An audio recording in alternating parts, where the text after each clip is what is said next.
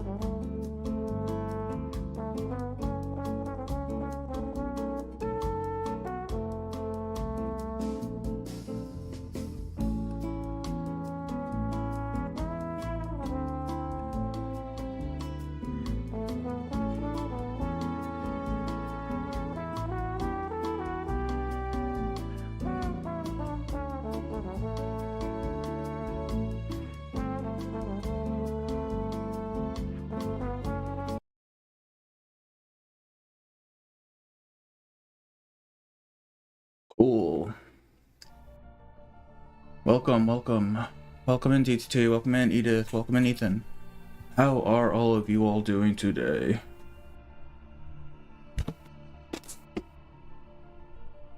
Okay.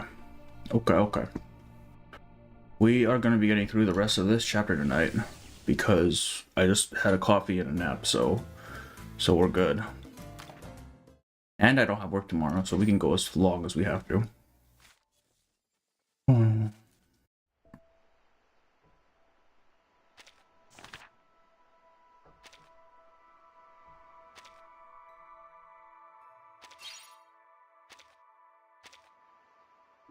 I believe.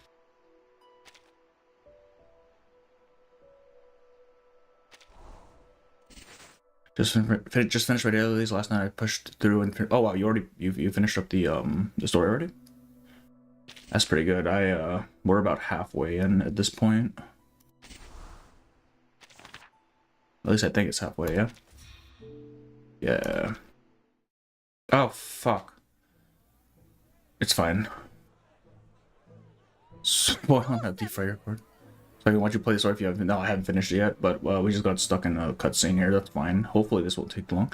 Big balloons, Dr. Pepper, and a supersized gift box. Hey, it's been so long since I've had a party. Huh? Don't touch that. It's not a real gift box. Too late. You've already touched it. No need to worry. Miss Sotheby knows how to calm those critters. Think I care about comforting a critter? I'd rather have a critter chew stick. At least that would ease my gum pain. Looks like I've selected the perfect prizes for this party. Just to be clear, hey, so we haven't even started Triste-ing yet. I got locked into one of the wilderness cutscenes, so that's fun. You promised me to use the data for these little rascals. It's not easy to get funding for this kind of stuff. It was not my favorite choice. Yeah. I mean, this is like minor story stuff, so I'm not surprised they don't voice act them, honestly. Look forward to the conclusion of your experiments too, you know? The adults chat away happily, as do the children. Miss Newbabble, look, this carbon keeps rubbing against the feather on my hat. Perhaps it wants to learn how to be a proper young lady. Can I give it one of the hats from my wardrobe? Of course you can. You can even apply some of my automatic teasing lipstick on it. Hey, Mask, welcome in. Quit pushing your weird inventions. More and more critters are drawn to the commotion. How did a dodo get here? Your feathers are so warm. I suppose after listening to 23 chapters of Typhon on the Pegasus, you finally want to be friends with Typhon, don't you? Seems a dodo is holding a letter for you. It appears to be from Professor Muse III. Dear child, I hear your company is progressing well. And as your teacher, I am very proud of you. That being said, don't forget to leave a little counter for me in a corner of your company, just in case my guests also grow fond of this place. Fluffy cushions, delicious orange juice, Muse III is never short of fun and tasty things. I spent an hour trying to integrate the critter stuff with my wilderness. Is it really that hard? Like, how much space does this thing take up? Because I've heard a lot of complaints about people saying that it was kind of a pain in the ass to get the critter stuff to work properly with their wilderness. Every time you complete that list, you get a story, and then there are 12. Okay, so just stop doing the list, basically. For now. Bonuses. Can you not make me do this, please? Can I get out? Oh, thank God. I was afraid we would be stuck in a forever cutscene. There was a new code. Do you know what the code was? I haven't checked in today at all. I've been at work all day.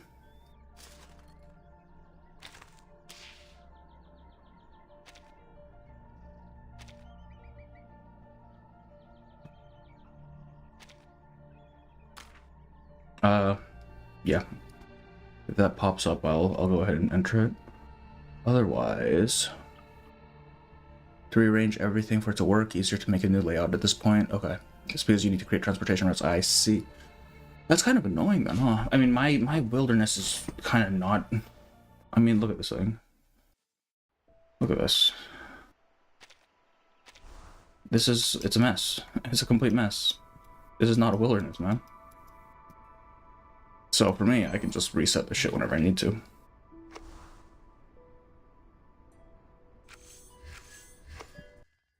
A tender night? Okay. A specific Reddit just for the codes? Okay. I might need to get that later.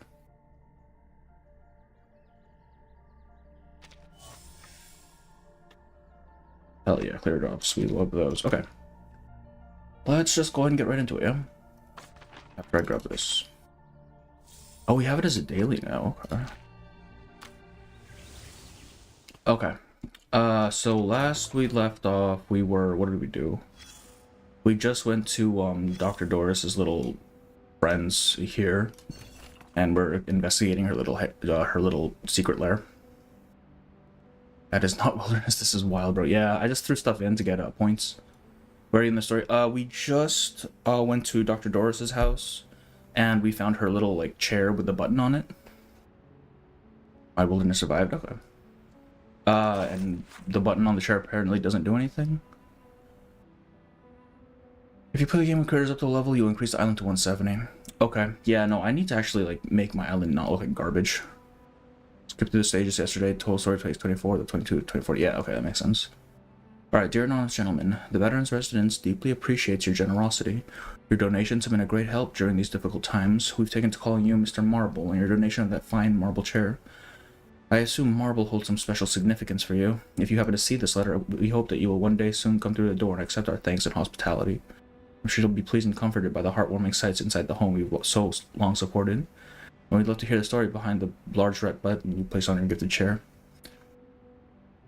So I'm assuming this the marble chair and this Mr. Marble are from the The marble house? The white marble house, I believe it was called.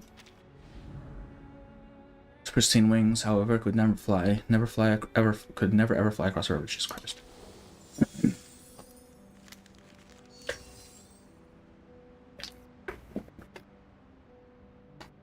The chair looks oddly familiar. Maybe? I don't recall it. I might have to light a candle in memory of the departed.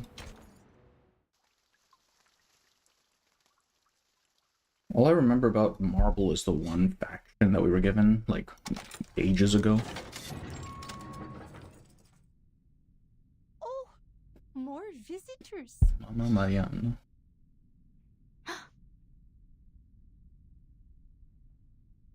It's Lopera. She's safe. But where's Sotheby? What was... Thank goodness. You survived too. What about Sotheby? What has the other half been doing so far? Oh, something happened in the favela earlier. Oh, So she right, Sotheby decided stayed to with, stay there. Duncan. Don't worry. Duncan's with her. The chair should be given by We've got Foundation, that's our style. boundaries. Yes, that's what I'm thinking as Dr. well. Doris has been abducted by the Brotherhood. I'm wondering why the Foundation has, like, What? their little grabbers What's wrong here. with them? Ugh, guess I'll call the base. Mi viejo will Think me. Oops. Lepera. I thought you'd been sent to Davy Jones' Oh, okay. locker. Lopera. White rum soars through the air and lands squarely in Lopera's arms. The ferocity of the embrace is enough to knock a grown man to the ground. Why did you think that? I'm tougher than the stubble on the chins of the old geezers here. I will never get Unlike over you, how, like, a ship cutesy that her will face never looks, sink. and then her executing a bunch of dudes. That's such, like, a weird contrast. Timekeeper? Who's that over there? Like, look how large her eyes are, man. Does that look like a murder to you? Kimberly is peeking out through the doorway. Only a sliver of her face is showing through the grab. Kimberly? Did mi viejo let you go? Mr. Duncan and Sotheby is such a wholesome relationship. I mean, yes. It's kind of odd, I'm not gonna lie. I'm still not super seeing the Carson, physically, the Carson comparison, but hey. Apparently it's there. Child soldier at its finest, yeah. She's been released. Oh, Timekeeper, let me explain. When we were routing out the deserters, Child we soldier found at its Kimberly finest. hanging out with the Dog. Manus thugs. Dog. He's young after all, yeah. Pa took her off somewhere, and he always has a plan. High key on so I these didn't bother around her. asking where she ended up. Lopera, yeah, she's she would absolutely Hey. just shoot you Come over here and say if she hi. was told to. When did Pa let you go? She's Or treating did her you like a sneak dog, out no. somehow? Oh no. Kimberly's eyes shift, her claws tensed as if ready to spring into action at any moment. I think, Miss Kimberly, didn't you pull me out of the water?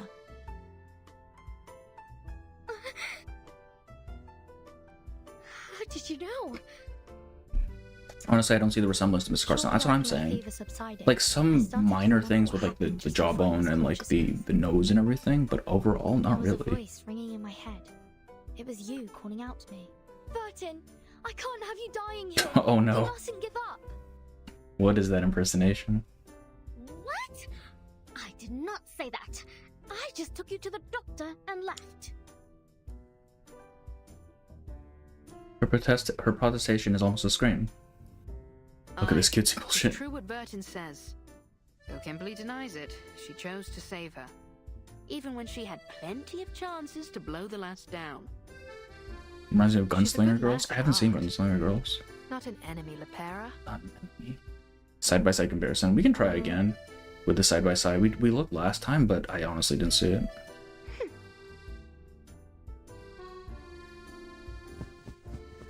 Lepera lowers her guard, offering a friendly wave to Kimberly. Kimberly cautiously steps out of the doorway, but maintains some distance between the two of them.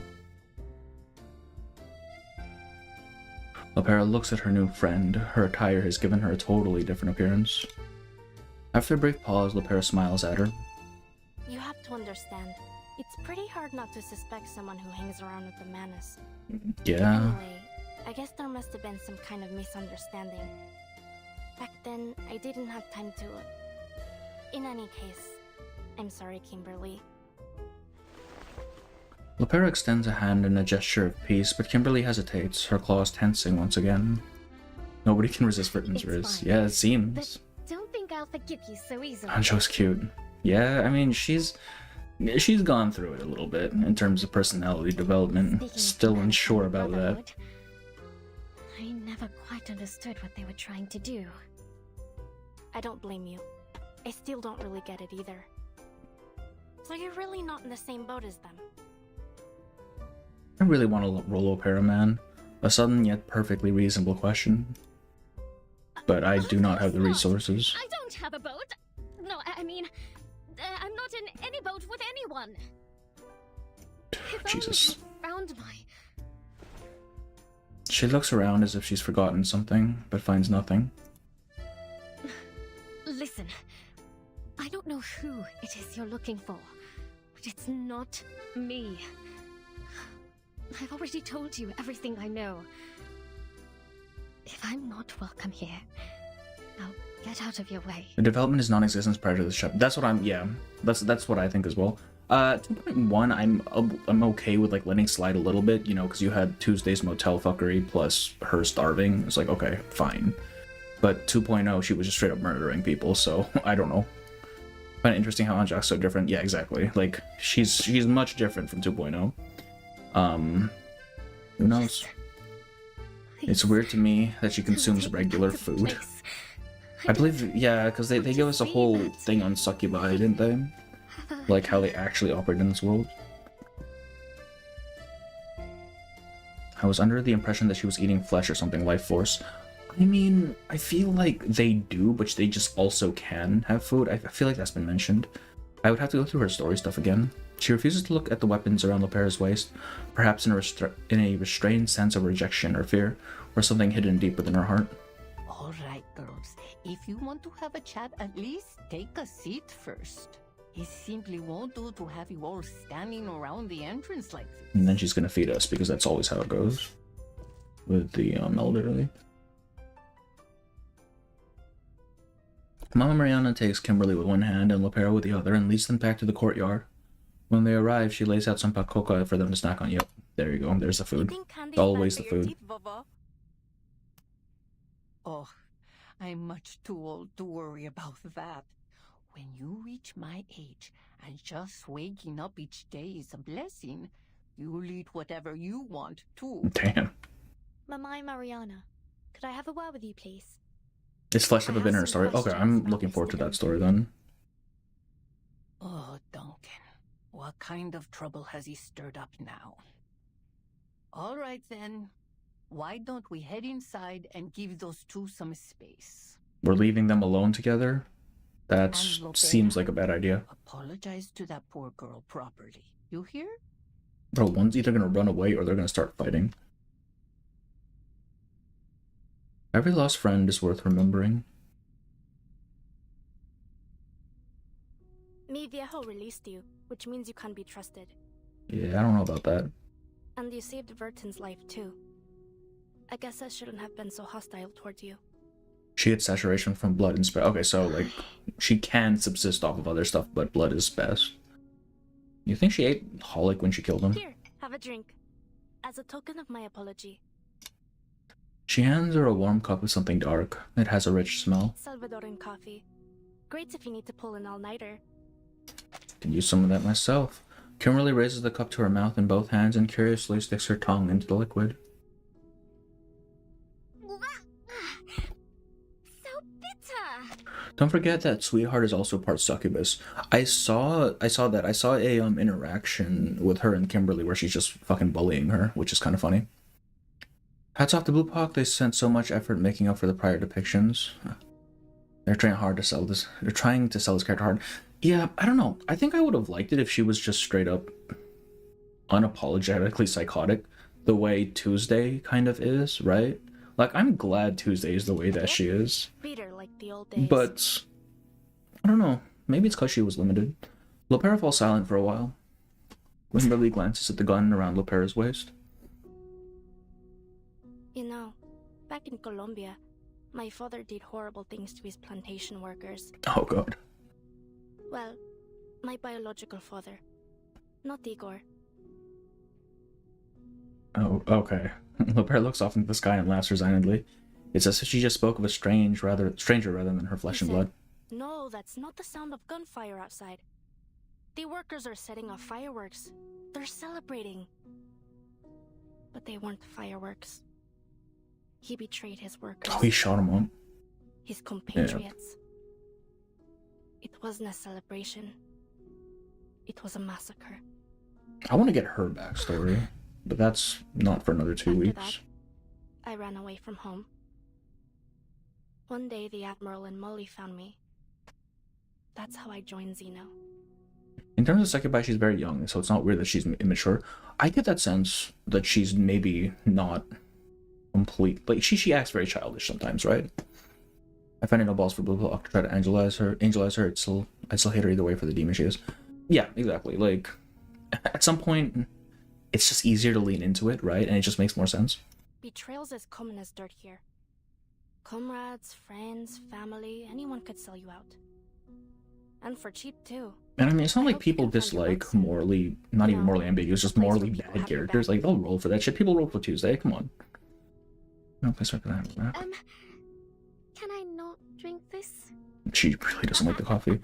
Of course. Don't force yourself. I know the taste isn't for everyone. She clings her cups with her new friend. Carlota Lopez Rivera. Carlota. That's my full name. Bit of a mouthful, huh? So where does Lopera come from? Lopera stretches out her arm, closes one eye, and lines up the moon between her fingers. She closes her fists, but catches nothing in the air, but the air. I wanted to erase it from my profile. From everywhere, to be honest. But mi viejo disapproved. Ew. She fiddles with her fingers, her eyes lingering on that unattainable celestial body. Molly agreed with him. She said, "You mustn't forget your past, Beta." So I let it go. But Lopera sounds so much nicer. So I prefer to Most importantly, Lopera. these people skipped the story, didn't even try to appeal to the non-existent Angela Lorfa and Cheetah. Yeah, that's true. I mean, they did get a... And what are you talking about? Tuesday did nothing wrong. Yeah, technically, yeah, she didn't. Tuesday's just an epic horror YouTuber, but in a time without YouTube, she's a freak, but she's not evil. Yeah, I mean, it depends on whether you would consider her driving some people to suicide as bad, And you, even Kimberly? if it was mostly themselves. I don't know how you would classify that, honestly. I like Tuesday. I think she's cool as hell.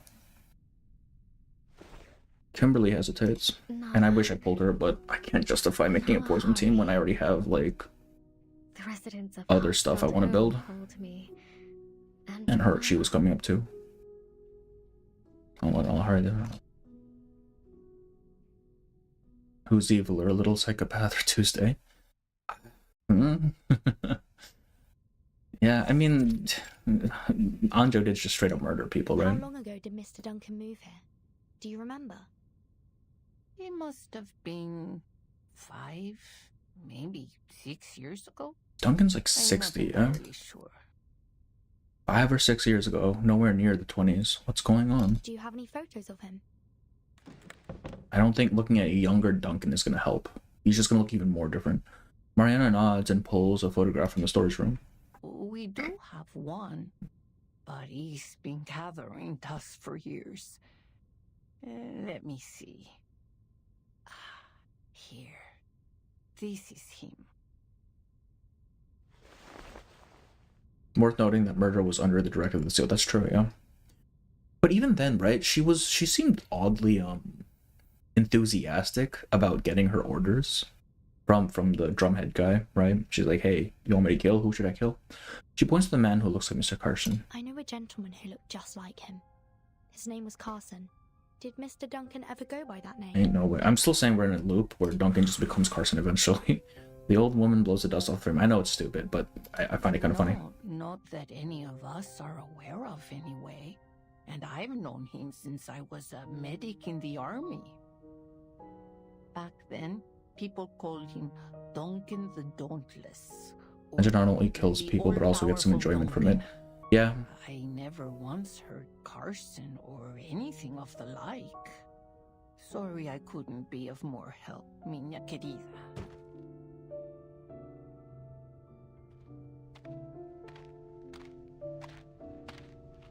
It seems an in-person meeting with Duncan is in order.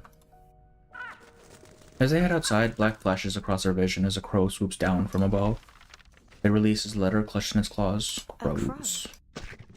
The crow perches. Hey, Ryder, welcome in. How are you? The crow perches nearby as the letter flutters down and lands at their feet.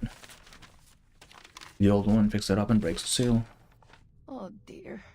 This looks like bad news. Bad news. Crow. Who uses crows? Santos. Oh, Manus, duh. It's a cleanly written ransom note signed Santos. Dr. Doras is being held captive in the Colonel's manor. Colonel. He's given us 3 days. He says that if Zeno doesn't return the deserters they detained, he'll execute the doctor. I'm pretty sure she can't fucking die, so I don't think it even matters at this point. Mamai Mariana, please contact Admiral Igor. We need Zeno's help. Need Zeno's help. But, like, how much does Zeno actually give a shit about Erd? Or, I guess in this case, Doris, right? Like, that was a Foundation thing. And even then, I don't know why we're looking for Erd to begin with. Like, I know... Were we given a tip-off about her? Why are we looking for Erd? Santos. I mean, we haven't seen Santos' actual skill. I don't know why Crow... I assume it has something to do with crows at this point. Now the die is cast. The Sleepless Man. What is this? Oh, right. Music.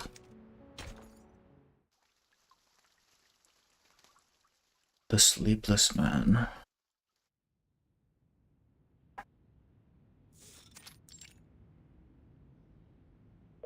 Admiral Igor rarely makes calls to Zeno headquarters, but the situation has become desperate. Wait. So Igor is like head honcho, right? Of Zeno? He is like top of the top, right? Not just his own little faction. For Zeno, at least. Ah, Igor. How are things in San Paulo?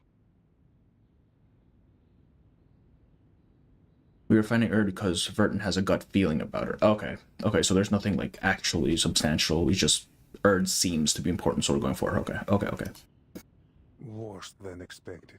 Worse than I have a expected. small number of troops with me. He's one of the generals, I see. To deal with the situation. Things have gotten out of hand. What is this thing? Is that a lantern? Like, what's inside the lantern? Has pledged allegiance. Oh shit. Brotherhood. These new gangs just keep popping up, don't they? It's like cutting down sugarcane. Before you know it, another one's grown in its place. One of the Apostles' Brotherhood leaders has pledged allegiance to the Manus. Wait, shit. So, okay, so the Brotherhood and Manus are two separate entities. I assume the Brotherhood was like a splinter faction of Manus, but it seems that they're just joining up with Manus now, or at least to some degree. Carlos has been murdered by his own subordinates. Even now, some of the deserters are with the Brotherhood. Well, the Foundation wanted to meet with the new writer. Barbara was to lead until she got called away to Tuesday's motel, but they know about her now. Okay. I remember that part. Verton was listening on the broadcast on Miss Radio about the island of Peril that was done by Erd. Oh, right. Chapter 5. He's one of the generals. They're higher up. There's higher ups, higher than Igor. Oh, so Igor's not even like the top of Zeno then, huh? Okay, I see.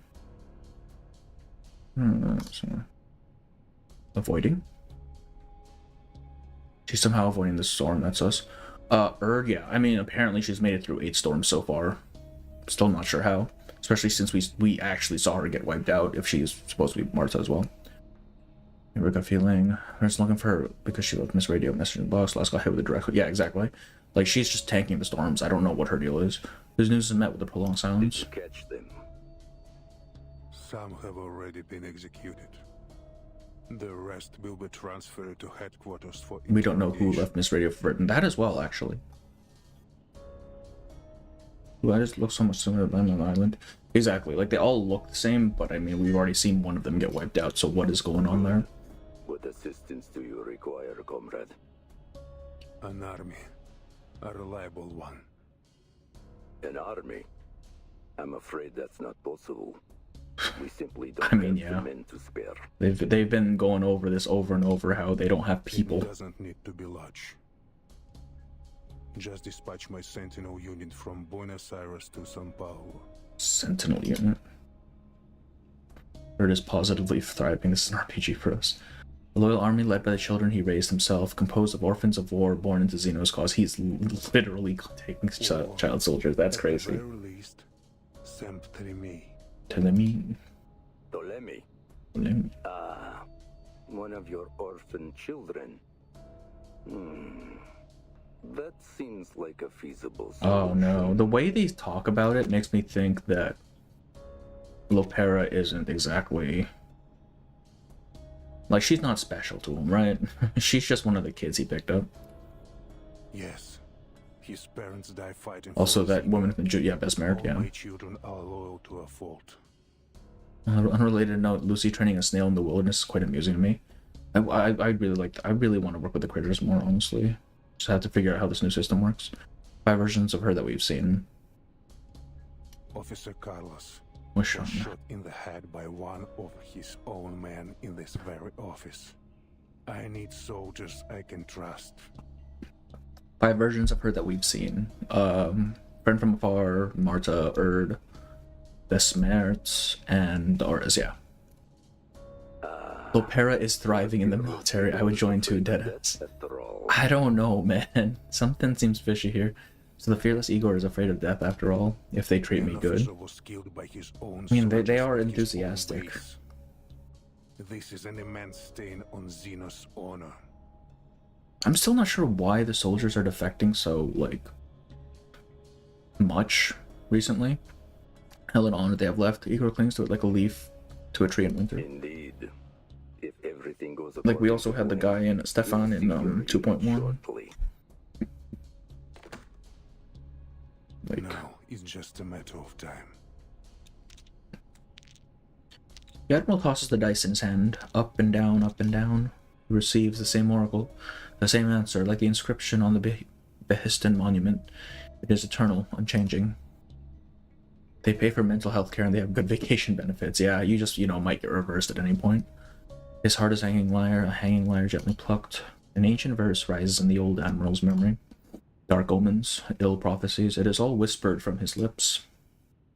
You'll find out soon. Zeno, I can go showcase some good points about Zeno. I have seen the hawk chase the dove and the sun god pull his golden bowstring taut. Bro, this guy's so cool, what the fuck?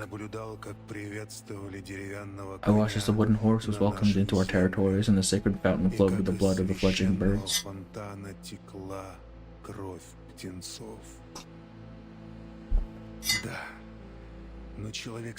But a man of steely mind and lofty pride knows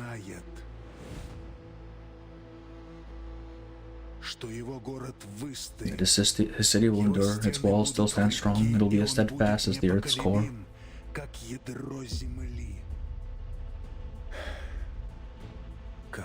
Look at this dude. He's built like a goddamn truck, look at him.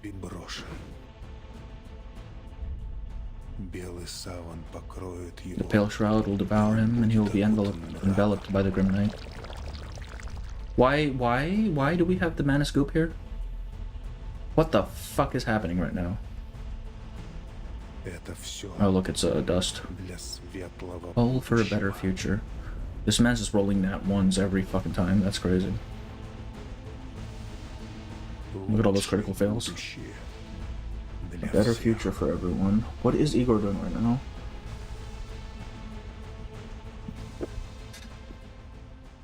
This guy's got like his whole magical girl transformation sequence right now. What is happening? On this rain-soaked night, this is the only answer. Admiral. Come in. It keeps rolling critical fails, that's what I'm saying. Shit, man. Get new dice, dog. Yesterday, we received word from the timekeeper that Dr. Torres has been abducted by the Apostles' Brotherhood. She should be coordinating with Lopera to set up a rescue operation as we speak. That's not ominous at all, no, clearly not. Look at Duncan, no PTSD or whatever, even nostalgia for what the fuck it is. Yeah, Duncan seems to be living his best life, honestly. I'm sure he must be stealing also. Death Flag Rising. I'm telling you, Igor's gonna die eventually. He does not look like someone who's going to live through the story. Not in this chapter, but he's going to die eventually. She breathed a sigh of relief. The doctor may have been abducted, but at least the timekeeper is safe. Also, that girl who escaped, Kimberly, is with the timekeeper. She claims that she was released.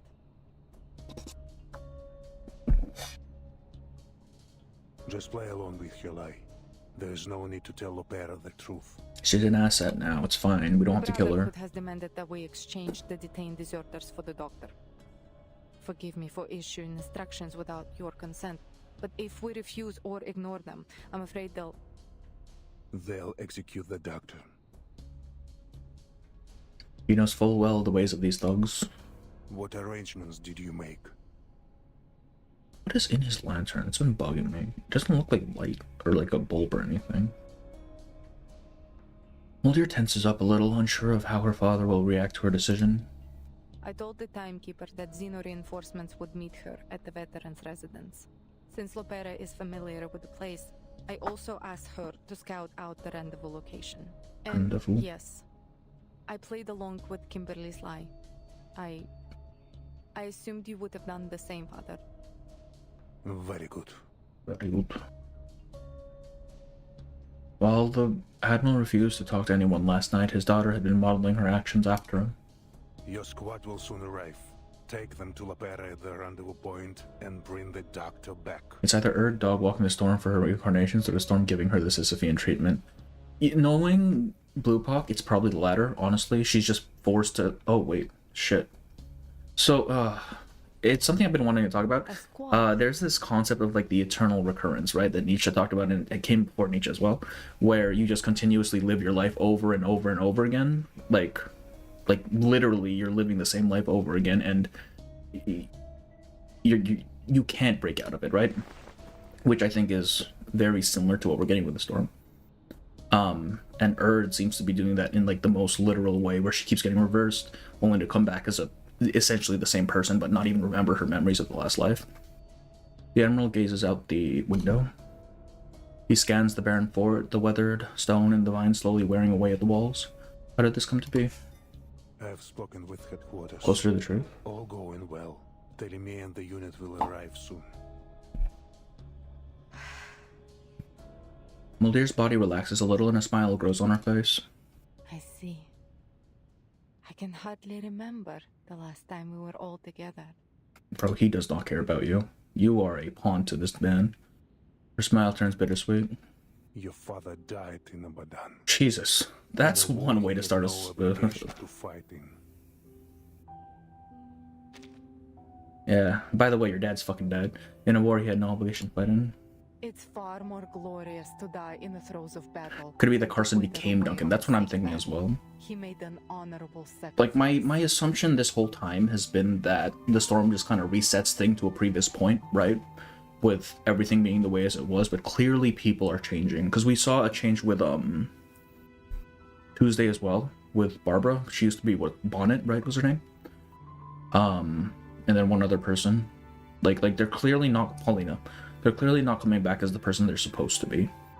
It's far more glorious to die in the throes of battle than to wither away on a sickbed. He made an honorable sacrifice. How shameful that we would tarnish his honor. I also question that is also did Isolde love Caconia? You know, I think she loved the idea of Caconia. I don't think she actually ever saw Caconia for what she was. And vice versa as well. Both of them were just kind of talking past each other the entire time. How shameful that we would tarnish his honor. Honor is a thing easily stained. Let's begin with that young pilot, Lilia. Tell me, what do you think of her? She's well trained, experienced, a straight shooter, similar to Lopera in many ways. Yeah.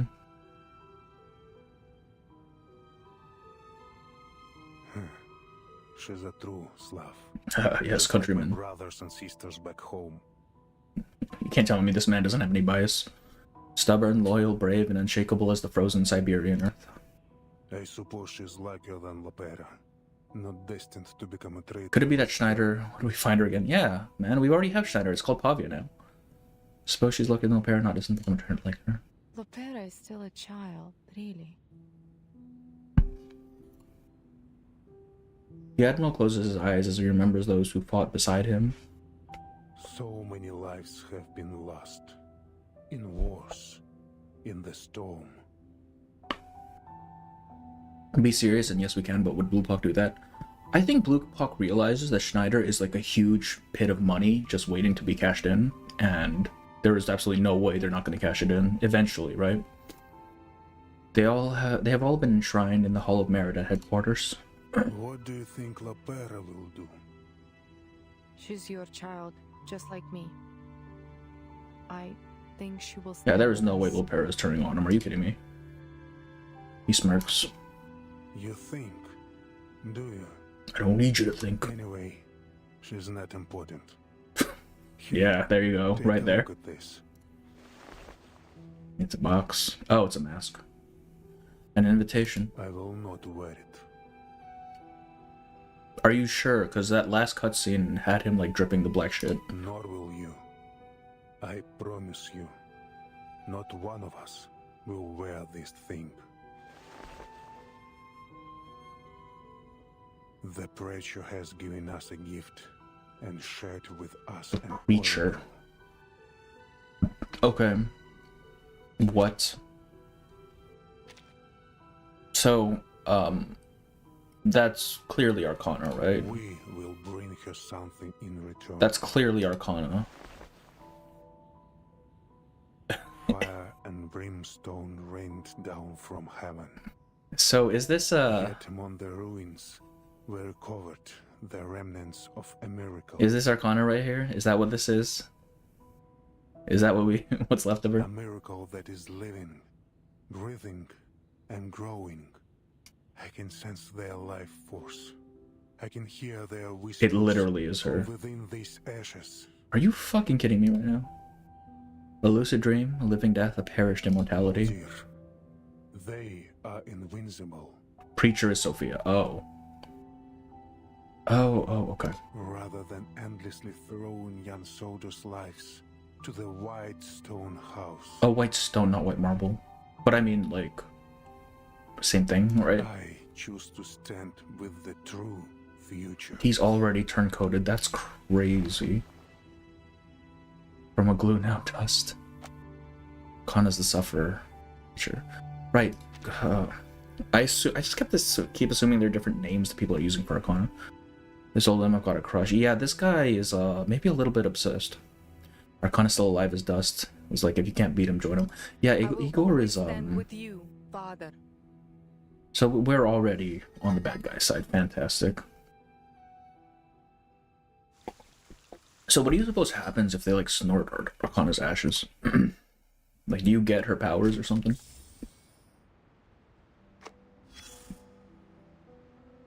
A gambling game's been set up in a place unfamiliar to you. Soon, man, what a twist. We are the bad guys. Fantastic. Somebody needs to throw those Arcana ashes into space. No, man. You imbibe of the ashes and you gain her powers, clearly. Give me more details. Huh. You seem to have grown quite assertive. But remember this. As a newcomer to the table, you have no privilege to make demands or probe for information unless you're looking to be targeted and isolated. So this new narrator makes me think of like a serviceman, right? Very direct and to the point. Doesn't take shit. You have to lose a few rounds. Very different from the first male narrator. Only then can you start to learn the secrets of those at the table. The players' backgrounds, the dealers' habits, and the truth behind the highest stakes gambler. Stakes gambler. Arcana would possess you if you snort her. Fuck it, let's go. I'll take that. This new narrator is interesting, yeah? It's baffling to me. Why would anyone travel halfway across the world just to throw away their money? They're seeking salvation. I like this narrator, yeah. He's not like coddling like the second one or just straight up dismissive like the first one. He's trying at least to help us. He does, it means you eat Arcana.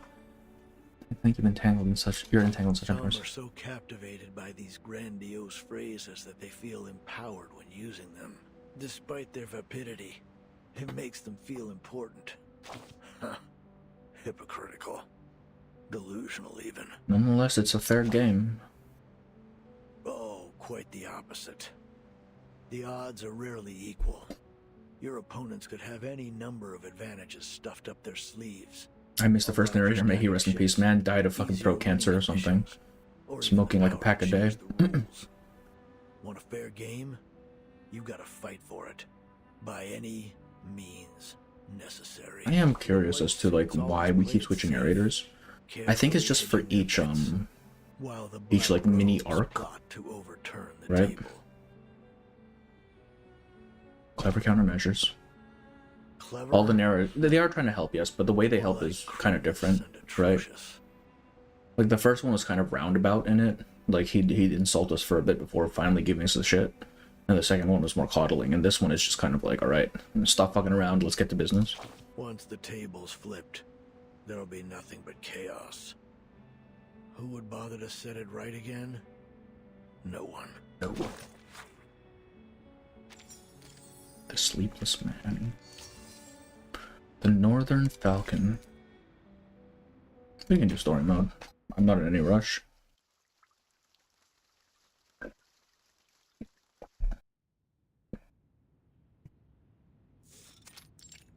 Igor's office.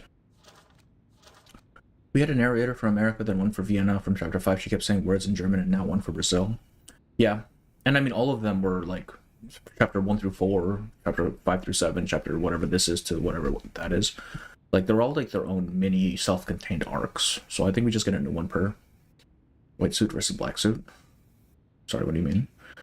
The old admiral picks up the file beside him and flips through the young pilot's records. Arcanist. Abuses alcohol and loves to fight. Messenger. Messenger. Lieutenant Lilia. Tell her to meet me at the training ground. He rises from his chair and heads to the training ground, where the blood of the traitors still stains the grass.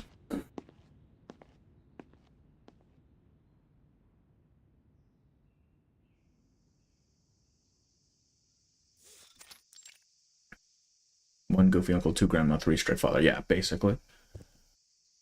I would say 1 is the uncle that drinks maybe a little bit too much, and then gets like upset at their family gatherings. Lilia approaches the admiral, her flask clutched in her hand. How does it compare to the drink back home? Not good enough. The stuff saps your energy. Makes you feel sleepy. What kind of uncles do you have, bro? Yeah. Just like this land. This place is always submerged in a half-dead stupor. Man, they are not letting up on Brazil. That's crazy. Poverty, chaos. To them, the future feels farther away than the sun beating down from above. White suit is the foundation, always plays it safe. Black suit is the mask when to combat. That makes sense. Yeah. Like, it's all schemers, though, at the very end of it. One is a drunk, cynical grandpa. Yeah. Chain-smoking uncle. While the sun casts its light from above, many choose to dance in the darkness of the sewers. Tell me, Lieutenant, what do you think of the Foundation? It's a piece of shit. Is this some kind of test? No. Just the curiosity of an old man.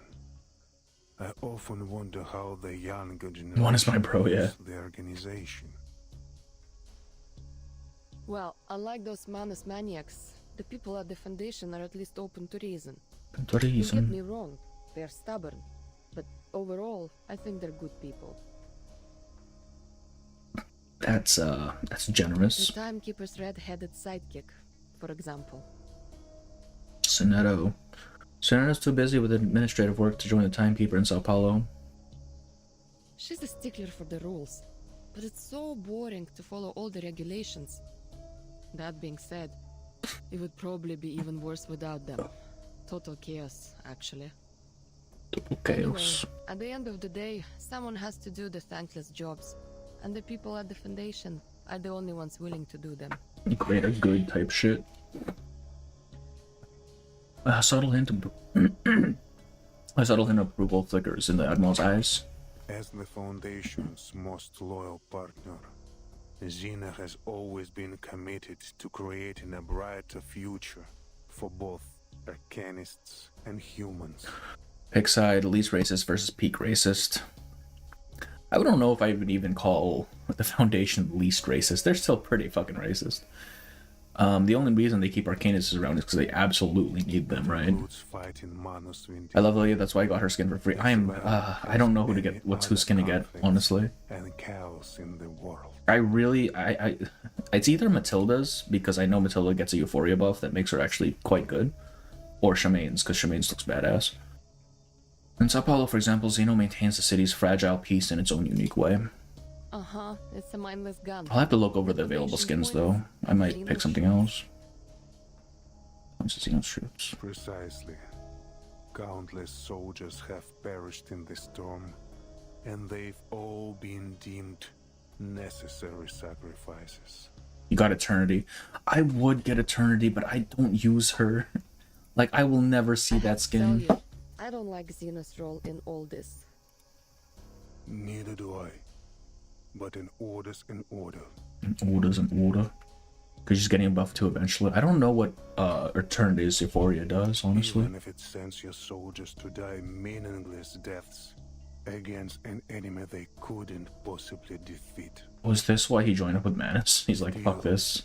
We march on without hesitation, pushing our weary bodies deeper into the storm. I'd go for Shemaine if I were in your shoes. That's what I'm thinking as well. Shemaine looks so fucking good, man. But how much longer I'll use her with Semi, yeah. Oh, I know they work together a little bit, right? Because they care about health. Zeno keep going.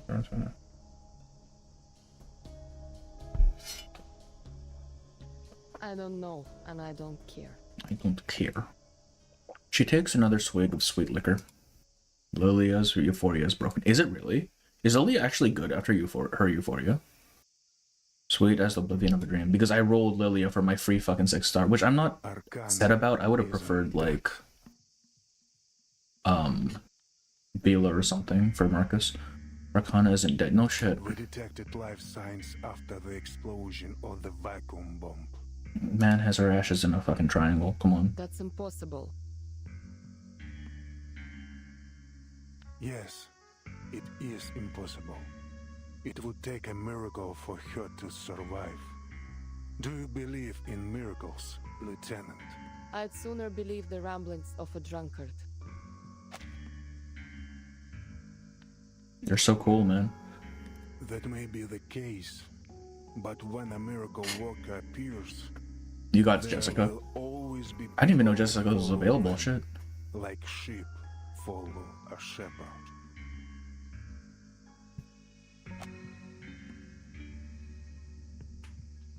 Decreases a sheep ball party and gets buff perfect self-advice. That makes sense. The effects are utterly trash. Girl is never seeing the light of day. I got Druvis. Is she good? At least surprising twist lemon. Druvis, I think it's a pretty decent Euphoria as well. So, when the or at least Petrify gets buffed or something like that. I wasn't surprised. I was infuriated, however. Not because they abandoned Zena, but because they murdered their own officer. Damn traitors. Back before the first storm, Human and Arcanius troops got along well. We set aside our origins and united under a common Druvis is getting buffed too. She's gonna petrify fools, yeah. From what I understand, she has the thing where her petrify doesn't break if you hit on, right? Some of that. Lines meant nothing next to our bond as comrades in arms. Oh, so Zeno was pretty pretty good with the Arcanus human things. But the storm changed everything. Lilia gets one of the most unexpected comebacks, like in terms of like buffs and shit. That's good because I would actually like to be able to use my Lilia. Time rolled back, and with each regression, the brilliance of Arcanum shone ever brighter. Eventually, it formed a rift between them. See, but that doesn't make sense, right? Because it's not like we're only going back. Like, we're in the 90s right now. We can't be that far behind. No question asked. But it doesn't break when you hit them, which is not true currently. That's right. Because if you hit them with reality when they're petrified, it breaks them petrified, right? But now, you just smack them and it's fine. Or not now, but when you get there for you. Igor looks hesitant. Does it really make no difference if the place they die a martyr's death isn't a battlefield. Like war, these things are never simply a matter of black and white. This guy, it sounds like he's trying to justify it to himself at this point, like why he switched sides. This sounds like a very much like rationalization than him actually believing it. Lieutenant, what do you think of the timekeeper? Timekeeper's cool as fuck, man. I trust her completely. She's like insane. Try the team, Lilia, Flutterpage, Filter, something. I want Flutterpage. I really like Flutterpage's design. Her statement is short and powerful. Sounds like you'd gladly sacrifice yourself for her. We need more leaders, like the Timekeeper. The Timekeeper. Manus Vindicta, the Foundation. They are just two sides of the same coin, aren't they? Yep. Yes. He sighs again, then he extends Lilia an invitation. It's a dumb rationalization, to be honest, yeah. Like, he's basically just saying, yeah, they're gonna die anyways. Might as well come out the better for it. He sighs again, then he extends Lilia an invitation. The Foundation. The Pack Security Council. Manus Vindicta. This chapter takes place 2 months before 1.5. Did we get a timeline for this already? In terms of, like, what the events of 1990?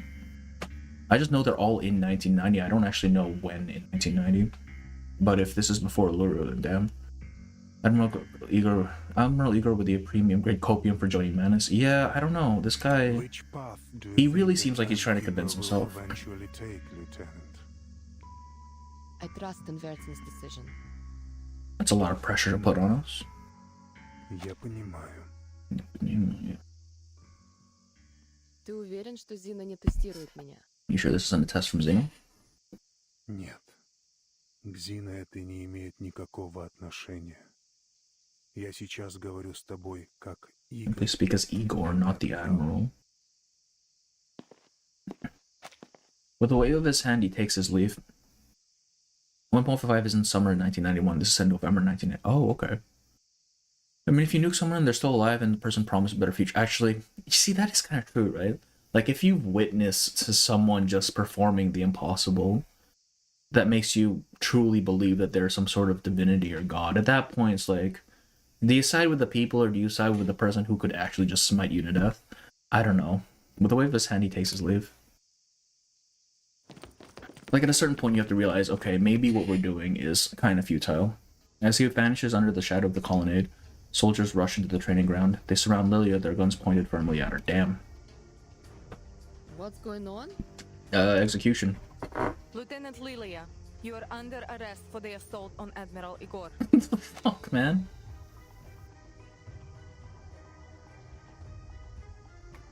The fuck? A lie that makes Moldier's ears turn red with shame, yeah. Assault? Assault? This is dead as pre 1.5. Apparently it is, yeah. What the hell? Crime for which no evidence need be provided. Yeah, we are the law, apparently. I get it. I get it. She grips her trusty red 38. After what happened in Tex, it hasn't left her side. Stand down and surrender, Lieutenant.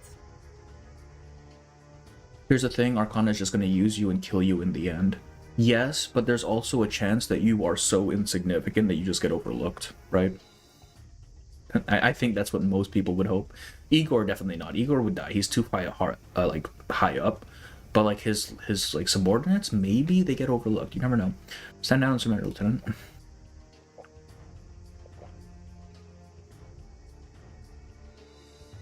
Being unfairly persecuted for assaulting men order bullshit. Yeah, she's being scapegoated right now. Lilia downs the contents of her flask. Even the booze here tastes lame. I mean, at the very least, they didn't go straight to execution, right? Okay, we might go straight to execution after this. Fire! Yeah, okay, never mind. I take it back. They're actually just... God damn it. Zeno, what the fuck? Alright, sure. Program activated. I don't think this team works, but I wanted to use 6. Because I got him. This man has a fucking rocket launcher. Oops, I just missed. Surrender now, Lieutenant, or I'll be forced to hurt you. Me? Surrender to you? You'll be the one who's surrendering. Rip Lilia. If I even give you the chance. I mean, can't you just zoom out of here? Come on, soldiers. Do your Just dodge the bullets, right? What a shame. Fire at will. It just makes me wonder, right, how long Igor has been fighting this. Because if him asking for Lilia to stick behind is part of his, like, thing, his plan, then it's been from the very start, right? She's just been trying to separate her from Timekeeper. Let's put this buff on you. Doesn't really matter. I guess it's interesting that Igor mentions human arcanist relations breaking down and then Uluru Games takes place after. Yeah, I mean, thematically that kind of makes sense, kind of a rebuilding of what once was, but the ordering of the actual, like, events coming in doesn't make it seem that way, right? Because we got that ages ago. Why? I don't know what this mark is. It doesn't matter, we'll just kill him. Charging, loading. Target confirmed. What would happen if Sophia learns that Manus were the ones responsible for destroying her home? Doesn't she already know? No, because she thought it was the humans, right? This guy's fucking dodging everything. Yeah, I mean, I don't know if it would matter to her at this point, honestly. She's either so deep in the shit that it doesn't matter, or she just kind of sees it at this point as a necessary, like, outcome of what's happened so far, right? Like, it was inevitable. Levantate. I love the music. It's very, like, for fight music, I enjoy it. And now, to return to my long-term mission. Rest. The 1.5 event starts on January 5th, 1991, and somewhere in March it ends. Oh, that's... okay. I assumed it'd be in the summer, but I guess not. I won't be around here for long because I want to experience myself, but I want to say one thing. Oh, okay. Yeah, thank you, Pedro. That's very much appreciated.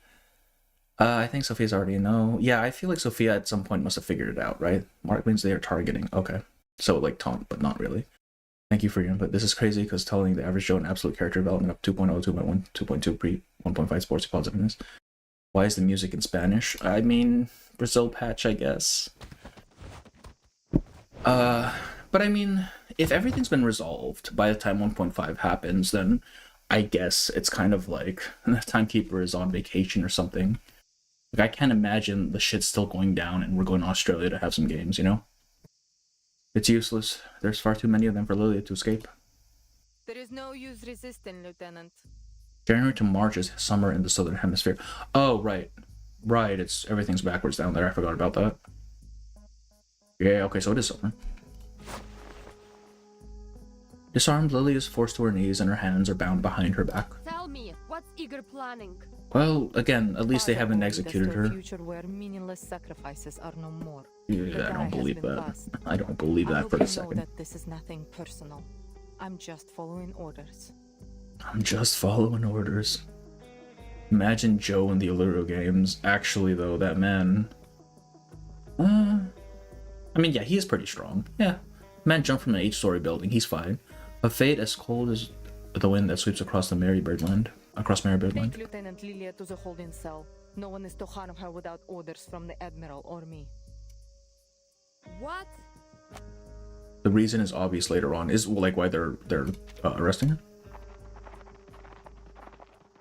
My assumption, right, is that they're arresting her kind of to keep her out of it, right? If she doesn't want to join with the Manus, then plausible deniability, right? Like, they're putting her in jail so people can't say, oh, you didn't stop them.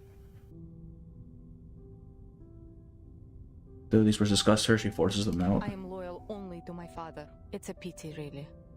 I would have liked to work with you in the future. The shackled pilot stares furiously at Mulder's dark silhouette. The reason's obvious later on. I don't want to spoil it. Joe would do weightlifting. Fuck yeah, the man looks strong as hell. Is somebody from Australia or someone starts in summer? Yeah. Magic Arcanists who can just take roids and give fucks about. That's true. They can do whatever the hell they like because they just heal real quick. While they're going to Australia, take enough roids and you can do about anything. Starts. I mean, that was all of 1.5, wasn't it? Like, they've been doping up because they have to keep up. Ever since the preacher gave Father a gift, and the path. Yeah, 1.5 touches on Arcane's athletes taking exactly right. It was like this little weird subplot in 1.5 that they touched on for a chapter. Live or die, Lieutenant. I will Like, never it didn't betray seem my super family. in place. At least they only touched on it to the point where it's like, why did they include this part? If they take her hostage, they can threaten the timekeeper. That too, yes. I'd like to believe that Igor has some semblance of, like, camaraderie with Lilia still. To the point where he at least is trying to give her a break, right? To get her out of the way. Rather than kill her or try to get her to join. The doors close, leaving Lilia alone in the darkness of the cell. Moldir issues a few instructions to the guard before handing him the key. Oh, those are painkillers, that too. Right, they're painkillers. And they're destroying their bodies, and they're taking real voids. Where there is no turning back. See, it depends on, like, how physically different humans and Arcanists are. Like, if the Arcanists just are a little bit weaker, then the roids would probably make up for it, right? But if they're significantly weaker, like, they just can't even compete, then, like, how much are the roids helping, really? Trucks led by young officers loyal to Admiral Igor roll into the base, carrying elite Zeno troops from across the country. To annihilate Menace Vindictae, to destroy the Apostles' Brotherhood, and for the future chosen by the Admiral. In a world of lies, the traitor's blade has been raised. Don't worry, young comrade. Just hang in a little longer. Huh? Yeah. Okay. Well, apparently something's going on. Leilani is supposed to be Zeno too. Yes, Leilani is Zeno as well, but I don't think she's this branch of Zeno. That substarting the drugs helps reinforce on Spethides' characters. Yes, but at the same time, it was so very little touched, like, barely touched on, right? It was only one node. Which I think is just a main issue with that chapter in general, with that story, I mean, in general. Set off a chain reaction, and I'm afraid the butterfly effect has reached you. I have bad news. You've been betrayed. Like, Spathides' story pacing was just kind of... They tried to do too much, and for some reason the story was really short, so I don't know. They could have expanded on it more, I think. And Roids actually makes sense how they died. She's not taking Roids, is she? No, she's Spathidia? No. I just realized if Arcana revives, she's literally Jesus. I think Arcana is supposed to be the Antichrist, not Jesus necessarily. Or at least an inversion of Jesus. Or the Gnostic version of Jesus, who isn't necessarily super great. Because in Gnosticism, existing is kind of bad. To really dumb it down. And Manus has a lot of, like, Gnostic ties. In Spath's story, you had an athlete showing the reality of being an athlete. Yeah, except with Arcanes, it's kind of harder. There's good news, too. A certain flight lieutenant appears to be more loyal to you than the organization she swore to serve. Who's the traitor? It's Igor, dog. You know him. The admiral who was pitted against an enemy he couldn't possibly defeat. This conflict has left an incurable ulcer in his once lofty heart.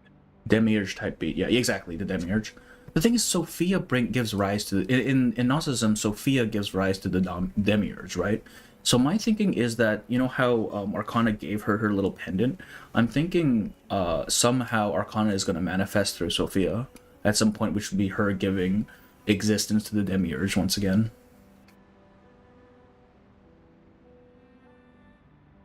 The reality is not succeeding and falling to death and unable to work due to injuries. Basically, yes. That's just athletes in general. Spathy games scared made her depressed, and Lulu games were a comfort zone. That's, yeah. A lot of reverse story issues stem from trying to bite more than they can chew. Yeah, they're very ambitious. He must remain creating a new world and all that. both body and mind. Yeah, exactly. The Demiurge shit. I'm pretty sure Arcana is supposed to be something like that. Despite his continued victories on the front lines, he made a decision so counterintuitive that even his loyal adjutant found it questionable. Adjutant. It might just conduct a ritual to raise her from the ashes. Maybe? I'm not sure. I feel like she's gonna manifest through Sophia, if anything. Sophia's gonna die then? Well, if we're thinking Gnostic Sophia, what happens in the Pistis Sophia is that Jesus comes and eventually redeems Sophia and brings her back into the light of the Supreme One. And we know that our savior figure in this game, at least, is Vertin. So there's a chance Vertin actually pulls Sophia back, if we're going by the original interpretation of the decks. It depends on how closely they choose to stick to that. Or if it's just like a very loose reference, right? The top brass always sees things differently, I suppose. Things never end well for traitors. Yeah, we literally just executed traitors at the start of this. The Trojan horse, right? Greek soldiers sneaked past the walls of Troy inside a wooden horse. One Trojan priest tried to warn his people, but was executed by the gods themselves for doing so. Soon after, all the leaders of Troy were killed by the hidden invaders. So is the priest, Stefan? He tries to warn everyone, but he got fucking killed. I guess he killed himself, though. Sophia has to be playable or I'll die. Yeah, I really hope Sophia's playable. I really want Sophia to be playable, man. Being killed by She looks so cool. bad. I'll even take her pre-mana skin, but her current skin is so nice. It was an honorless way to go. They added Kimberly to the roster. By all means, it's going to be a shit show later on. I mean, for the yeah. I hope they make Grace playable. That'll be funny as hell. I'll pair her with Argus. I'll get Argus just for Grace. Great. I'm done reading reports anyway. I look forward to your wise decisions. We need some good news for a change. Where's man? Be killed by Alice Horse, so an so they go. I'm down here by news. Okay. Family reunion. That does not bode well. Bunny, Eric, and maybe Shemaine if you borrow the power of an animal with strength. Otherwise, there are no others who have super strength. Yes. Yeah, that's basically it. I think. Marcus carries around her little thing, and I mean, Titer carries around her computer. But I don't think that's actually... Sophia's playable in the second Allure event. Fucking hell. With how the writers wrote the story, I have a big worries about Sophia's fate. Oh no. Was Bunny's ability just roids? She's just strong. Roids without drawback. Yeah, she's just strong. It's kind of an upgrade of Eric's skill because it doesn't kill her, right? But Eric's is more berserker, like rage mode, that's caused by viruses. A virus, rather. That's killing her. People get in design mixing the Manus one with the apparent colors and get the Manus one as a skin like Diggers. That'd be, I think, ideal. I think that'd be really cool. They always say add it to gallery, but I can't seem to find. Is it not in the the atlas? After a long wait, father and daughter reconvene. Father, Telemi and the unit have arrived. Telemi, are we gonna meet this Telemi? So here they are. The army of justice ready to eradicate the Manus and the deserters in one fell swoop. Why did, if he's a traitor, why is he even bothered to call in an army? I feel like that just puts more risk on your end, right? It's a bigger liability for you. He picks up a gift he received from Foundation. The gallery's at the Atlas story section. Yeah, that's what I'm thinking. Oh, here we go. Foundation created this thing. There's the umbrella. With the help of Laplace and the Apeiran Arcanists, Apeiran. they stole the fire of the gods, just like Prometheus. Yep. Which side would you choose? I wouldn't. I would follow. God, Baldir, think for yourself. What the hell? Her loyalty is like a shield to protect herself from her inner doubt. He just doesn't want to be responsible for anything, man. Send someone to bring Stefan's belongings here. The traitor found something important. Oh, Stefan mentioned. Motel.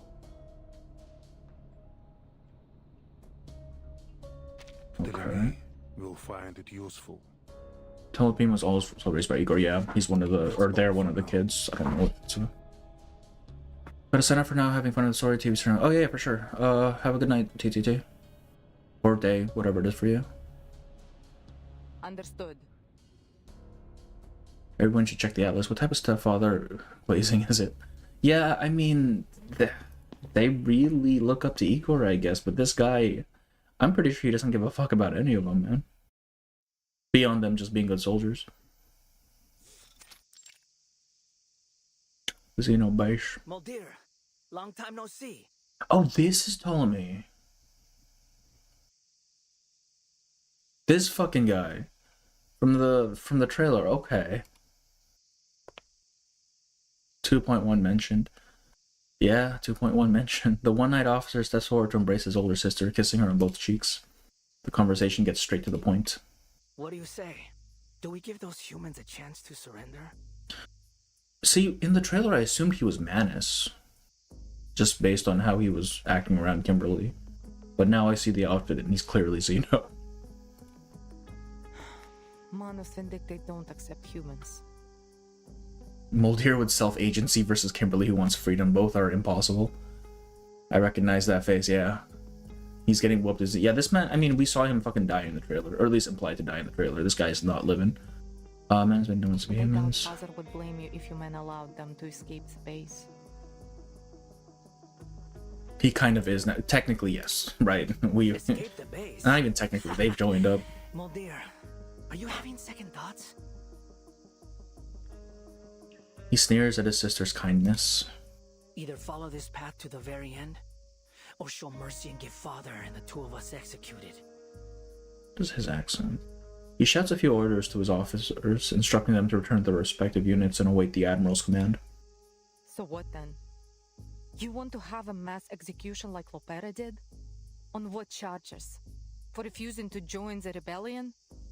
Disobeying orders? Oh, because... Okay, so Igor called in the reinforcements because they're all his adopted children, so he expects them to be faithful. Okay, Oh no. I see. There will be no trials. No, just kill him, man. Sorry, one man is Moldir with zero self-agency versus Kimberly. Oh, yeah. I mean... Moldir's dying, man. There's no way. Moldir is dying. He leans in close and whispers a few words in his sister's ear. Moldir's eyes widened. Like, this lady, there's no way she's making it through this. We're just waiting for father's orders. They all know? Well, those who are still alive. This guy's, like, figure is very... Man's a twink. Well, those who are still alive. Only blood and dirt can bury secrets. The Manus have provided us with the Wow, Kimberly, her fight made him so allows us to inspiring. survive the storm. How could anyone refuse such a sacred gift? Even after the total destruction caused by the vacuum bomb, we still detected life signs. Here's that Igor wants his human soldiers to join up with the human-hating faction. Yeah, I don't understand it. I mean, I get it, actually, right? Because, like, you're fucked either way. No one What are you in supposed to history do in has this ever been situation? able to do that. You fight it, you die. You don't fight it, you die. Invincible. They gave him an hourglass. Yeah, I don't... Why is he shaped like this, man? Moldir and Lopera kind of reminds me of 37 and Sophia. To a degree, yes. Like, that very strong sibling, relationship. No one in history has ever been able to do the Arcana is invisible. I don't care about Arcana. What worries me is that the soldiers who are unwilling to follow us won't just surrender. And kill him. They've already... Yeah, exactly. Like, you've already committed, you might as well. You back out, now you're fucked. His delivery is disturbingly casual. There's only two options, follow or die. I don't think that's... Exactly. No, man. You've committed. You gotta go with it. Admiral strides towards him. Oh, father.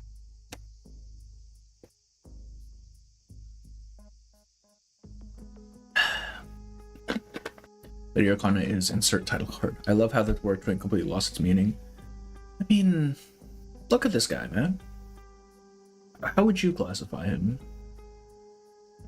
Where are the others? They went to rally the soldiers. We've been waiting for this day for ages. He seems to have known about the Admiral's plan for quite some time. For ages? How long have you known about this? Oh, they've been planning this shit. He looks at Ptolemy, confusion and astonishment in their eyes. I told your siblings. His figure's for dodging bullets. He's got the runner's physique. I told your siblings some time ago. Then Lopera... Doesn't know. She's not part of the plan. Her only responsibility is to bring back Doris. He seems normally built. It might just be the clothes making him look. Oropedia is a twin. Dodging what this bro got more muscles than Beckett back in 2.0. Okay, Beckett was like a stick though, come on. Doris? Oropedia is a twink. Who's that? Tony looks tall as fuck, sounds like one though. Yeah, okay. Yeah, he's got the broad shoulders, so maybe not twink necessarily. Because Horopedia, definitely, right? None of your concern. You have other things to worry about.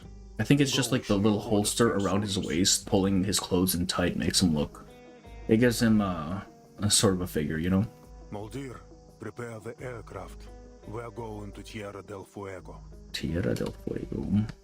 Burnt Earth? Something like that? Fire Earth? All the way to the southernmost tip of the continent, to a place where he can gaze upon that snow-capped land to the south and feel the icy breeze on his face once again. How many of our soldiers do you think will remain loyal? I'd say about 80%. The Arcanists will follow us. There's no doubt about that. But we still have a lot of human soldiers. Tommy frame mugging everyone. Don't worry. I'll be sure to deal with them. What is... I'm gonna sound old as fuck. What does mogging mean? From context, I understand, but what is the etymology for that?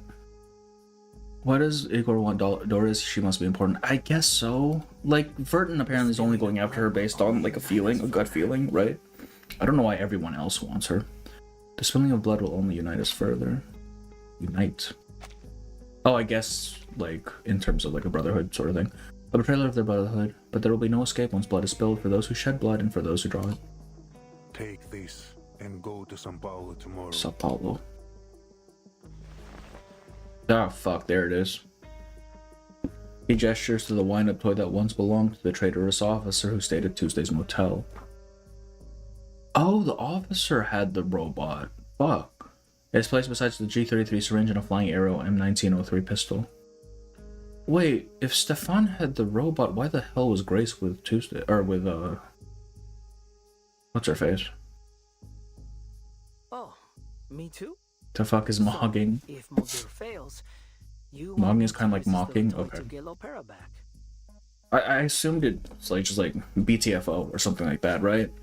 I don't know. It's current day slang. I'm too old for that. I'm not up with the times. So if Mulder fails, you want me to use this to get Lopera back?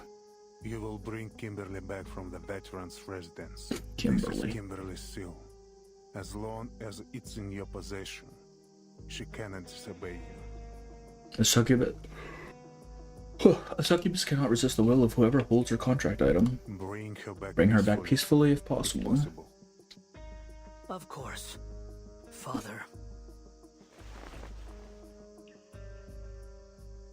I will do as you wish. Instructions given. The Admiral leaves. Right then, Moldir. Let's get started.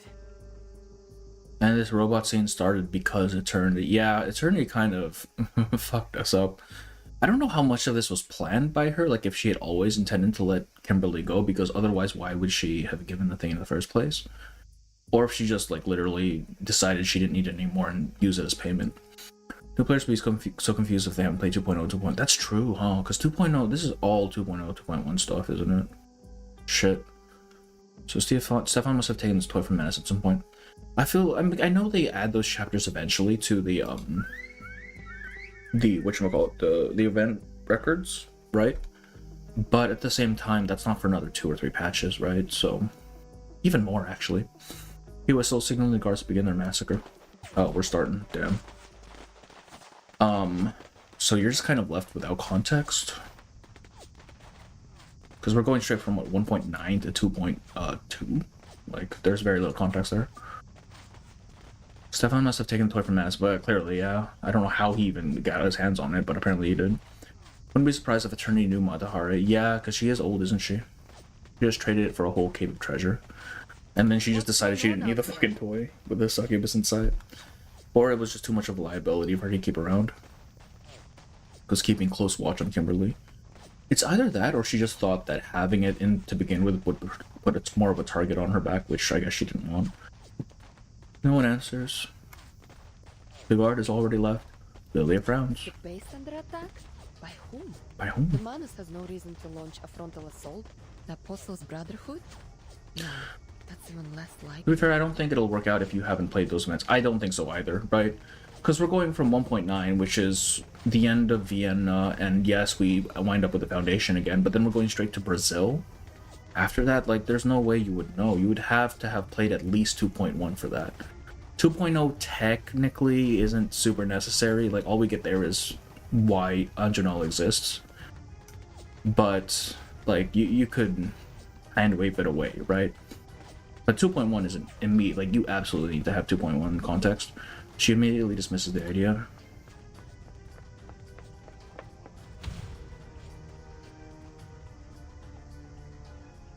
I think it'll still work out if you haven't played those. Really? I don't know. I feel like there's like too much in between missing, you know? Get out quick. Are we under attack? No, we're the ones attacking, apparently. Just take your stuff and go. The guard hands Lilia her weapons just as the rebels catch up. Oh, this dude's dying. So was the plan always to free her then? Oh, they give us a team. Can I move her to the main thing? I don't think Jessica's gonna be useful here. Oh, no, I can switch them out. Well, I know you're good with her. Who else works with this? Okay, we'll bring this man just because we can. I think it's unique experience to play Chapter 8 without knowing 2.1 and 2.2. The scenes in Undertale where she's controlled by mass have taken place after 2.0, right? I feel like yes, that has to be the case, right? Because they didn't have the robot at that until 2.0. Which is a lot to happen in between those two, like those two time periods, honestly. I think it's a unique experience. Yeah, I don't know. I don't really know, man. Because there were more than enough trails that closed some gap. You like the little trace trails things? I suppose, yeah. But I mean,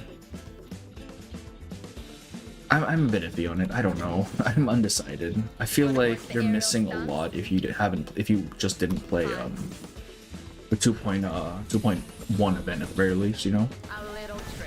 Missing a lot of context, which isn't insurmountable. Like you could like figure it out, I'm sure. It's just it's very different. This won't be the only stage that gives you a specific party member. Okay.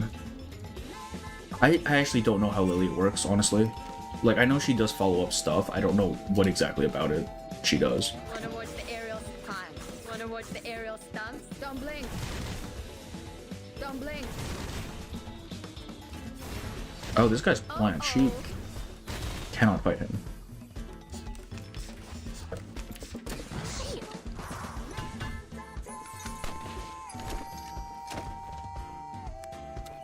I feel like there would be some mystery, but the story would still works out. Yeah, it definitely still works out. It's just it'll require a bit more work on your end if you haven't actually watched the previous stuff, you know. They're all plant. Fuck me. All right. How long does this last? Let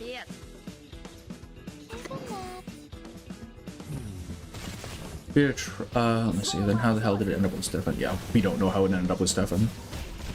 A trail about Foundation interviewing Barbara. Oh my god, that we're missing is that Burton met Kimberly before. That's 2.1. She does follow taps whenever she crits on one of her attacks. Oh, crits, okay. I see. Wanna watch the aerial stunts? Till the torch is lit. Have you read the skill for the shield?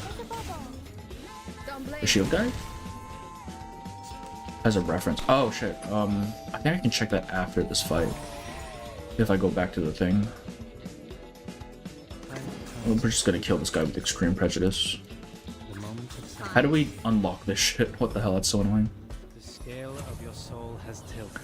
Just finished Chapter 8. It's just absolute cinema. I enjoyed it more than Chapter 5 as the beginning of the new arc. Really? Because from what I have heard, people have been disliking, like, how the arc ended, or the chapter ended, but I don't know how it ended. I'm enjoying this part. The first, I think it started a little bit slow, but now that we're like in the thick of it, I think it's actually pretty interesting, especially with the whole like turnaround from Igor. Amidst the chaos, the guard has been shot in the leg. Lilia goes to help, but the rebels are closing in fast. There's no time. Brilliant. She's just gonna ditch him, isn't she? Another damnable choice, but this time there's no time to hesitate. Lieutenant Moldier asked me to help you. Take care. Yeah, okay. Man's done. Man is done. With a running start, Lilia leaps onto her Red 38 and takes off into the air, bursting through the rebels and leaving them choking under her exhaust. For the first, the bright light of the outdoors hits her. Second, the stench of gunpowder and death. Yeah, okay, so they set up for, or at least Moldier set up for her to get the hell out. Yeah, chapter 8 is good if you ignore the controversy. Yeah, I'd try not to interact with that stuff, honestly. Like, I'm here for the narrative. If it's a good story, fine. Whatever. It's obviously I'm set up for the next setup. Last part of the chapter is my favorite. Too many people are butthurt, but it's sort of valid. Block cards can only be played on the leftmost or rightmost position on the spell. Oh, is that what it is? Okay. I just thought you couldn't use them. In the sun, their blood glimmers just the same. But I mean, like, when it comes to controversy like that, I don't have time for that, honestly. I don't. I have too much shit to worry about, like, game stuff. It's plain to see how their blood paints the courtyard. If the story is good, I'll play it. Far right. Left, right. Okay. Kill them all. No. Recall your troops and assemble. Although it doesn't help that people are harassing me for like, yeah, I mean, that's just kind of fucking annoying. Like, it's the internet. You can't expect people to be good on the internet. It's frustrating. The remaining loyalists are fleeing. There's no need to pursue them any further. Like, they'll jump on you for pretty much anything. So at this point, it's just like, all right. Like, if I'm on Twitter, I block very liberally because I don't want to deal with it. Ptolemy reluctantly passes on the order. All hands, assemble! The bloodshed stops here. An unceremonious end to the battle. The rebels have formed a new kind of blood brotherhood now. Moldier, time to head to São Paulo. It's the incentivized card moving, basically the card moving to an... Oh, really? Okay. That makes sense. Priscilla feels offended. Oh, wait, hang on. Priscilla of how they use... Oh, yeah, that's why. Chapter 5 was interesting in the first half, then died down in the second, while Chapter 8 was not that fun in the first half, but gets way more interesting. Yeah, that's what I felt about this chapter. Like, the start of it was really slow, I won't lie to you. But this latter half, I'm invested. Chapter 5... I don't remember what happened in Chapter 5, honestly. I feel like Chapter 5 was consistent. I don't think it died down or, like, went up too much. It was a fairly consistent baseline for a setup. Up until the very end, where you get that big, like, cliffhanger. Forgive me for asking, Father, but what if Lair refuses to come back? Oh, my dear. If it's too much for you to bear, I'd be happy to go and see our dear little sister for you. This guy is a little too eager. Like, he is ready to start shooting people. This is my mission. I will get her to come back. Yes, I try not to interact. Yeah, it's just not worth it. Like, I have things to do. I cannot be getting into arguments with people on the internet. The two of them are still linked via the tracker button. There will be no alteration of the mission. Telemi, retrieve Kimberly. Retrieve Kimberly. That's what I'm always saying. Feeling offended is understandable, but if you read it as a narrative perspective, it's really solid. Yeah, okay. Narratives. I've also heard people didn't like how this chapter just ended, story-wise. I don't know how it ends, though. The order is non-negotiable. Ptolemy and Moldier board their boats and head to their respective destinations. No bad main story chapters in reverse. I can get behind that. I think most of all of them are pretty good. 1 and 2, I will say, are weaker, but they serve a purpose. So I'm not like I'm not calling them bad. They're just on their own. They aren't super great, but they serve their purpose of, you know, getting you invested. Chapter 8 is easily top tier story for lore enjoyers like us. Yeah, we got a whole lot. People on Twitter doing too much, always. This chapter is more intense compared to Chapter 5 due to the top 10 anime. Yeah, exactly. Like, there's a lot more intrigue in this chapter. Chapter 5, I feel like, was more set up. Like, it was a lot heavier on, like, actually setting up and world building than it was for, like, actual plot progression up until the very end, you know? Oh, right, the reference on the show. We can actually just quit out right now real quick. No, we can't. Okay, I'll check it after this. Like, shout at me to check again. The pieces are falling into place. Lepera has gone to the Colonel's manor as Admiral Igor planned. I really like the ending of the chapter from the narrative point. For me, it was the best. Really? Okay. We'll see. If Mr. Duncan moves quickly, he might make it to the manor in time to meet her. The early morning sun scorches the courtyard. It's not even just Twitter as much as I know IG and Reddit also did it too. I don't have an Instagram, thank God. Reddit I do check occasionally, but again, I interact with the things I want to interact with. White Rum is still tucked away in her bottle, fast asleep. Why do Awaken need to sleep? Admiral Igor has sent reinforcements. We were instructed to await their arrival at this location. I love this stuff about Zeno, so I love the direction of this chapter. Yeah, Zeno's a very interesting. Like, I feel like Laplace and Zeno have been getting the most characterization as far as organizations go. But Zeno a little bit more because of Ryashki. Some time has passed. The sun has now risen well into the sky, but the reinforcements are yet to arrive. Igor. Igor? She tenses up at the name. Do you know him? No, I don't. And I don't want to know him either. I want nothing to do with those Zeno madmen. I'm trying to place Kimberly's, like, accent. I don't know where that's from. She knows him. She's hiding something. Stay away from them, Burton. Trust me, they... It's not European, is it? It doesn't sound European. They're here. A young man with an eye patch rides into the veterans' residence, followed by a squad of soldiers, all armed to the teeth. I feel like this is where we have our trailer scene. Greetings, timekeeper of St. Pavlov Foundation. I'm Ptolemy, the commander of Igor's Sentinel unit. This chapter is a really good setup chapter, though I get why people would be alarmed at the inconsistency with the narrow focus on the violence. I guess, yeah. I mean, they really drive home how kind of shitty everything is right now. Ptolemy, no one at the base has mentioned such a name before. Are we setting off now, Commander Ptolemy? Something common they say is that CN players did not like the story, but they refer to global players who played the CN version. Oh, what the heck? Anja Nala VA is American. Okay. I was just wondering what her character's accent is, because it doesn't seem European, but there's definitely an accent there. It's Lopera's mission to take care of the doctor. My mission, well, it concerns the young lady behind you. Huh? I wasn't informed of this. Hear me out on What does she have Ptolemy. to do with Zeno? You know what? Power to you. Why not? Is it because of what happened at Tuesday's motel? As far as I'm aware, the Zeno officer at Tuesday's motel committed suicide. Kimberly had nothing to do with it. Verton knows that Kimberly was associated with, Oh, Stefan? Manus, right? She's mentioned it before. If that's the case, then why is he here? The door opened all by itself. What door? Oh. The tower. I'm not stupid, you know. Miss Kimberly somehow escapes the base, and suddenly I find her with the timekeeper, who I hear took a detour to a certain tower before she left. I think this plot would have worked anywhere else, so choosing Brazil just for the aesthetic feels disrespectful. The story's greater side. Okay, yeah. I mean, I can understand. It's just... So, I can't be bothered to interact, honestly. Explain why you helped Miss Is it Kimberly? VA is Indonesian? I don't actually know. I haven't looked into it. Didn't like Ptolemy, but I like his character.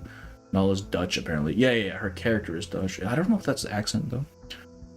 I know, but you know, people don't like to... I mean... I don't know enough about his character. I know he's, like, a zealot, right? He follows Igor just without question. And that's all I know about him. So the captive He is very, was Kimberly. what's the word? Enthusiastic about that. He gives him no answer. Per the Admiral's orders, I will now escort you back to the base, Miss Kimberly. And please, don't make me resort to violence. Knowledge that I love how they reference a load of previous patches too and how version characters are coming back. Yeah, I'm very surprised that like some of the minor characters come back, and that's weird to me. Like I would have forgotten about them entirely. Anjali is Indonesian and interesting because her friend's sister Nala is Dutch and Indonesian. Oh, okay. I actually didn't know that. She takes a step back, her body trembling all over. She's too frightened to run. You'll kill me. Just like those Zeno soldiers. Only soldiers raised their guns, just as the others did when they executed the deserters. Now, let's just get along, shall we? I feel like we should have seen this coming from the very first execution scene, if I'm being honest. This isn't an arrest, Miss Kimberly. It's an invitation. Yeah, Igor Orphan is literally just a mindless machine, and once Igor drifts off, everyone is drove. Yeah, like they're just going with him. He has the energy of telling you you're a bad guy without telling you you're a bad guy. Yeah. Sorry, Matahari. Yeah, Matahari. I got that. 1.2, they mentioned Verton's mission to help Zeno. Did they? Wow, that's way far back. There it is. There's Mr. Robot. Succubus. should follow her instincts. Yeah, like he has no sense of self. I don't think he's just here to exist to follow Igor's orders. Obey your master. Okay, so this is the trailer, I'm assuming. A toy, unremarkable, even ridiculous yet utterly terrifying to her. You know, you were close, Kimberly. You almost found it. It was hidden at Tuesday's motel, just like you thought. Stefan thought it was just a wind-up toy. What a fool. But how did he get it? Yes, that's the spirit. Come with me. Zeno has good people, and the Zeno anecdote does showcase another on. Yes, I think the Zeno anecdote was very good because it showed us like both sides of Zeno, right? Like we see Bertolt in Ryashki as a fucking asshole, and then we see him in the anecdote as a fucking asshole, but he cares about people, at least his people, right? It's very nuanced. I enjoyed it very much. Don't. He's not going to give it back to you. Oh, so you'd rather stay with the timekeeper? I guess you need a little Jesus, reminder of who your real what was master that? is. That shift right there. My lord. I guess you need a little reminder of who your real master is. The man aged like 50 years in a second. That's crazy. Soldiers, prepare to fire. Let him cook. We need Laplace anecdote. I would love a Laplace anecdote. Are you kidding me? Embrace rather than resist. I actually don't know what team Anjo would go in. Like, I pulled her and I built her. I have no idea where I should put her. So I need the little these thing. Why is it always on the buff? Regaining control of our bodies. Benefit from reading. Yeah, I heard about Matahari, but I'll be honest, everyone in Indonesia didn't really know them. Only the Brizzle Bunch of Zeno is the fact, yes. I knew about Matahari because I played Fate Grand Order. I still play Fate Grand Order, technically. I do dailies. And Matahari is a character there, so I knew about her from that. I don't need to do this. Just kill this. Wait, does this shield guy have the same Metal Gear Solid? Really? Watch tactics. Alright. She's really good with Mercuria. Okay. I feel like Mercuria goes well with a lot of people. I feel like any team, to be honest. I don't know why people were saying Mercuria was shit when she came out. Like, I feel like she's just had a fantastic time of it. She works so well with a lot of people. I don't understand. Look.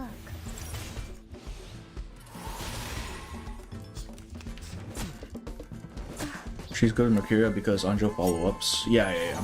I don't know what actually triggers Anjo follow-ups. I just know that she does follow-ups. I probably should have done the other one, actually. It doesn't matter. Buff. Buff. I guess this will be a buff turn, it's fine. Journey to the cosmos. Anjo plus Lucy plus Mercury plus Villa, basically Brenda team. You know, every time someone puts Villa in a team comp, I regret just a little bit more not rolling for Villa.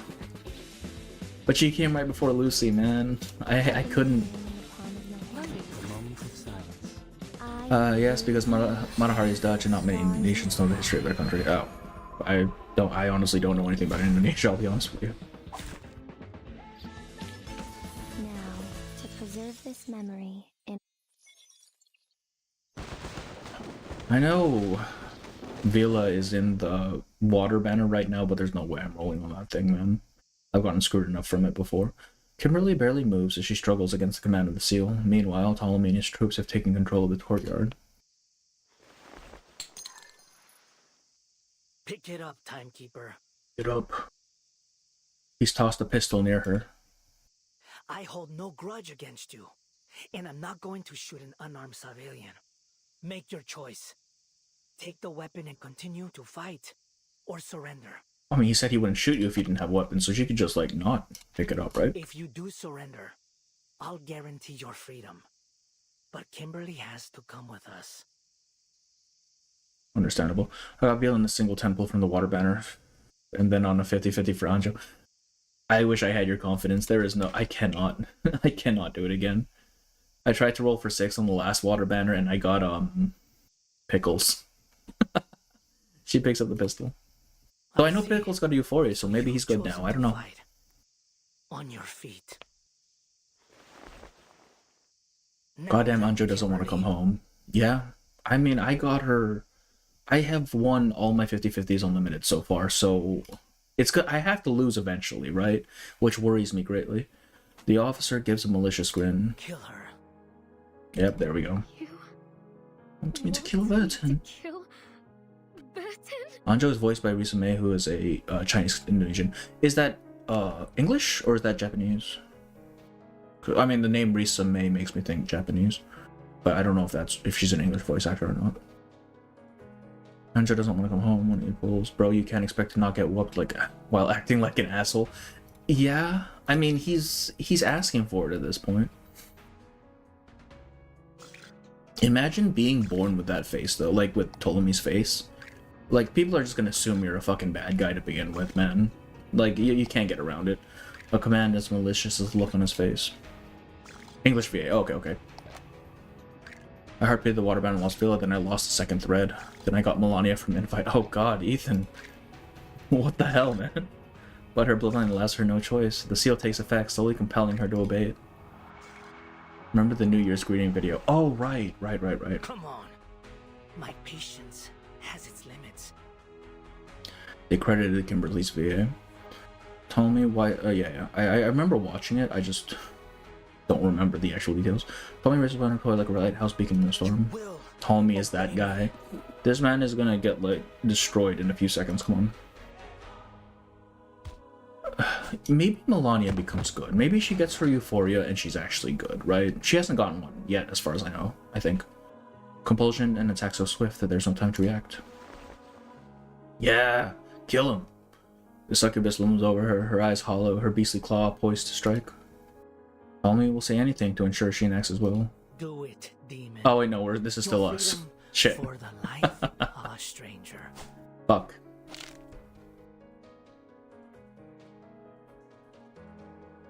Somehow managed to get all the event 6 stars since 1.4. I haven't spent money yet. That's crazy. What the hell? Then I'll give you back your I've lost pretty much all the banners I wanted to win. I pulled in the water banner to see if I could get Marcus and got Villas P1. Melania plus Anjo equals non-stop ults. Shit. A fun combo actually. That's a good point, because Melania leeches Moxie, right? Oh, that's fun. I might try that. It's not like I have anything else to do with Melania. Oh. Succubus wraps her claws around her neck.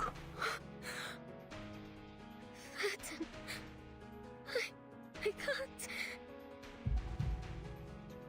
The command has taken hold of her, but still, she's wavering. This version received 7 new characters, and I have already built them.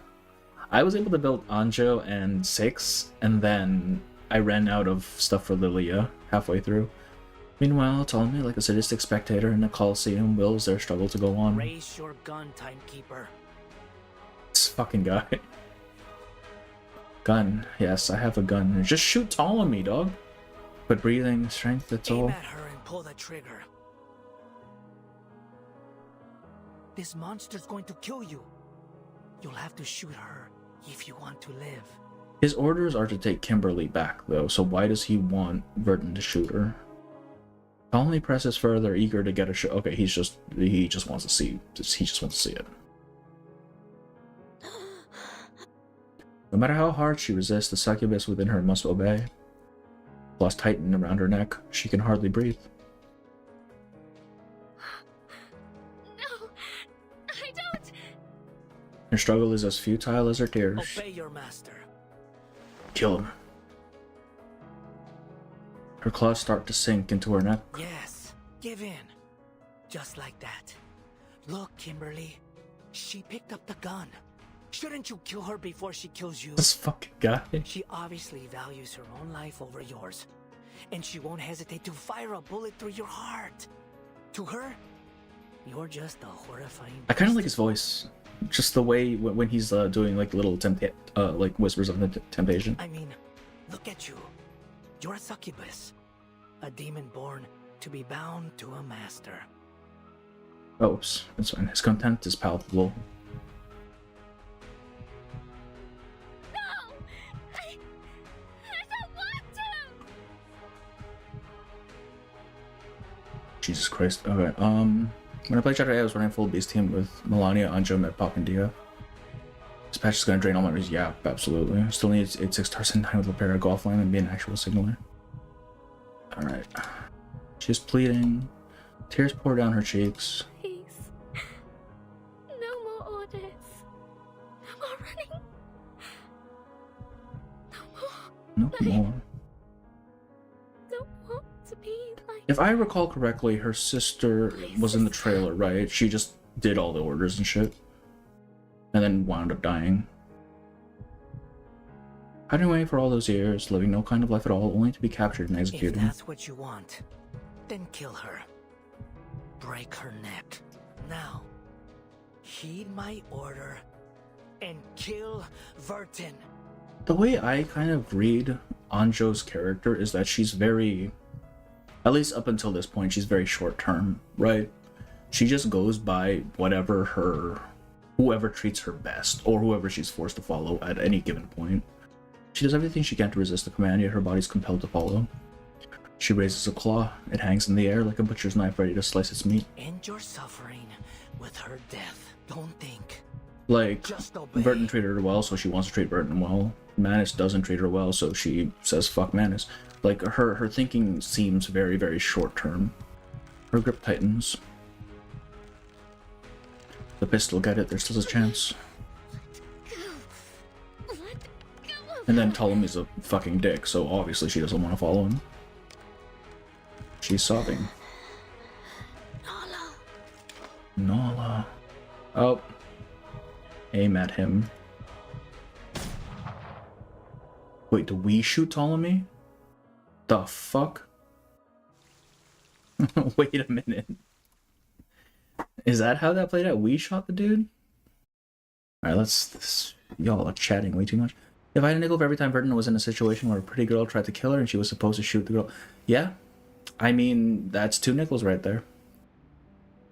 Kimberly is like a servant from Fate Grand Order. Kind of?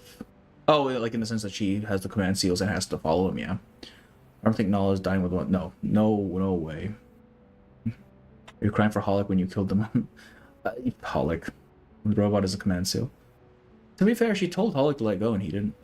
I lost 50-50 to Gutnian in 20 pulls and got Anjo another 20 pulls. I actually screamed. That's fantastic luck. What the hell? Hello, I'm P4 Nala. 250 rolls max. What have you done? Are you real? Oh, okay, you're going for P5. Okay, you did it on purpose. Good. At least that's, yeah, one more. Just one more. Back to when she knows herself. Anjo has regained her self-agency. Game is game, Vertin. Yeah, I don't know about Ptolemy, man. I lost 3 times and got Windsong, Medic, and Semmelweis. Which Medic? Because Kokani is sure as shit wasn't medically healing anyone's storyline. Oh, Medpoc, right. He exists. Holic doesn't have Riz, like Riz of Riz, Lord of Riz, Almighty Riz, the Drizzler Vertin. I mean, Holic didn't exactly have much of anything, did he? He just kind of failed. An intercepted telegram, secrets revealed, and another bullet casing left on the execution ground.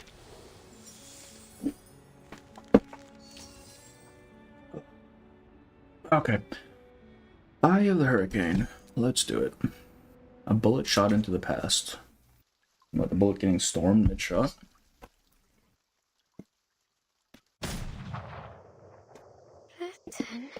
Vertin. The bullet flies from the barrel, trailing a long white streak through the air. Oh, she shot the robot. It pierces the wind-up toy in Ptolemy's hand, the tool of Nala's subjugation. The thing that she had so desperately sought, so desperately run away from, is destroyed. The power is lost, its controlling force vanquished. See, my assumption, right, is that if you destroy the binding object, it just kills the demon, but apparently that's not true. How dare you! I missed a trail? Oh, I'll go back and check it then. This one has a shield enemy. Oh, I read the shield enemy writer. It's Metal Gear Solid.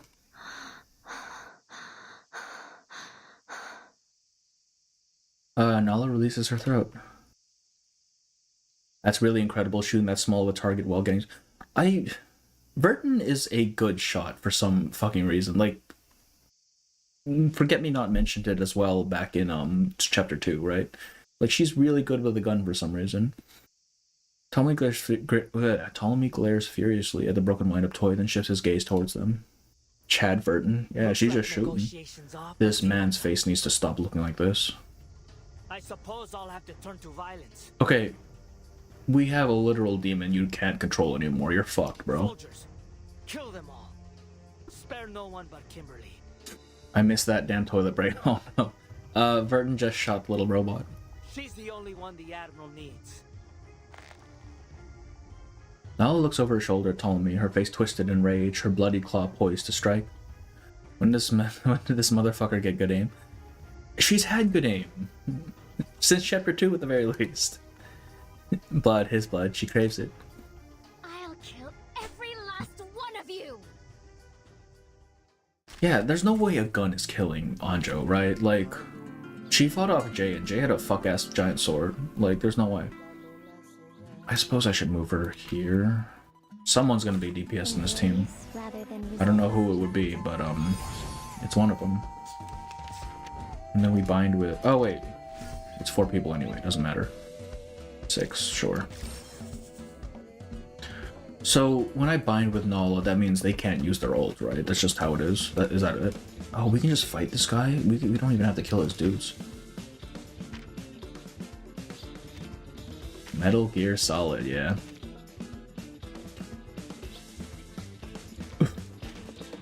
Alright, we just kill this guy, right? I'm assuming when it gives us a channel, we just use the channel. Is that how that works? Like, we prioritize using it? Do I just... I'll just zero in it on this guy.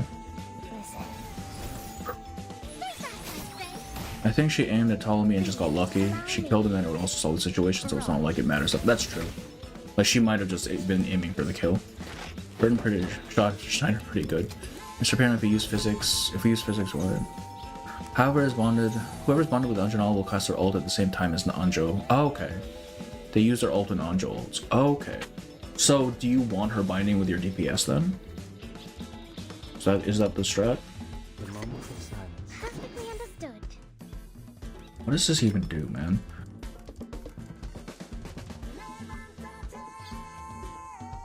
So, do I want to stack these? Since if she's already in the him status, she gets extra shit.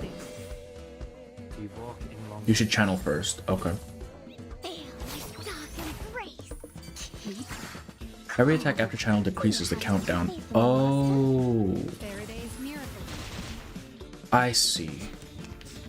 So I don't want to be stacking these channels. I mean, this guy's almost dead anyways, it doesn't matter. I need to, like, do her survey, just to, like, actually see how she plays, honestly. It's better to bond Anjo with Lucy. Okay. Oh, because Lucy does follow up on her ult, right? Binding target also gets buffed based on Anjo's stats. Okay. Oh my fucking god. She does a fuck ton of damage. What the hell is that? Oh, they're actually gonna make us fight it? That's annoying. What is that?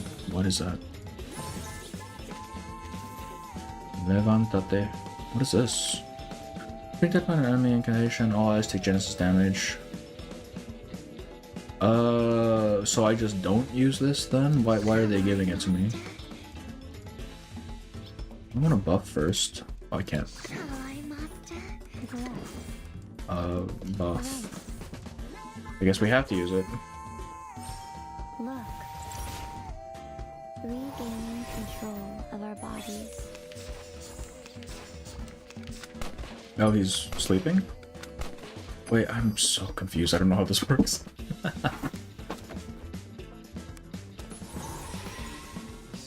Gets buffs. Hang on. No, that's fine too. Extra channel decreases the count. Okay, okay. So stacking is fine. Use channel to start, and after she does a big AoE attack channels again. Anja does so much damage. The dancing reminds me of something from Blood Meridian, but I don't think that's a reference. Anja does so much damage after channeling him. Yeah, I kind of noticed. That was quite a bit. It's an AoE too. 20,000 on AoE. That's crazy. You want to get a channel down as quick as you can because you lose all stacks when you do the big attack. I see. Allahu Akbar. You channel again after that. When you ult with Anjo, she would attack next turn. Oh, so it's like a delayed thing. I see. Buff. I can't use any of my skills for some godforsaken reason. Let's do this.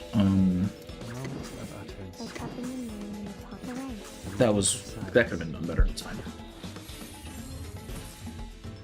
Ult cast next turn. Wait for Anjo? I can cast her ult next turn? I'm not paying attention. Holy shit. Doesn't matter, they're all dead. They're all fucking dead. It's fine. I need to like read into this character a little bit. She does a lot of damage. I'm not sure how, but she does.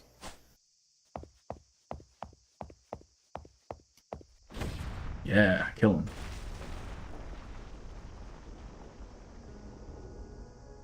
The battle quickly becomes a massacre. Damn it! What kind of monster is she? Maintain formation and fall back. Keep firing. They didn't even bother like changing the shape of his face or anything. They just put the wrinkle shadow lines on him. It looks so freaky. Actually, she goes better with Argus as you spam ult very well. I don't have an Argus, unfortunately. I could not roll. Also, Argus's story actually made me not want to roll for her as much. It's not that I don't like her character. It's just knowing what's behind her character made me like less enthusiastic. Ptolemy's troops are only equipped with standard military gear. No devices to capture Arcanus, no heavy firepower. Using ulti will also deduct 50% of the current HP of the character being bad. Oh shit, okay. Anjo is like the channel attack of Jude. Okay. Oh, so it's only after. Who's looking at these soldiers stormtrooper treatment? One bullet and Anjo dead. What the hell is... There's no way. She is not going to die with one bullet. She fought Jay, man. She fought Matilda and Mercurio, right? There's no way. Anger is pain and she needs to release it. Will pay for her tears and blood. She's totally insane! I also don't like Argus as much thanks to 2.2 story. Exactly. Like, she brought it on herself, right? Like, it's self-destructive. So, that sort of thing, I'm like, my expectations were kind of not even let down, just kind of shattered, right? Which is kind of the point. Kimberly grabs the rifle and smashes the stock onto a fallen soldier's face. Because you're supposed to see her as like this big, built-up, larger-than-life, badass mercenary. And then it turns out that she's actually just kind of fucking herself. Oh. First claws, then teeth. Herring biting. Slashing stomachs, ripping out throats. Like a wildcat pouncing on a sparrow. That's graphic. This dude did not have a good time. The Zeno soldiers fought bravely. Had they not been enemies, they might have made excellent allies. Their loyalty to each other outweighed their fear of the enemy. Retreat. Yeah.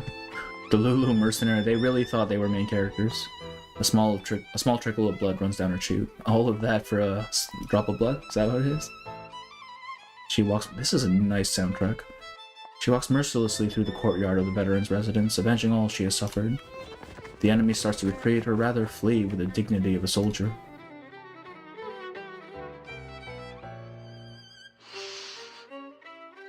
I like how we go from, like, Latin music just straight into classical. That's crazy. The air is filled with a bitter scent. I am not a lamb for the slaughter! She says as she slaughters them. Scratches, is that a rifle?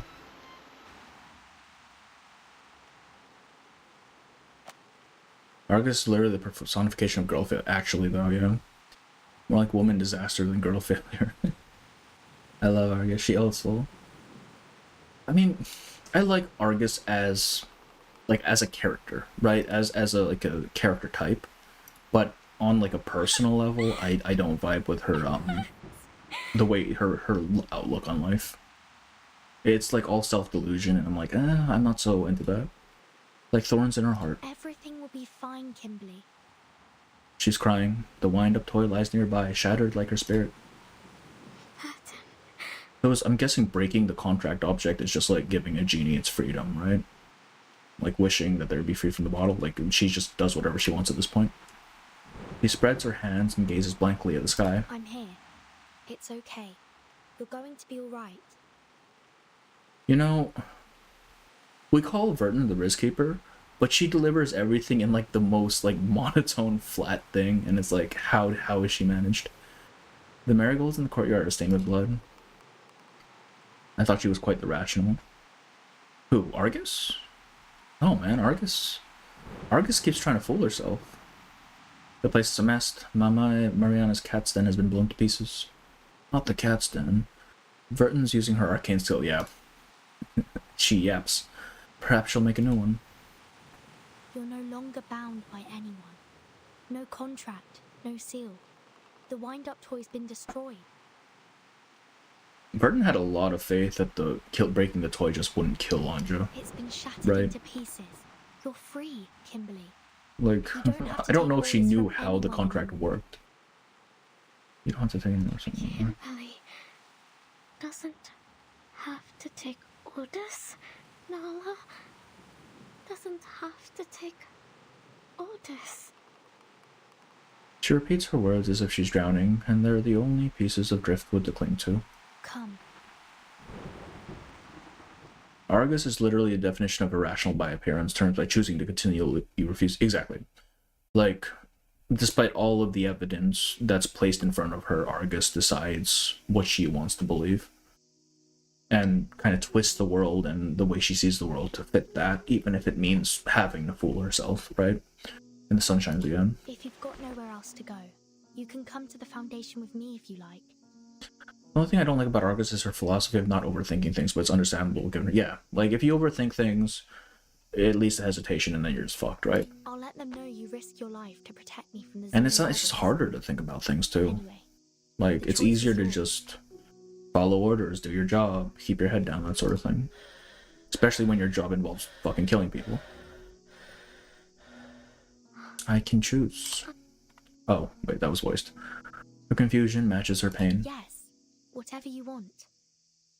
No one can control you anymore. You belong to no master, only yourself. Belong to myself. To myself. She looks down. She's covered in blood like a newborn baby. That's not an image I want to think of.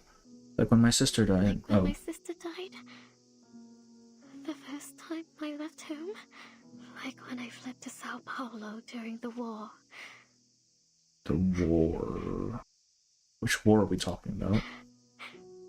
Look at the old Like days. the old days. That heartfelt home.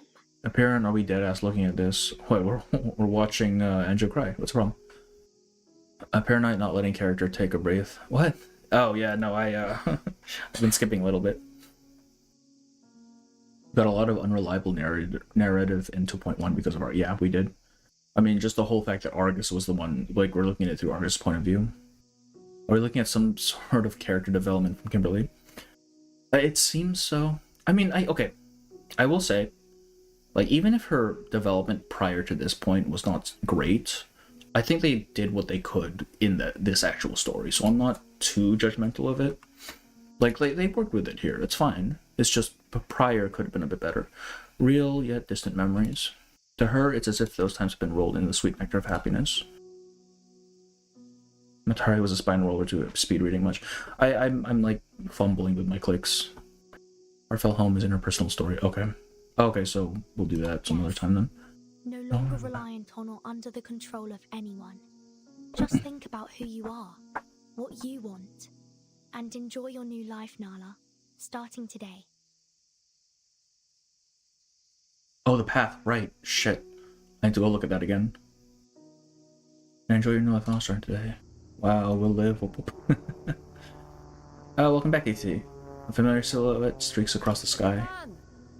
I like how every time Lilia comes with us on an adventure, she spends most of the time away from us and either incapacitated or just not doing anything. Like, why do we even bring her around at this point?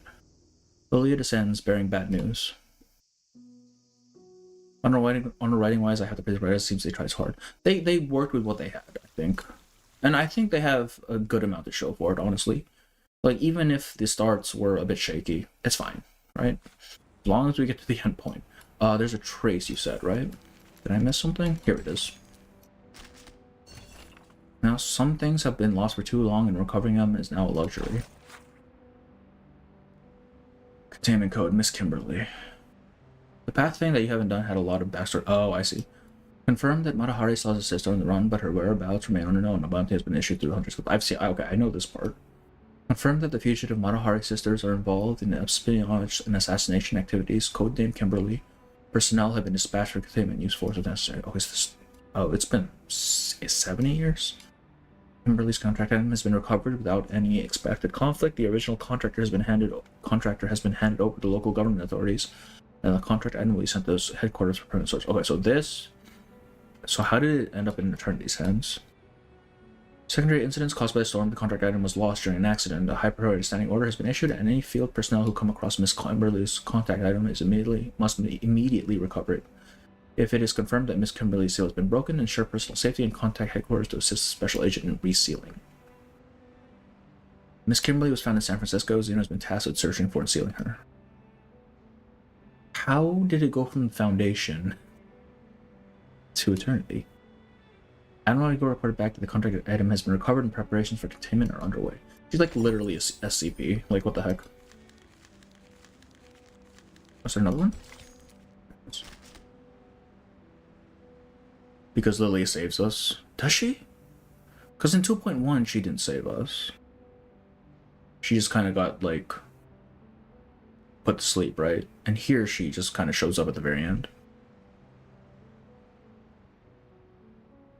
How is Lilia slower than tall? Exactly. She zoomed in on her broomstick and she still got here late.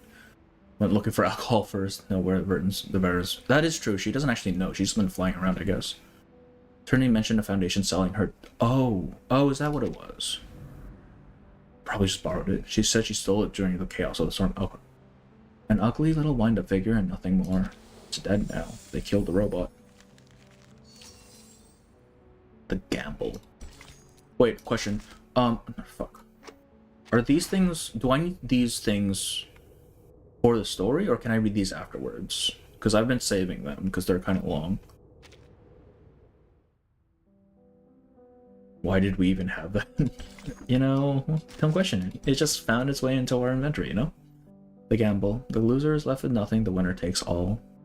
The Foundation staff sold a toy robot to Eternity to get a bunch of money. Okay, that sounds about right. You can read after? Okay, good. Good, because I've been kind of like just putting them to the side. Chapel of Our Lady of Sorrows. Eternity is just quirky. The master of the manor size. I like the way they characterize Eternity, honestly. Because it's like, if you're immortal, then obviously you're only going to care about material stuff, right? Because that's the only thing that will technically stay around forever. You can always just replace it. Right, so obviously, yeah, you're going to go into the buy more things route. Learn important stuff about Anja from that? Okay. Justification of those bullshit, it's exercise stories. Sounds like you should really expect that from someone named Winifred. Winifred is such an old lady name. All this time waiting for Zeno, I really want to come to something like that. There's no benefit to me hurting you. I hope only to peacefully return you to your friends. And in return, receive mine. After all, this city and its false era will be washed away by this storm before long. This is not the first time we've been told about a false era, right? Because Forget-Me-Not has spoken about a city, or I mean a timeline with the right order, right? Those poor unbelievers. We were all once like them. Yet to realize that we are children bathed in the light of the divine. Because if we're going by the Carson is Duncan theory, which they really seem to be hammering home, then doesn't that mean Duncan just doesn't exist in the proper timeline? One day. Because he exists because Carson was reversed, right? So there shouldn't be a Duncan to begin with. Not long ago. The apostates, however. They who have abandoned our faith, they must die. Apostates. Heretics and oathbreakers, the most detestable of all. I'm still curious, you know, about who attacked the manor. Imagine they break the fourth wall and realize they're in a game. You know, we've had a bit of that with Door's character stories. where they talk about a window into a universe where that seems very different from theirs. Who disturbed the meeting between the And radio, I think, also talks about speaking to people between dimensions, or at least receiving transmissions. Who came here?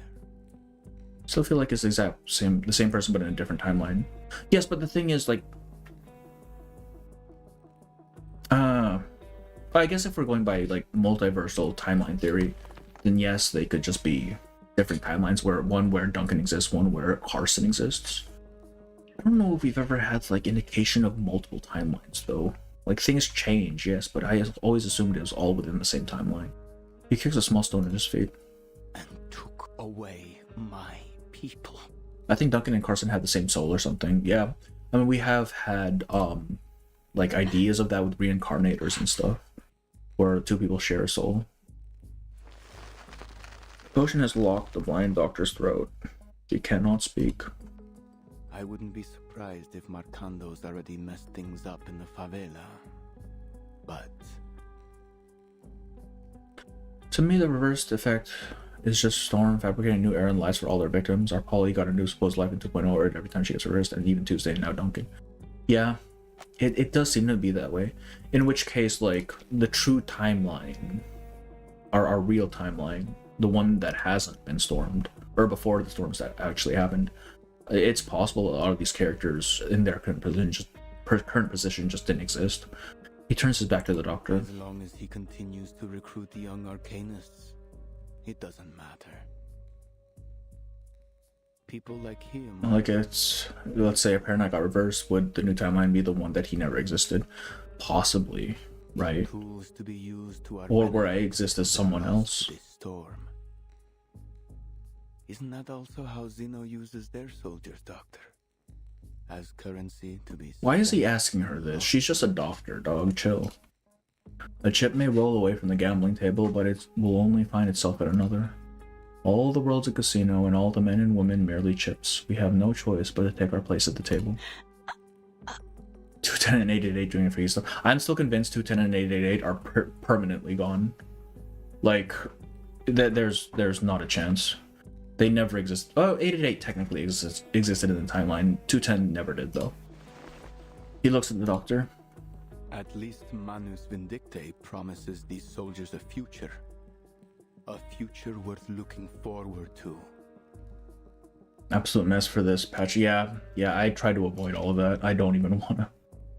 Santos is a freaking weirdo offender. He's just being a dick. She has nothing to do with this. What are you going off on this girl for? Come on. The sufferer will be reborn.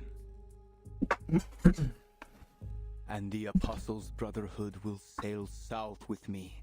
We will become followers of the sufferer. You know, you'd think... Undertake their trials, and their grace will be bestowed upon us.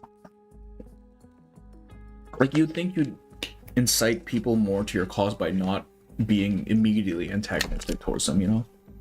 Or at least not being a goddamn weirdo about it. No matter how many times the world is reversed, we will stand firm.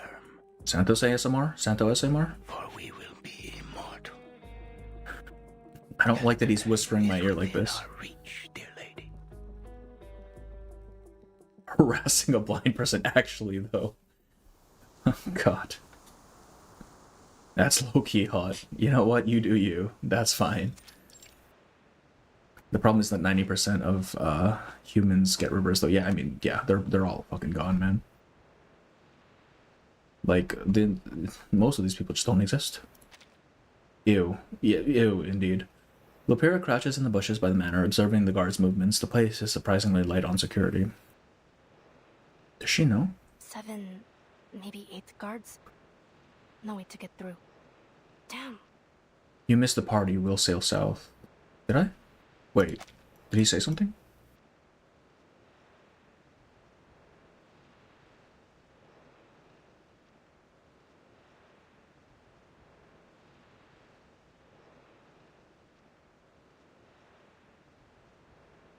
Oh, the Apostles' Brotherhood will sail south with me. Comes follows the sovereign. So, they mentioned, They mentioned a city, which I've been told is the southernmost city in the world, which is also called the end of the world, and they've mentioned Antarctica. So, one of those, I guess. 7, maybe 8 guards, no way to get through, damn. I do like Lopera. Cautious footsteps approach from behind. Who's there? She just immediately whips him out. Oh, sweet Mary. I finally found you. I bet you didn't expect to see me here, did you? She almost shot you, dog. I think the storm is supposed to reverse everything but some immune zones. Is this randomly making them errors in the storm system? Yes. And also because people who are saved get removed from the storm, they wind up kind of affecting the timeline. Right? Are we really going to Antarctica? It's Antarctica or that one city at the southernmost point of the world. It's one of the two. Because I believe Igor mentions it. Heinrich asks Carl how his son is, and he says he doesn't have a son. And that's why he went to Australia. It could be why we went to Australia. Actually. An unexpected ally. Duncan? How did you know I was here? Heinrich deadass revealed he was a storm survivor so casually. Yeah, he handed people stuff from the future. He told them about World War I, right? Like, he was not secretive about it at all. Keep it down now. It's just most people assume he was fucking insane. Told me everything. The timekeeper said you were going to the manor alone. Oh, she's been told already, shit. My, would you look at the beautiful greenery? Are you heading to that chapel? Amidst the distant greenery, just past the building before them, peaks the chapel's bell tower. Yeah. If the doctor's in there, I have to find a way to break in. But she's always so happy. Do you have any plans? Reinforcements? I still don't understand how there's still people left after the reverse. Well, so that's the thing, right? Because if people were just straight up deleted after reverse, the world would just be empty. So clearly, they're being reversed to a certain point, any point. But sometimes we get stuff like this, where they're not the same person they used to be. I don't know how it works, but hey. Reinforcements? No time for that. Just watch. I can handle this myself. I really want to roll for Para, man. I don't have the funds for it, but I want to. Plus, I want to roll because I want to roll for Flutter Page when she comes out. The path to the chapel is well within the sights of the patrolling guards. Unless you dare to join me, old-timer. He gave Akania the idea for her nickname since the word Akania appeared. Yes, it appeared in the 1930s, I believe. To be fair, Manus was literally dropping flyers with the caption "The storm is coming" after the second storm. Yeah, but I mean, if you're seeing that shit as just a regular bystander, you'd assume that it's just some crazy cult, right? Like, that's usually how it goes with people. Which they are, but also they're right. The old veteran answers with action. He lowers his sunglasses and lifts his blowpipe. Give me a few darts. Basically, it creates a false timeline. That's yeah. The timeline with the right order is the one we're looking for, apparently. Really missing crucial info about the storm. Yeah, we're working with what we have, honestly. Okay. A lot of it is missing. Here's the plan. You lure the guards away, and I'll check inside the chapel. Because, I mean, again, Duncan's not the first time we've had someone come back different. There was Tuesday and Pauline as well. She tilts her crucible, and in the flame of an arcane skill, produces a few poison darts. She hands them to the old man. This is her arcanum. All right. When I take my shot, I'll head that way. You stay hidden in the woods and make your way to the other side. Mr. Perrin, why are you not addressing the fact that you're pulling the witch next patch, but instead Flutter? The witch? Well, for 2.2, 2.3, what is 2.3? Oh no, 2.3 is next patch. Shit, 2.3 is next patch. I thought we still had 2 patches to go. Fuck me. That's so sad. Okay, because Flutter Page's design is really cool. She has like all these... It's the same reason I like Yenazei's design, where you have all of these like contrasting colors and textures just in one thing that don't clash too much. It looks so cool. I love the way you designed her. When it comes to Willow, I find her design kind of basic, honestly. Like, there's some cool elements to it, but it's just lady in a dress, and it's not as interesting, not as visually interesting at least. The most interesting part is like the prosthesis and the like the ribbons that make like this hatch pattern down her leg. But honestly, other than that, it's just a lady in a dress, which it doesn't look bad by any means, but I think Flutter Pages is a lot more visually interesting, you know? Dude Crouch was aiming at an unfortunate guard's neck. Especially with like how they have like the blue and the orange, it's so nice. And it's the same reason I like Yenisei's, because you have Yenisei's blue on red on white, and then you have like the leather on like the really fluffy coat and shit. Oh god. I really like characters who have the high contrast, but it's not so bright that it's super like gaudy, you know? Very subdued. Introduce over here. I'm confused. Flutter is a name. Oh, one of I don't know if you care about spoilers, but Flutter Page is one of the future characters. Almost landed yourself in the Epstein. Lead them toward the river. What is Laper's arcane skill anyway? Power system and art is kind of confusing. You know, they use soft magic system. Well, their arcane skills seem to be very much individual to a degree. Like some of them are more universal, right? But then there are some that are very strictly for that bloodline. I don't know which one this falls under. Duncan catches the smoke bomb tossed by Lopera. Let's make this a little more exciting. Lopera has a crucible, so it's kind of an yeah, because the crucible is like that thing you put into the forge, right? The little cup thing. Let's make this a little more exciting, shall we, boys? He lobs the bomb, aims his blowpipe, and pierces the bomb in midair. Nice shot. That's also why I like Lopera's design too. Like again, you have this blue, you have this orange, and you have the white. There's so much contrast here. It looks so good. With the guards distracted, Lopera raises her guns and makes her way to the chapel.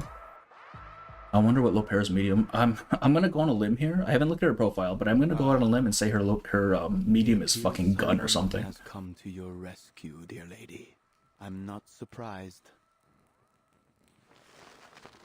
Sandoz gazes at the doctor. He holds a small control button in his hand. He has no qualms about reducing this place to a pile of rubble. Doctor!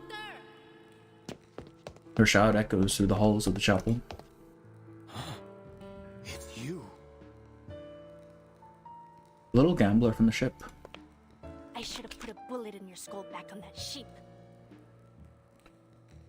I will never get tired of that draw animation. Just no hesitation, both guns out. The wrong game now. Oh yeah? So what does the winner get this time, Dr. Torres? She steps towards the enemy on the pulpit. I want to pull Lopera, but I want to pull characters. I'm going to use that too. I don't even know what Lopera does. I know she has like bullet mechanics, which I still don't know what those are. No prizes. I assume bullet was just for Series of Dust, but clearly not. You and I are nothing but specks. Why does his mask reminds me? I didn't see the bottom. I assumed there was a bottom part, but there wasn't.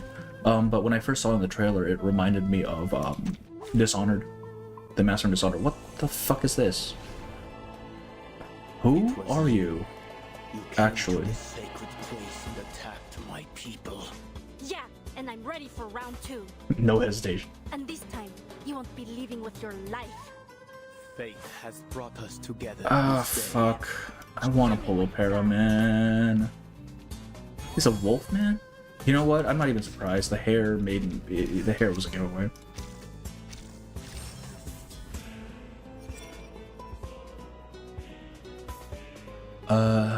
Let me see here. I want to. Okay, yeah. That or something like determination. Something like. Sorry, what?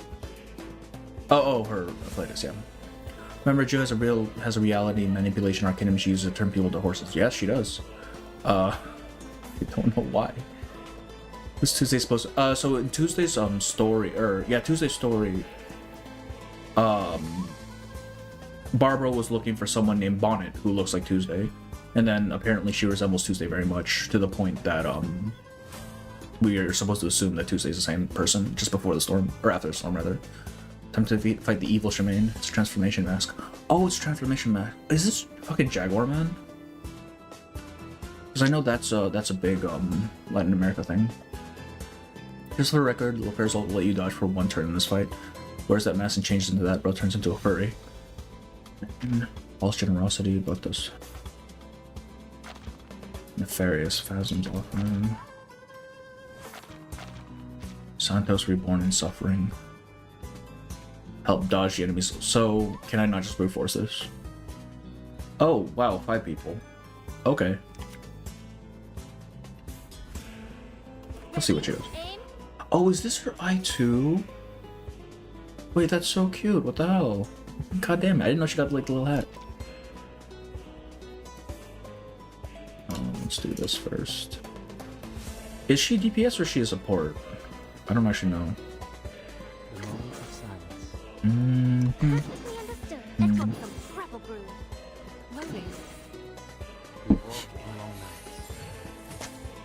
you have a little faith in me, Master?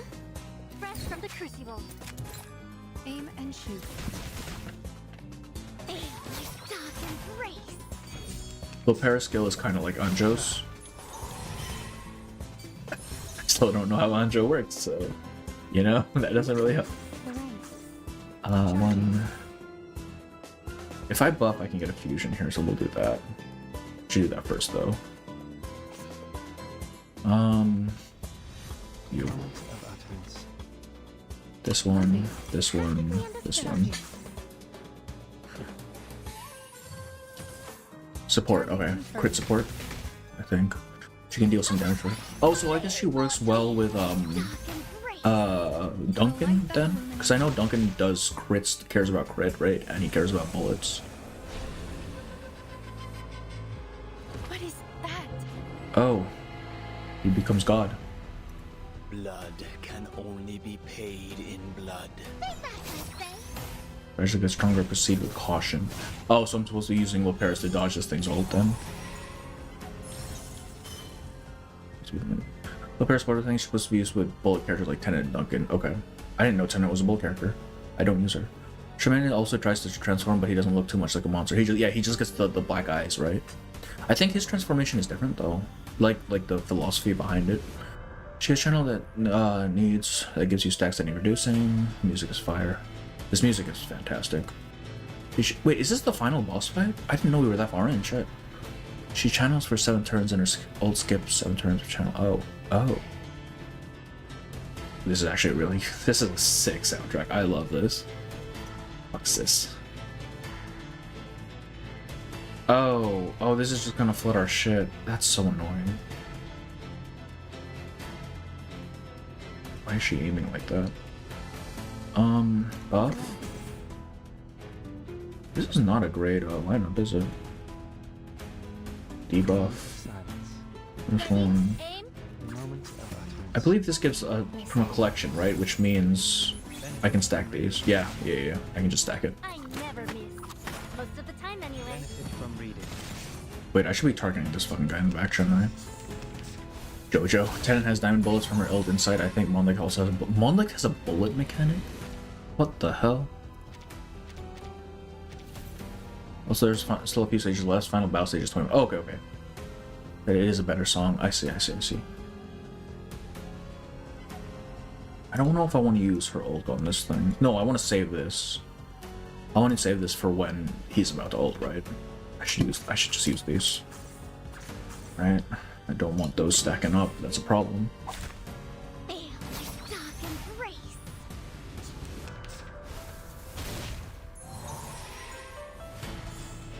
Okay. So we killed the shadow dude. Channel. Let's heal up a bit. Channel again. Fuck it. I can see his stance, so that must mean I'm a stand user. We're all arcanists here, right? Please, allow me. You learn something new every day. Wait, learn what? I know I'm missing something. I know chat is delayed. I have no idea what that's in reference to. He's ulting? He's not ulting. We're gonna hold this then. He might just die here, actually. We'll see. I am the waves in the ocean and the stars in the sky. I don't know why YouTube's chat delay is so fucking bad, though. I think it's like a good 30 or 40 seconds between messages being sent. It's annoying as hell. But the thing is, like, when I go on other people's, like some people's channels will have the same sort of delay, but then I go on other ones and it's like maybe 5 seconds. I'm like, how the fuck? Someone just died. Who fucking died? Anjo died. What? How did he ult? It said he wasn't gonna ult. We got fucking bamboozled. What do you mean, man? Loading. This'll help. We walk in long nights. Solar Prime, no, it's not a visible object. That's why your non-stand users can see it. Oh. Oh, the mask, yeah. Actually. That didn't kill him. God damn it. It said he wasn't gonna ult. Why did he ult? Now I don't have Anjo. Oh, weird. I need to lock in. What the fuck? No, he's dead. Okay. Target confirmed. And it is blood and gold that's The delay is insane. Yeah. Bug. It's a bug. I got smacked with a bug. Come on. playing this game of prayers. Sand thing helps the boss ult quickly. But we killed it. Quite enough of you, little gambler. Does he have another phase? No, he just dies. Yeah, okay.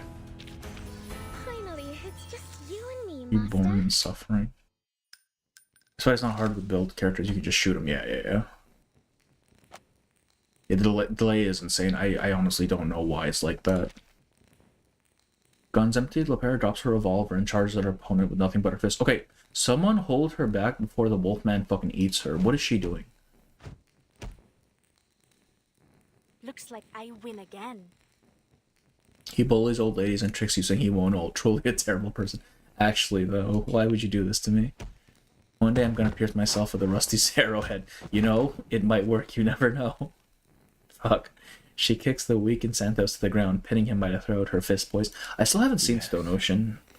I stopped watching after Golden Wind. You won this round.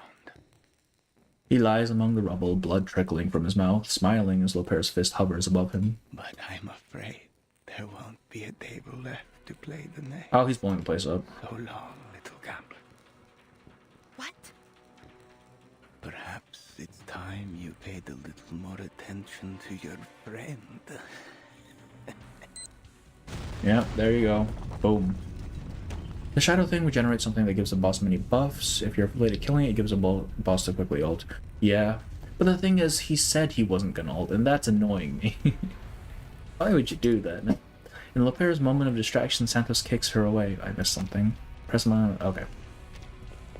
He vanishes amid the chaos of the explosion. Now there is no one but Lopera, the doctor, in a building that's about to crush them both. Stone Ocean is freaking awesome. I've heard very good things about Stone Ocean. I just...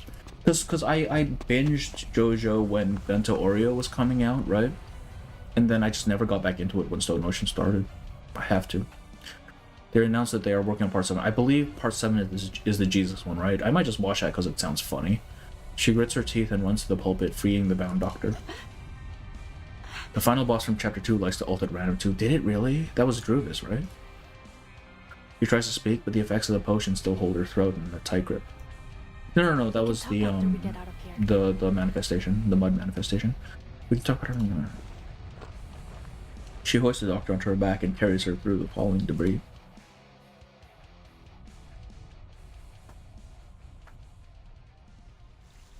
They announced they're working on Part 7, yeah.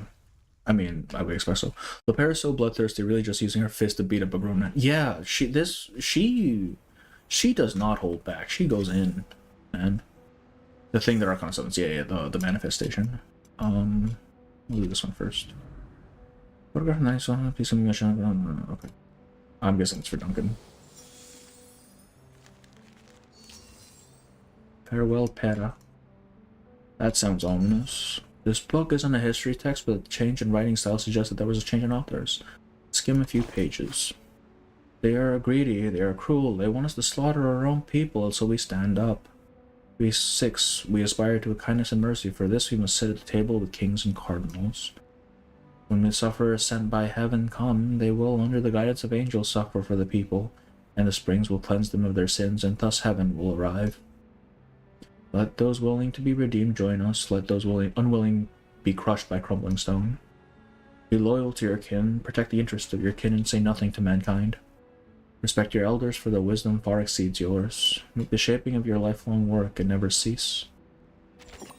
like commandments, 605 commandments. Farewell, Pera. Don't forget to bid the day farewell and to honor yesterday.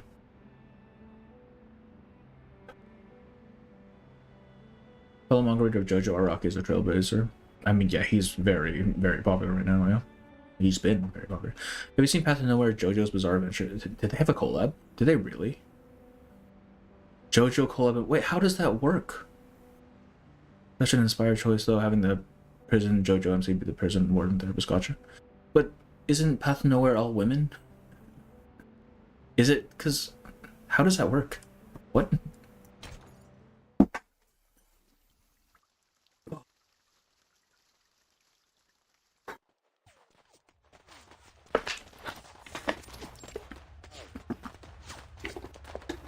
Eliminate all hostiles. Why do I feel like I heard that before? The respect to elders one. I mean, that's just a general maxim that most cultures have, right? If you mean directly in story, maybe we've had that at some point before. I can't recall, though. Find Lopera and Dr. Doris. Dr. Doris. Following the Admiral's orders, Mulder has followed the tracker button signal to the manor. I forgot about that. I forgot she had a tracker on her. But she has arrived too late. What remains of the Brotherhood have no desire to fight. They scatter, putting a swift end to the gunfire. How much do you know about Stone Ocean? I know that the main character is the daughter of Jotaro, and I know they're in prison, and I know that, actually, that's all I know. Oh, I know there's like a little baby. I don't know what that's about, but I know there is one. They used Jolene for the first PTN collab, though I think they recently added Jotaro. Really? So are there men in Path to Nowhere, or is Jotaro the first male in the game? The blood splattered sugarcane field burns, and amidst the smoke and blood, Mulder searches for the doctor and her sister.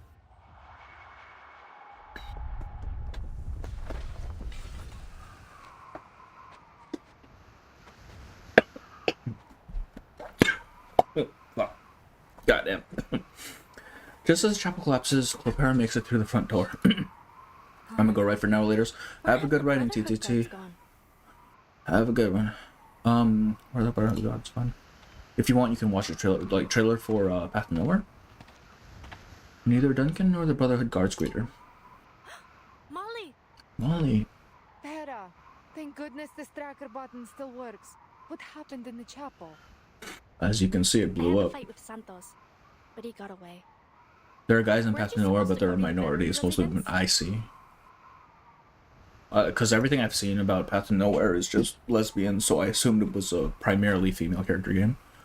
She flashes a brief, bittersweet smile. This is still a victory, albeit an imperfect one. Rescuing the doctor is our top priority now. Dr. Doris sits on the muddy ground, cradling her typewriter. I am so glad to see you safe, Doctor. Great job, Pera. Let's head back to the base with Dr. Doris. What about the timekeeper? She's on a new mission assigned by the Foundation. It's got nothing to do with us. Father wants me to bring you and the doctor back to the base as soon as possible. Yeah, Lopera still doesn't know. Fuck. What do you mean? Why the sudden change of plan? What's going on here? Hey, you're not supposed to ask questions. No one told her about this. It's not like there are many men in reverse too. That's true. There are some. Yeah. Just come already. We're evacuating Sao Paulo. Oh, we're actually just leaving. Evacuating. Since when was this the plan? Evacuating? They have trailers with the characters? Okay, I'll take a look then. Just follow your orders, Lopera. Yeah, why is Lopera suddenly asking so many questions? The Admiral sent me to pick you up. We getting another 37? No, Sophia.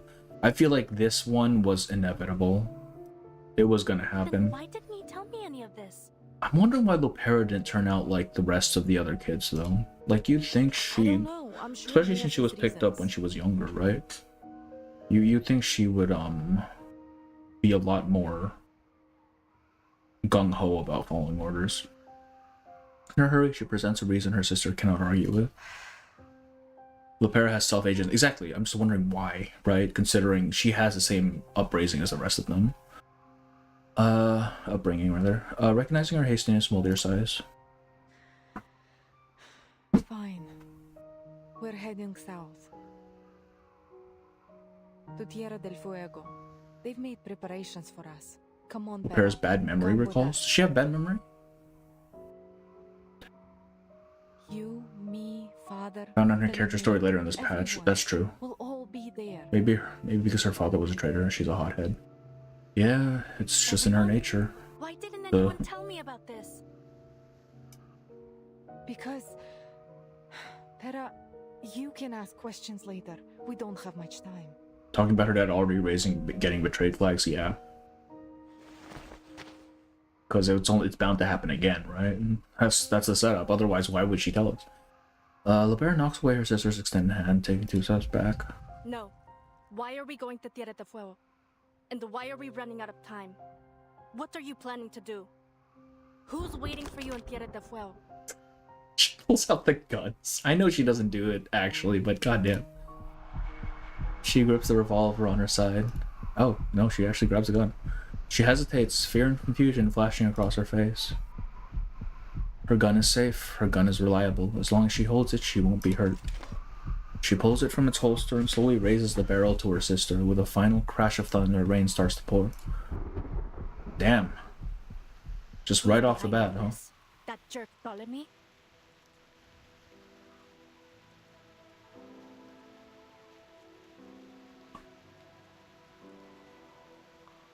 This is very Argus, right? Immediately just jumped a gun. No. Father gave these orders. Moldir unbuckles her holster, reaching for her own gun. Really? Really? Come on, Lopera. Lower your gun. The biological father is her nightmare. Yeah, I mean, that, yeah. We definitely get that sense. The handgun slips from its holster and falls to the ground. Moldir spreads her hands in a show of friendship, of sisterhood. Father needs the doctor. We need her. Well, I want in JoJo's Fugo movie because his story is good and deserves to be an anime. I don't know who Fugo is, honestly. Getting another 37 Sophia. I was about to say, Lopera really feeling Argus coded here. Yeah, I mean, Lopera is just very much pull out the gun and ask questions later. Or just don't ask questions, just do it. Why? What are you going to do in Tierra del Fuego? Yeah, now she is asking questions. A future for all Arcanists. Father has embraced the preacher's promise. Oh. I like how they show Sophia in the trailer and we just don't get her at all besides this mention of the preacher. Nanas Vindicte. Yup. A betrayal she had never imagined. No. My family are not traitors. Clearly they are. Not in the past, not now, not ever. A hunter never willingly becomes the prey she once pursued. Look, you don't have to do anything for them if you don't want to. Yeah, I don't know about that. She tries to explain, but she can't even look her sister in the eye. Just come with us. Come home. Part 5, the one who ran away from the... Oh, right! The green dude in Bruno's gang. Yeah, Poison Man. He didn't really do anything, did he? He just kind of showed up, had his arc, and then just left, and nothing besides that. What the heck? I guess his stand was just a little, like, the poison thing was just a little too much. I don't know. It was too hard to work with. That single word makes Lopera waver. Forgive me, Pera. Give me Pera. Really? She just walks up. Oh no, we're fighting. Okay. What is with these teams they're giving me? I don't understand. Fuck it, I'm just bring on Melania. And where's 6? Where's my guy? Where's my dude? There he is. Are you seeking my service? Show me what you got. I think this is the first time I'm actually using Melania. What's going on? Oh, okay. It's 1-on-1. Planning to do? What about you? It's a 1-on-1, yeah. It's taken from Team 4, I think. Like you did Oh, those 1v1. traitors? I mean, Team 4, yeah. You can give her a sprite and everything, man. Admiral's Aid.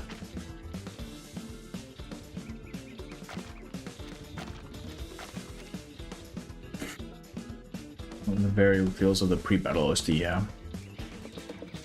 Rocky actually wanted him to join the boss and fight Bruno's gang, but Rocky couldn't do it because he was mentally unwell and didn't want to do it. Oh.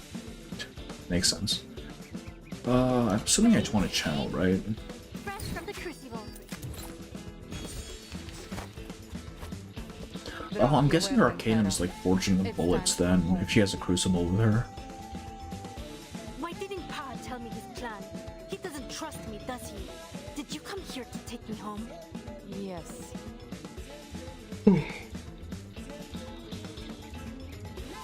Sisterly quarrel, yeah. Melania keeps taking L's even outside of Neo's stream. You know, she wouldn't be taking L's if she was just good. This is on her.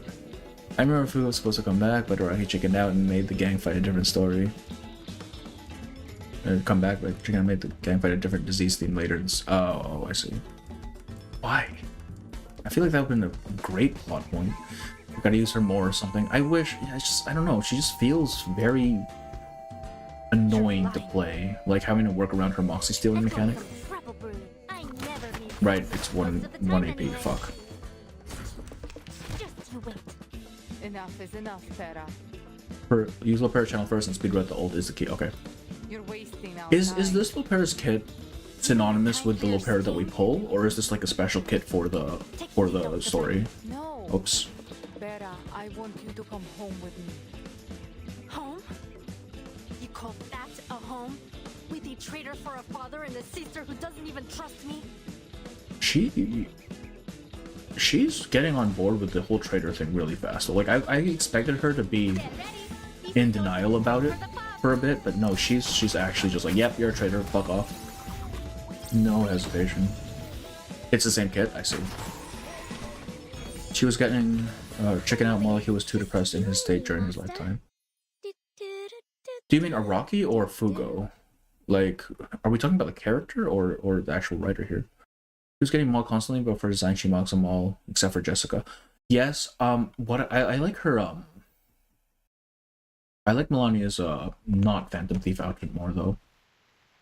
Her regular, like, brown coat. It's her official kit, okay. He's only viable with Angel right now, yeah, sounds about right. I said that when I love Neon Genesis Evangelion, who's done by Suicide, but yeah. 1.1 was so fun and felt creative. I don't know, man. That story, it could have been a little more cohesive. I don't know. It really didn't feel like most of the characters in 1.1 were doing anything of importance besides Melania. They just kind of felt there to be there, you know? Taking advantage of Lopera's moment of hesitation, Mulder launches an attack. Araki was facing depression while running part 5. I see. So he kind of, like, when it came to Fugo's character, he just kind of fell back on what he felt was safest. Because taking like risks when you're in that state of mind, it doesn't feel great, I guess. As they wrestle, Lopera pulls the trigger, the bullet shooting into the sky and startling a flock of birds.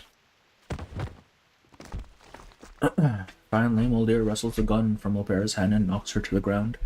She lies there, winded and in pain. Why is he doing this? I feel like it's more they didn't trust her, yeah. 1.1 was uncohesive, yeah. Yep. I remember in his story, he receives a letter to help boss, but decides to run away, and his story has to do with mental illness, both of himself and his enemies. Oh. Well, I had fun. And Pickles is a dog. I mean, I wouldn't say it wasn't fun. Like, I still played the event, right? It's just, when I was reading the story, I wasn't super invested. Pain is the least of her problem. She simply can't understand how things have ended up this way. Yeah, like, if you enjoy it, that's fine. Like, I have nothing against it.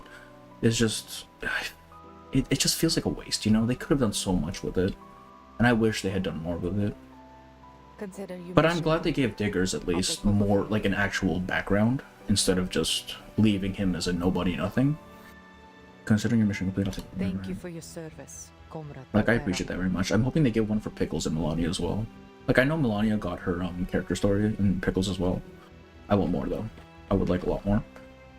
Several Zeno soldiers returning from their sweep of the manor arrive at the lieutenant's side. What's going on? Me, whenever I feel I found a favorite character, they turn to Manus. Mulder, I'm assuming. Mulder, yeah. I'll handle this. Yeah. She has the she's going to die. I'm still convinced she's gonna die. Make sure she's safe. I love the Allura event, but people harass me for like it. people just need to like not harass people for things. Just in general, just stop. What the fuck? Luru, I was okay with Luru. I feel like there were some missed points there, and they tried to do a little too much at in terms of subplots. But I mean, for an event, it's a feel-good event. It's fun. Man, Doris is just getting the worst of it right now. Mulder looks down at her fallen sister, her gaze cold. I am sorry it has to end this way. My main gripe with Luru is just that Spathodia's turn doesn't actually, like, it's not indicative of the whole, right? Like, she has one good human friend. It's like, oh, humans are great now. It's like, no, they've been kind of shitty for a while. Like, maybe don't sweep that all away, you know? But also don't just hate humans for the sake of hating them. She raises her gun, aiming at her cherished sister. Farewell, Hera. Okay, how are we saving Lopera here? I feel like Uluru could have been a lot more, like, better if they had given it a couple more nodes to work with, instead of trying to rush out a bunch of different plots, different plot points and ending them quickly. The rain grows heavier, Lopera's soaked body lies in the mud. The fuck? Crap. Has something gone wrong? She didn't actually shoot her, there's no fucking way. Wait a minute. What's going on here? Well, people are shooting at you, man. He pauses at the echoing of the gunshot and scans his surroundings. Zeno soldiers? What are they doing here? As an experienced soldier, he knows not to act rashly. In the distance, a young female officer leads the soldiers and Dr. Doris away, but there's no sign of Lopera. I like Igor's design, then boom, Manus. I like Grace's design, and hell no, it's Manus again. I'm gonna take Verdance to join Manus at this point. If you... For Miss Grace, it's on you. I mean, yeah, we already knew Grace was Manus, so that one is on you. But Igor, no, man, why do you have to join? Why isn't Give me Igor, what the hell? Again, when you just don't harass others, exactly, just don't harass people. I think that's just a good rule in general. Don't harass people, what the fuck? Duncan cautiously makes his way to the chapel to search for her. The rain comes and goes. Okay, yeah, makes sense. She's dead. I see. As the effects of the tranquilizer wear off, Lopera can feel her soaked clothes sticking to her. She sees the tracker button. It's been destroyed. Mulder's bullet must have smashed it. It's shattered. So how was she tranquilized? Mulder's aim is as sharp as her. They truly are sisters. She grips the fragments in her palm, trying in vain to piece them back together. But the rain washes them away. First her biological father, now her adopted one. Betrayal, rejection. How long have you been planning this? A while, apparently. There is no answer save for a crash of thunder. Certainly, technically good to join Manus in Chapter 2. Yeah, I mean, technically that still holds. She never actually gave in her resignation, did she? We keep hoarding the children. Hoarding. I am day one player, but my hyperfixation started with 5.5 for some reason. Really? Shit. That's an interesting one to come in, to like really lock in. Imagine Igor in Manus Strip though. It would look cool. You know the story skips over Spathodia's birthday, which happened before she started the games. Oh, the boxing store. I think I just read that one. I don't remember Miss Grace exists before 2.0, okay? So I thought she was in 2.0 for the first time. Happy to check this out. No. 2.0 is when we first meet her, I'm pretty sure. I'm pretty sure 2.0 is where we... Yeah. She has no one but herself. Am I really? How can we cheer up? There was no cheering her up. Her entire family has abandoned her twice. It's over for her. How has this chapter been? I thought it started off slow, which is to be expected. We're starting off a new region. I really like where it's gone in terms of after the halfway point. I think it really ramped up. I enjoy this quite a bit. Am I really the only one who knew nothing about it? Did her siblings know? Did everyone else in her family know? I don't quite understand. What points don't you understand? Into this family. Bitter thought burns in her chest like fire.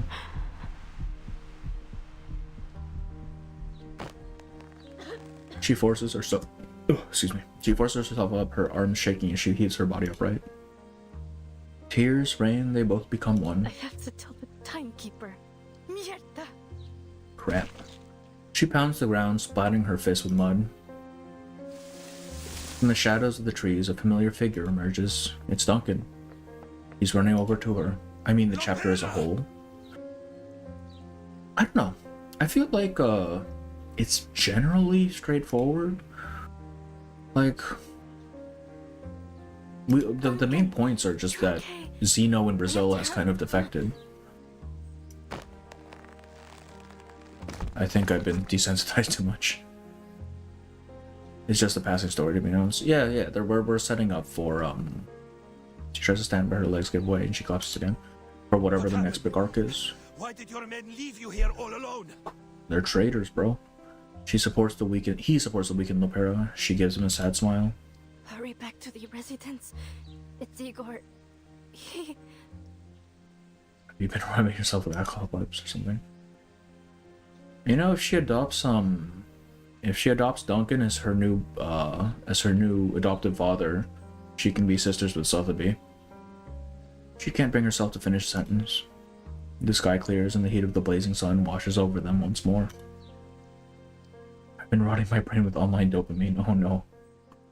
Oh no.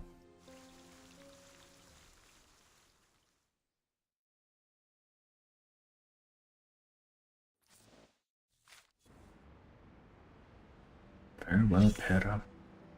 That actually was just a Sophia 37 moment.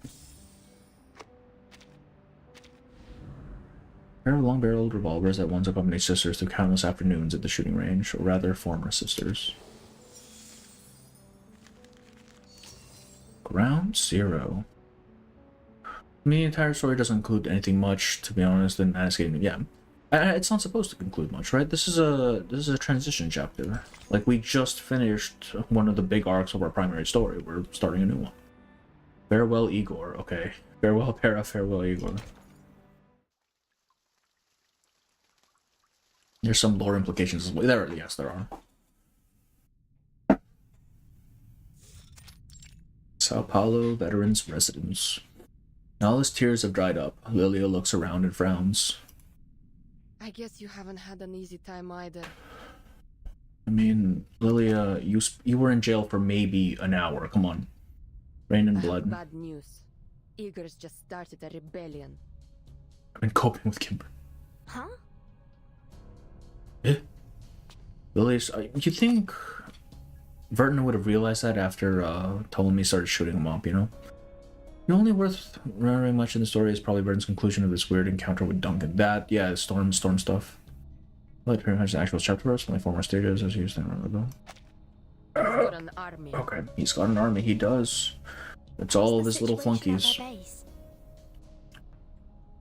Not good. There was fighting and bloodshed. Lots of it. The rebels must have won. What's the final fight for this then? She takes a long swig of liquor in an attempt to steady her emotions. Those traitorous bastards. Those traitorous bastards. What about Lapera? Did she defect too? We haven't seen her in ages. I mean, Vernon hasn't seen her she was sent to the colonel's in ages. earlier. But why would Igor... No, they have seen each other. Paris also joined the rebellion? Yeah, no. Worse than expected. The old farts set us up. The farts set us up. A burly figure appears in the entrance to the veteran's residence. Is it our dude? No, it's Duncan. It's Duncan, Lopera slung on his back. She's injured! Mr. Carson? God damn it. God damn it. God damn it. God damn it. Lopera needs medical attention. Where is Sotheby right now? She was supposed to be with Duncan. Damn you, Igor. Waking up from her deep slumber, White Rum looks around to see the courtyard in disarray and an injured Lopera. As Duncan gently places Lopera in a chair, she races up to her. Oh, my darling little buccaneer. Who did this to you? My sister. Lapera, could you tell us what happened?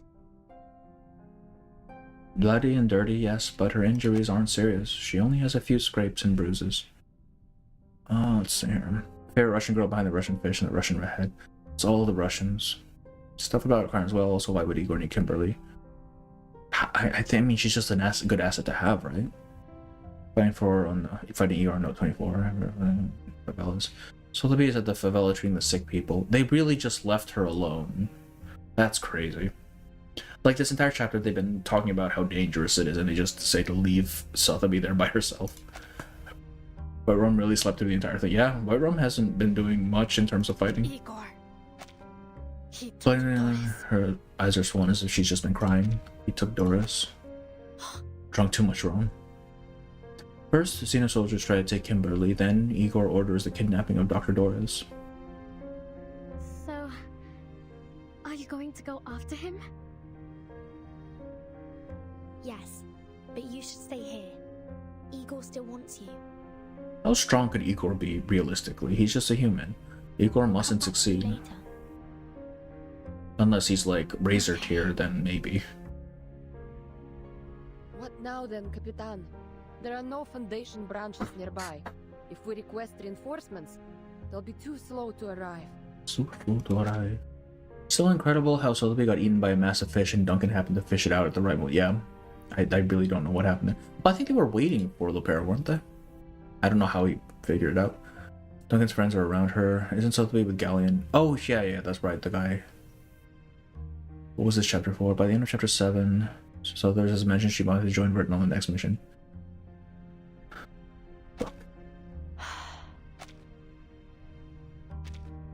And these reinforcements are useless. Holy shit. Then we go ourselves. I thought Igor is an arcanist. I thought he's human. I'm pretty sure he's human. I have to talk to Igor. He owes me an answer. Like, the heads of all of the primary Foundation affiliated organizations are human. Did you take us to the Zeno base? I'm pretty sure. Even Laplace now with Enigma in charge. Anchors away, mateys.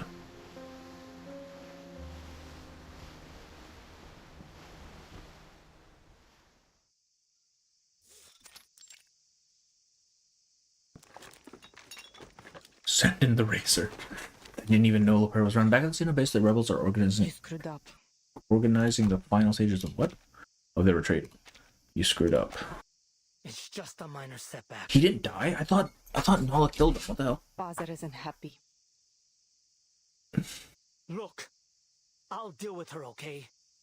Next time. If this guy is our last boss, I'm gonna be so fucking annoyed. His defeat is a consequence of his own arrogance. It's a bitter pill to swallow. There won't be a next time. We can't just waltz into the Foundation and take her. If Igor is human, why can he join Manish? Schneider was human and was killed. Igor's pretty rational, I feel like. One before he's joined the Manish list. I don't know if... Like, I feel like the Manish will use them and then just kill them off, right? That's my thinking. But I'm thinking from Igor's point of view is like, okay, it's not even specifically Manus he's joining, it's that he sees Arcana as inevitable. So he's like, alright, I'm going to side with this, and whatever happens, happens. Because otherwise, you're just dead. Anyway, are the air Discount Majima. Why did 3 people call him Carson? That's so Father weird. and the doctor will be boarding soon. Who is she anyway? The creature offered you... Right. I don't know. I forgot about that. They did mention that. Her answer is honest. She rarely questions her father. Her duty is to obey and execute while holding onto a sliver of her own sense of justice. Looks like What sense of justice? She has none. Everything either. Manus is so pure arcanist like the Nazis. I don't know, because they do outsource some stuff to humans at certain points, right? Especially we see that in chapter 2. Huh. All this time with fathers made you quite enigmatic. There's a charm in mystery, you know. If Burton calls him Carson by mistake, you know, yeah. You're not sugarcoating it. I mean, he's right? Like, that seems to be what they're going with Manus. But I also think the Manus are pragmatic enough to make use of assets when they see them, right? If you can weaken Zeno or weaken the Foundation side plus get more resources on your side, might as well, even if they're humans. Around them, soldiers are busy transporting supplies and burning sensitive documents and fires. Are you not Yes, they said he was identical. I'm not seeing it, but apparently everyone thinks he's Carson. Organize the retreat. You go ahead with Father. I'll join you later. Sometimes I just don't understand you, mon dear. Oftentimes, I don't understand myself either. Because you have no self. You just follow Igor's order, dog. That's why Father always keeps me close. I like when she breathed. Her breathing animation kind of expands her chest a bit. The sound of gunfire echoes from outside the courtyard. But she pays it no mind. Whether it's an internal conflict or a counterattack from the Foundation, it doesn't matter. Ma'am, we're under attack! I don't like groups that have pure racial... I mean, that's fair, yes. Very, very fair. Focus on the evacuation. Three! And the sailboat! You're gonna struggle against 3? A sailboat? What is this? The age of exploration or something? It's Whiterun. One of them is flying some kind of aircraft. Oh, she's fast! 2 squads are currently engaged with her in Courtyard A2! We're just rolling up like this? Really? They have an entire army. What are we doing, you know? You're just going to leave me here in San Paulo, huh? 2 rebels break through the defense line and rush over to her. Where's Igor? Her hands... Oh, Moltir's gonna be the last boss. Her hands are bloody, the muzzle of her gun singed red from the repeated use of something. Of her arcane skill. So it's something to do with her... No. The son of the Admiral, only the unwelcome sight of her older brother. You've grown taller since we last met, dear little sister. Jesus Christ, this fucking guy. There's a hint of malice in his voice. Whoa, whoa. Don't look at me like that. I don't care what So I just look at both Duncan and Carson. Yeah, he kind of looks like what Mr. Carson would look like when he was there. I need to look at it again. I don't see it. I have to look at it again. Get out of my face.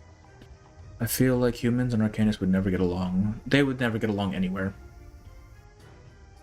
Like, ever. At all. Because people will always find ways to separate themselves. It's just how we are. She raises her rifle. This scene looks all too familiar.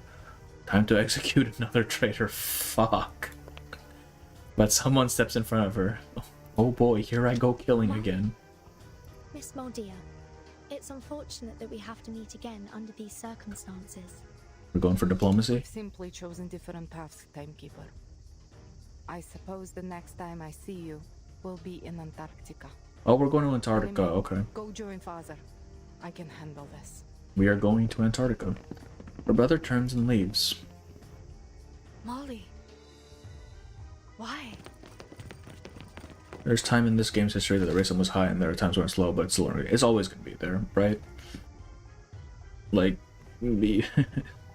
people will always find ways to differentiate, right? That's the whole point. We are a tribalistic species by nature. It's going to happen. The remaining soldiers gather around the lieutenant, their weapons raised. Forgive me. I can't let you pass. Pace City is an example, yeah. Like, it's not to say it's impossible, but also Pace City seems fairly isolated. So you don't really have the luxury of, segregating too much. Soldiers, take aim.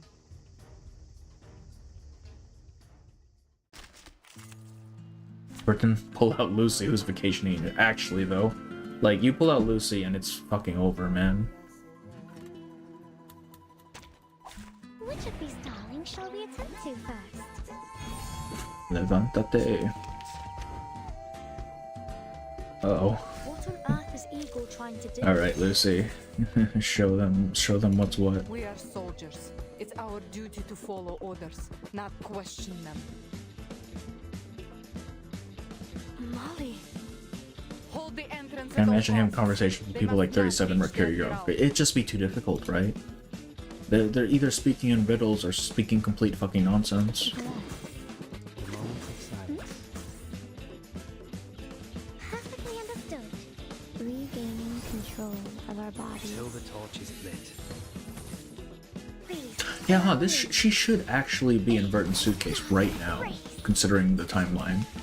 Like, we could just pull her out and start blasting folks. Oh, she's a pugilist? Hell yeah. We're not gonna get her, but hell yeah.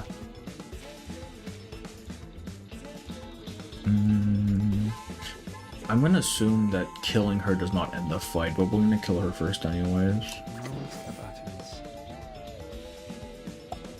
I can fuse if I use this. Benefit from reading. Oh, she's a counterattacker, I see. Aim and shoot. You killed your sister, Lopera. Are you happy? And this guy's just gonna dodge us forever. Fucking asshole.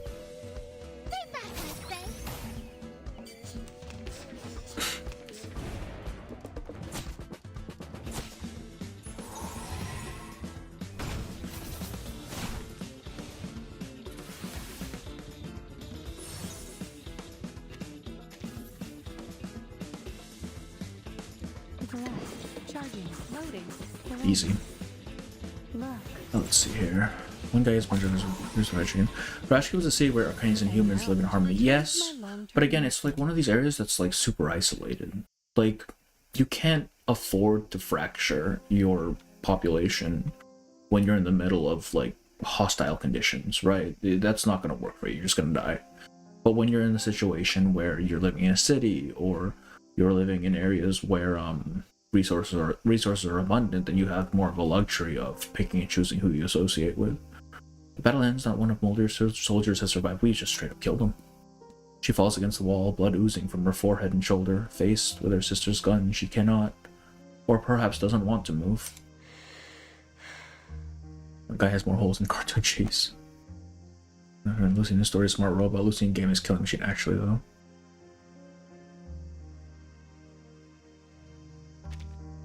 There's sorrow in her eyes, and her gaze meets her sister's. I don't ever want to see you again.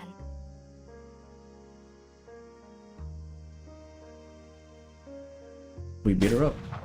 As a bullet casing falls to the ground, so too does a tear. We couldn't halt Igor's escape.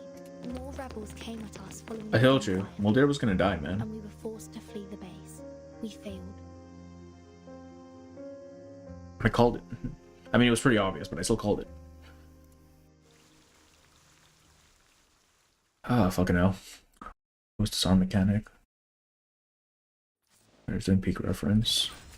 And there's all the Fire Nation attacks. So there's 37 is hanging out at Plus. Yes, she is. She's just chilling with them. I'm on her, pulls in, and no Anjo. I'm dying. Dear Lord. Samp. Oh god. The fights are extremely easy in hard mode. I think they will continue to do them in the future. Okay. 37's future anecdote has her with blood. Oh, that'll be fun. I want to read that. 180 pulls, yeah. Live in harmony because they're united against the same time. Exactly. Like, if you are at a point where you need to unite, then not doing so is just going to result in you fucking dying. But if you have luxury of, like, everything, then you can afford to be racist.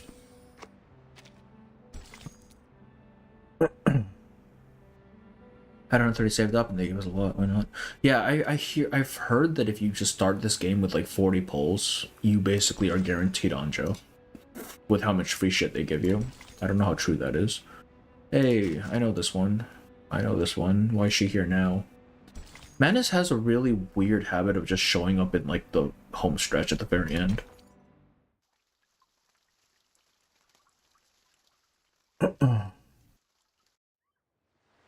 We just Ryashki people, real people. Yep.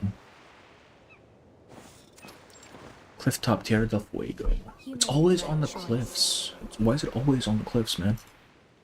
We simply followed their guidance. On the bright side, I have New Bevel to build. New Bevel's strong after her Euphoria. Really strong after her Euphoria, actually. At least from what I've heard.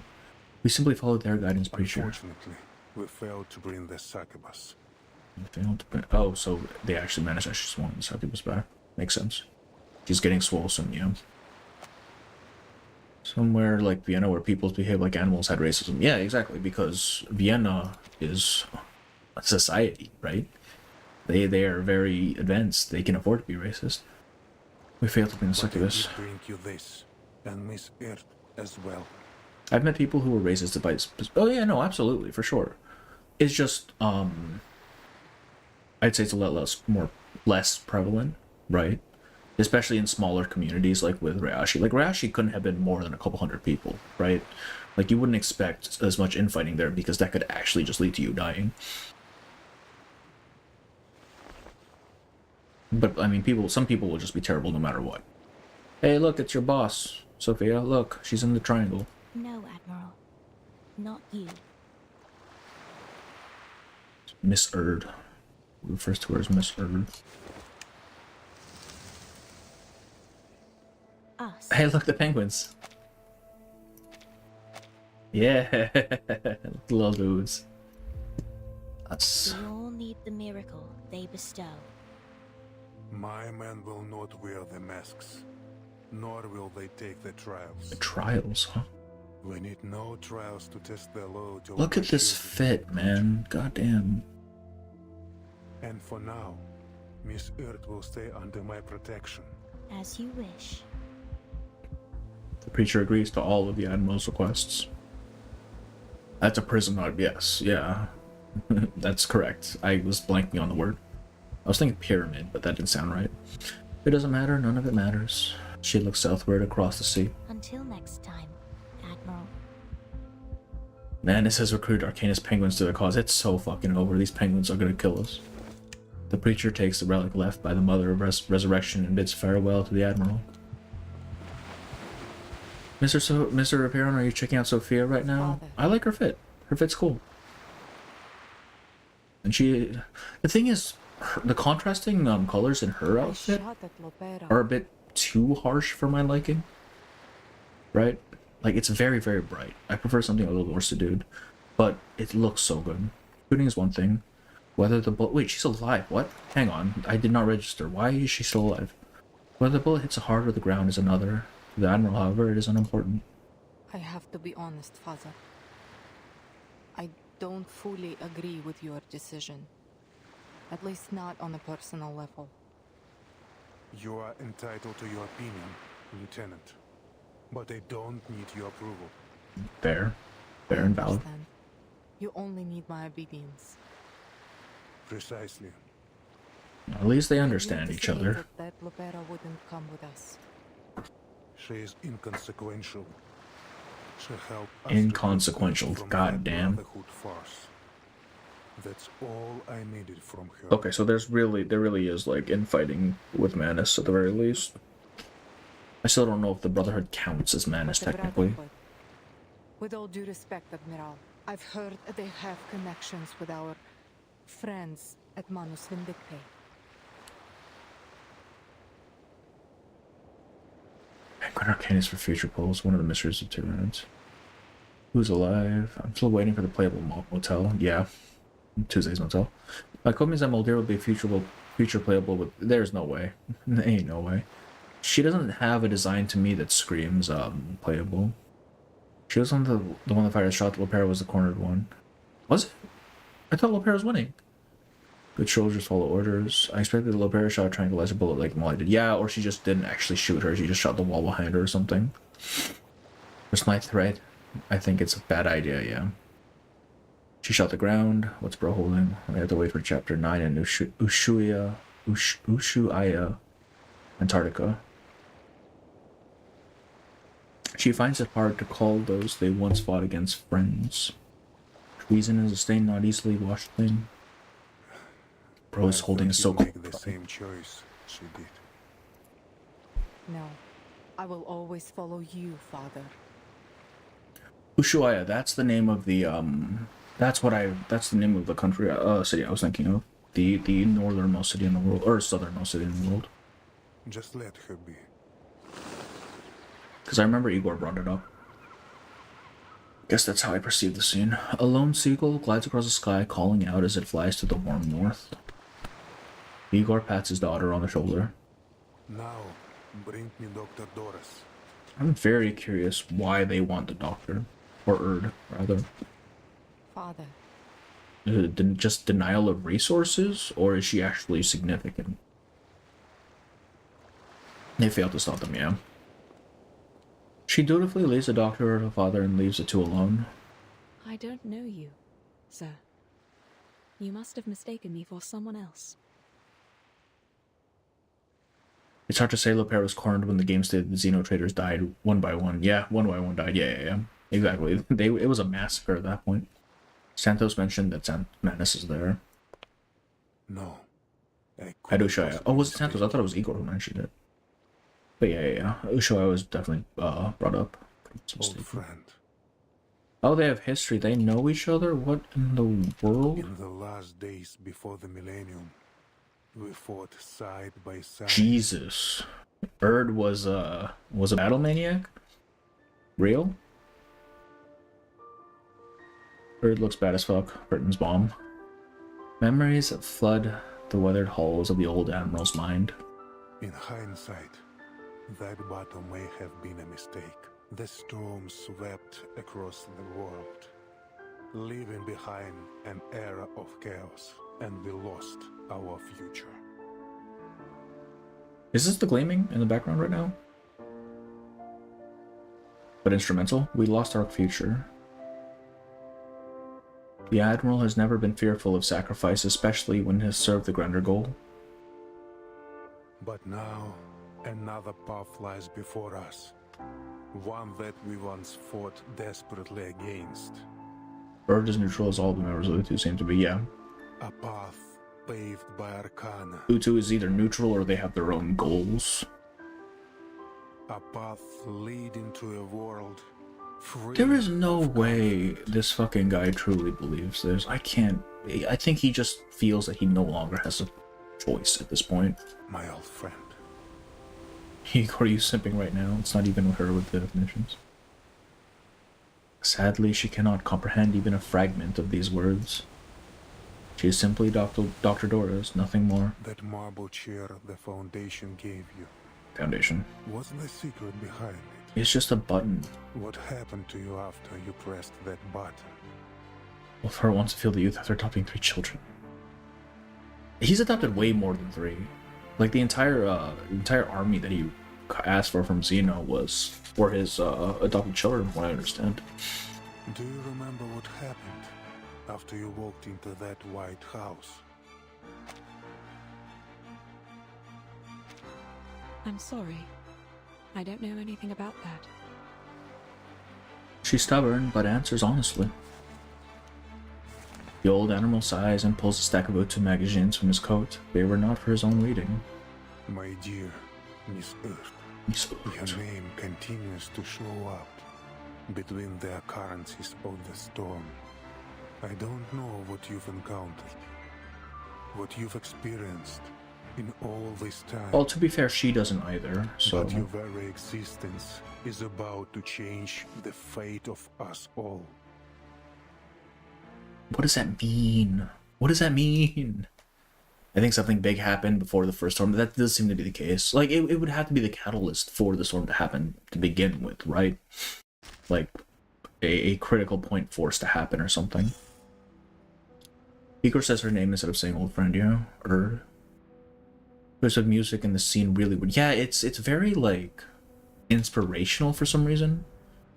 I don't know why, though. Because, if anything, it should be ominous, right? A strangely shaped typewriter, the only weapon this doctor had in her battle with fate.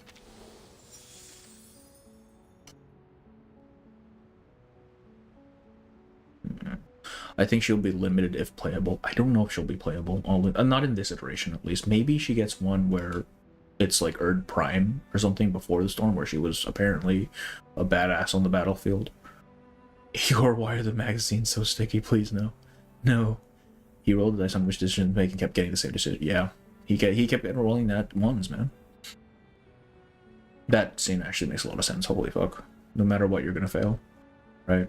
You still don't know shit about the White Marble House. What does it mean? Some side story for Stage 21. Y2K Panic. Yeah, the Y2K Panic one is, what I'm thinking caused the initial storm. I just don't know how. Footsteps are down, red lights flash, and everyone is called to the square. That's in the broadcast. The headquarters has informed all branches that the Brazilian branch has experienced another mutiny. Wow. Though specific details remain unclear, all branches are ordered effective immediately to recall all units and temporarily detain any personnel who have served in Brazil or were under the command of any officers from the Brazilian branch. These individuals are to remain in custody until a special agent from the headquarters arrives for inspection. Non-compliance will be treated as support for the traitors. The mastermind behind this mutiny remains unidentified, and discussion of the matter is strictly prohibited. These successive mutinies in the Brazilian branch in such a short time are a great dishonor for us and represent the most severe loss Zeno has suffered in recent years. However, we stand resilient in the face of this loss. All is still under control, no sacrifice will stop us from moving forward, and all traitors will pay the price for their actions. Only brigadier generals and above are permitted to view the following messages. We all know what Igor has done, but now may not be the most opportune time to confront our former war comrade with anger and vengeance. So, I mean, it just seems like Zeno has been leaking people just forever at this point. Like, they just cannot hold on to their recruits. Is that it? Yeah. Which I guess makes sense, right? Because they're on the front lines. They're the ones who are seeing people die the most. Right? Eventually, you'd be like, fuck this. We are getting slaughtered. No way. I have some news you'll be happy to hear. I'll spare you. Why do we sound so sassy here? Trust me, you'll wish you had more than a minute for this. It involves a mutual friend of ours, a long-lost acquaintance you've been searching for. Also, you should read Lapierre's thingy after Note 24. Okay, well, I was planning on doing all of theirs after I finished the story. Igor was badass, now he's down bad for the Urdussy. I'm very curious what their relationship was prior. Like, how did they know each other? Doctor, writer. Oh, this is Erdlord? She goes by many titles, just like you and I. Sadly, in her current state, her brain capacity is limited. I got that, yeah. It's just like after that fateful battle ended. Few survived to remember her awe-inspiring feats. She's actually just a monster on the battlefield. What the hell? Now, this kind-hearted doctor has become a crucial part of another wicked scheme, of which our dear Admiral is well aware. What does he know? An orchestra without a conductor can barely play a symphony. Recognizing that missing vital piece, the Admiral seized the opportunity without hesitation. Experience gives a veteran his scars, yes, but also a scrap of wisdom. He knew he should gain the upper hand in this one-sided gamble. The narrator said it was someone they both knew? Did he? Shit. I'll scroll up after this. Time certainly does fly, doesn't it? I'll be back when there's a new development. Stay alive if you can. I'd like to keep reading reports for you.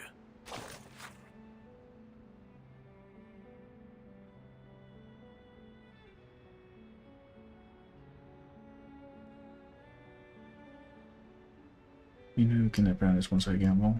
Okay, no. Here said it was someone they both knew.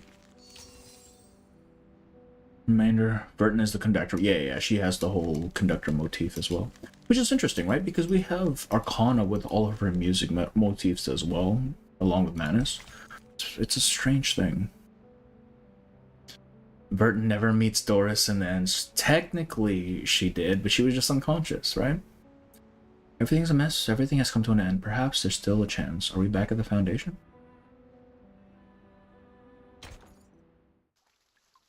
Narrator also refers to Erd as a conductor. Does he? Ew. Okay, yeah. They're definitely the same sort of person. Which we've gotten from Chapter 7 anyways, but... I never knew that so many people lived on the river. Yes, Sotheby. I saw them tie plastic bottles to planks to make a bridge. And then they crossed the river as if they were walking on a row of puff-puff fish. Sotheby's sheltered life has given her few chances to witness the struggles of those on the verge of hunger. These people are like dying of hunger and she's just like looking at them like some sort of attraction.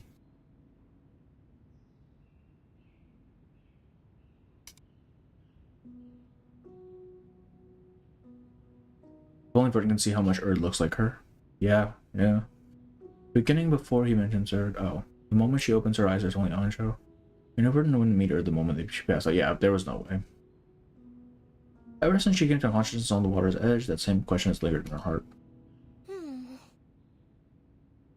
She restrains herself from voicing it.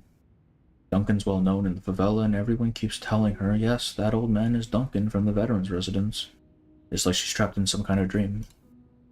I know what you're thinking, little lady. But I am Duncan. My ID card, my military record, my medals. They all prove it.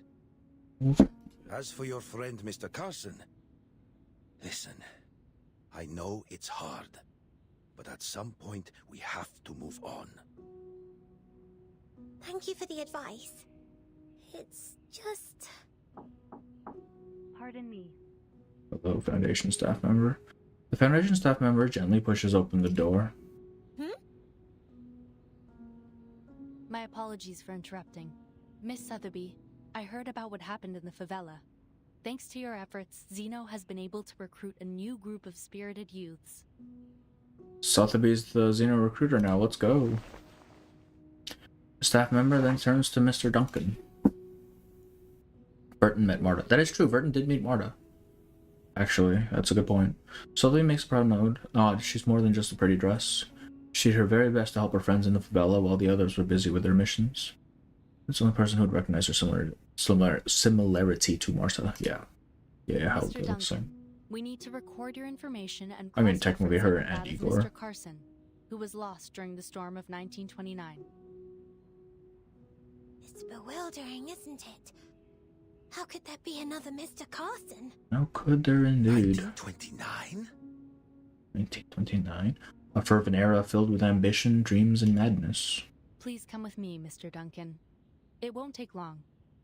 After that, you'll need to initiate the procedures for your re-enlistment in the Zeno Arms Academy. That's right, he used to be Zeno. I forgot about that. He's not just some old guy living in a village. Will take care of the injuries you sustained in Sao Paulo. Welcome back to our cause.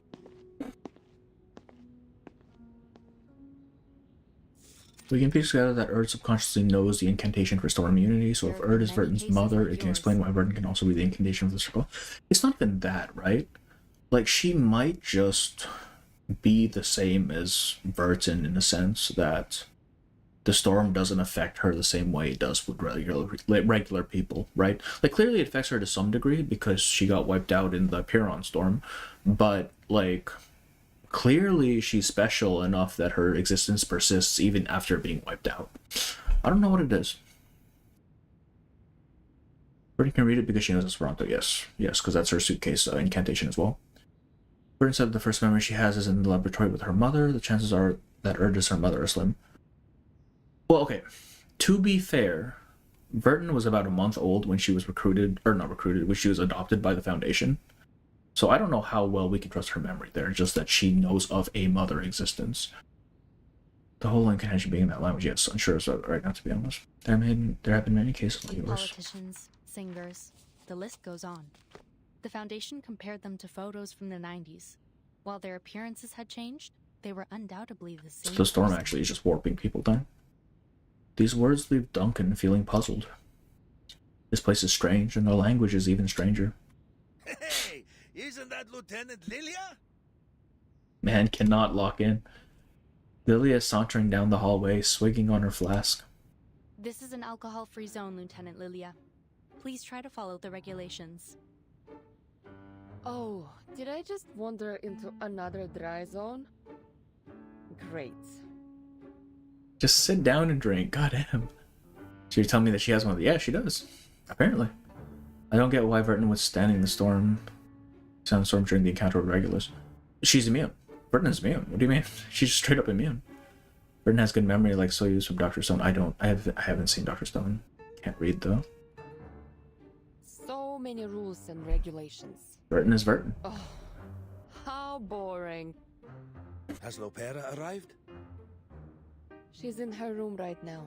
Verton managed to secure her some rest time before her interrogation. Poor girl. Honestly, no one deserves to go through what she has. It's even worse than being cooped up and buried in paperwork. Maybe a little worse than that. Clerical work is essential too. She got herself a succubus. How badly can this be? Yeah, I mean, they have a very strong new asset now. She gives an awkward smile at this mockery of her work.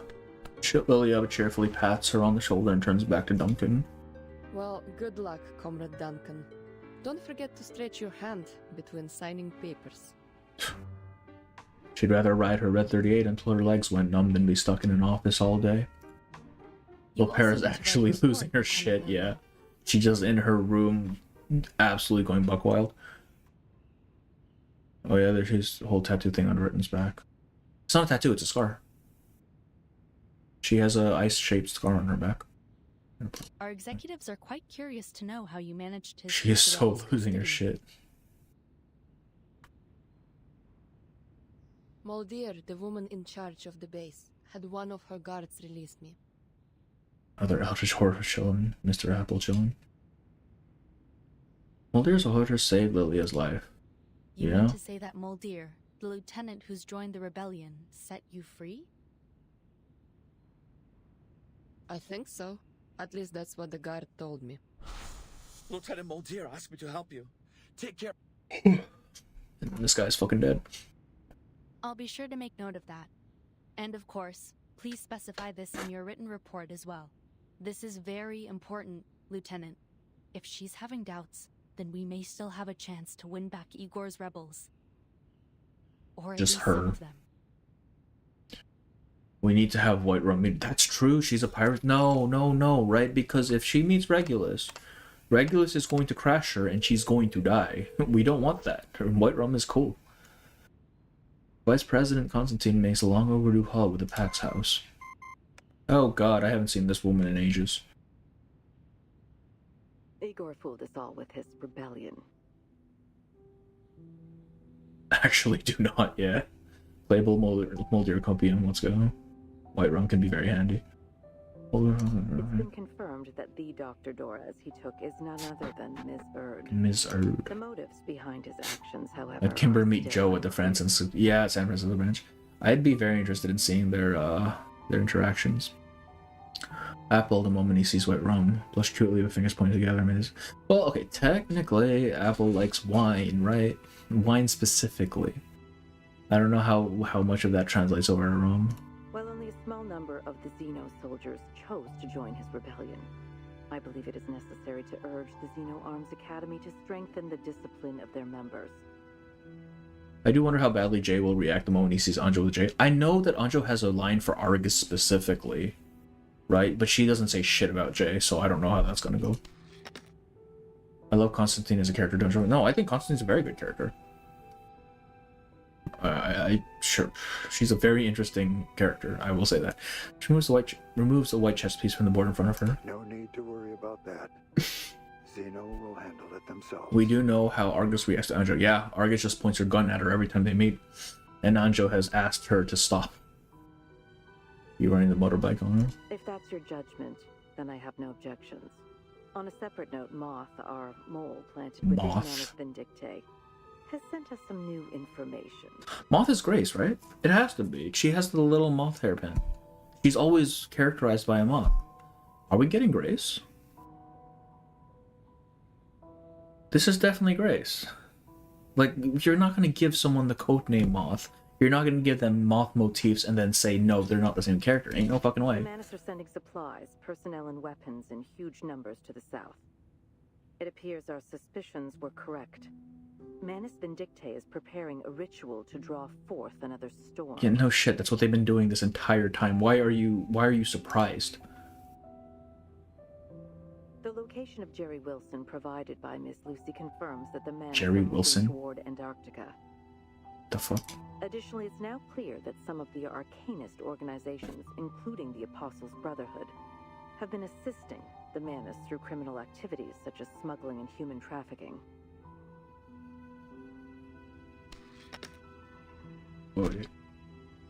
So these are separate Arcanist organizations, I see.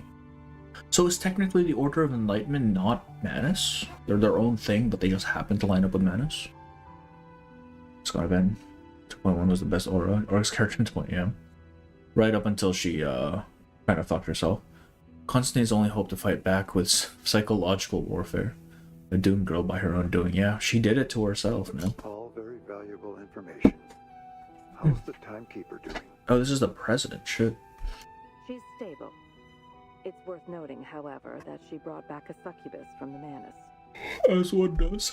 She requested that we revoke the arrest warrant for the succubus and grant her all the rights enjoyed by Team Timekeeper, in accordance with the Storm Reformation Manpower and Discipline Act. I've consented to her request. Excellent. She's the ideal person to keep watch over the succubus. Very good, sir. I mean, yeah, because she's the only one the succubus actually fucking likes. Miss Grace is definitely the moth. Absolutely. There's no way. Like, you don't give someone that code name and then not have them just be full of moth motifs. The late Admiral Igor of the Zeno Arms Doubtful. Academy will Doubtful, be yeah. honored in the I don't know. I feel like it's Grace. It has to be. It's just too on the nose, you know? Oh, they just said he died. Damn, they really don't want that morale to go down. And remarkable service deserve to be remembered.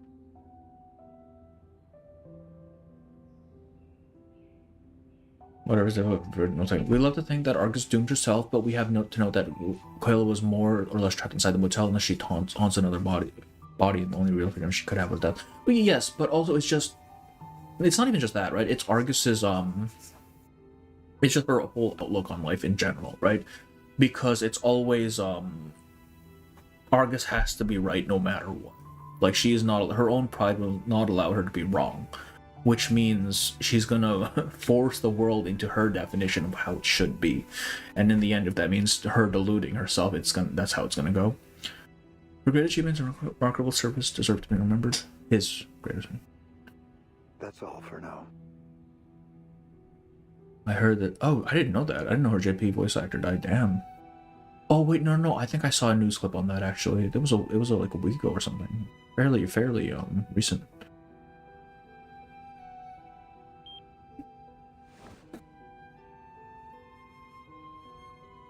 The Admiral's betrayal has already cast a lasting shadow over the optimistic 90s. How was anything optimistic at this point?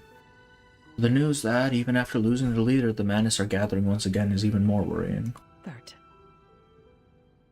Burton. And for the Redwall, that was genuine arcane skill malfunction because the entire town in Adam was gaslighting Argus into thinking Redwall was some freaky stuff. Yeah. I mean, I'm just talking about Argus's thematics in general. Uswaya. Uswaya. Is that how you say Uswaya? Uswaya. It's been a month, actually. Oh, shit. Redwall is just fruit. So sad. The Foundation's report will detail many cases like Duncan's. One familiar face after another turned into something else. The storm has brought everyone with it to the bright and hopeful 90s. A report from Colombia.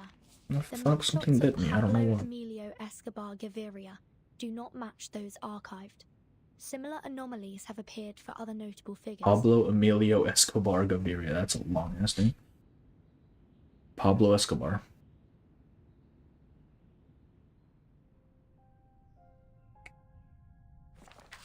There are many such cases.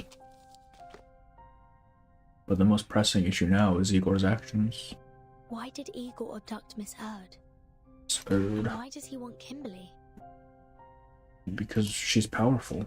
One question leads to another, but the answers remain a mystery. And where are Igor and his army going? Why did they defect? It's a maze of questions and clues. And there is no waxwing to peer over its walls and no thread to guide the way out. Mr. Carson, who was reversed by the storm of 1929, has somehow reappeared in 1990. If only there were some way to look beyond the towering walls of this maze and see things for what they truly are. Or maybe there's more to it. A person pulled under by the river isn't always swallowed. They often wash up on another shore. Possibilities. More possibilities. Crows gather and drive away the doves, and by the dry, decaying fountain they peck at the rainwater. Could it be that? Could it be that? She makes a bold guess. The storm doesn't kill people. At least, not physically. Yes, obviously. I mean, I feel like that has to be apparent, right? just from the fact that after the first storm in 99, the world wasn't just fucking empty.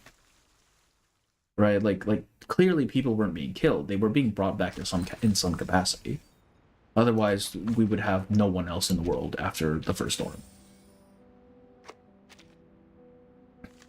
It's just a theory. I've heard this theory. 24 monologues. A person is a total sum of their past.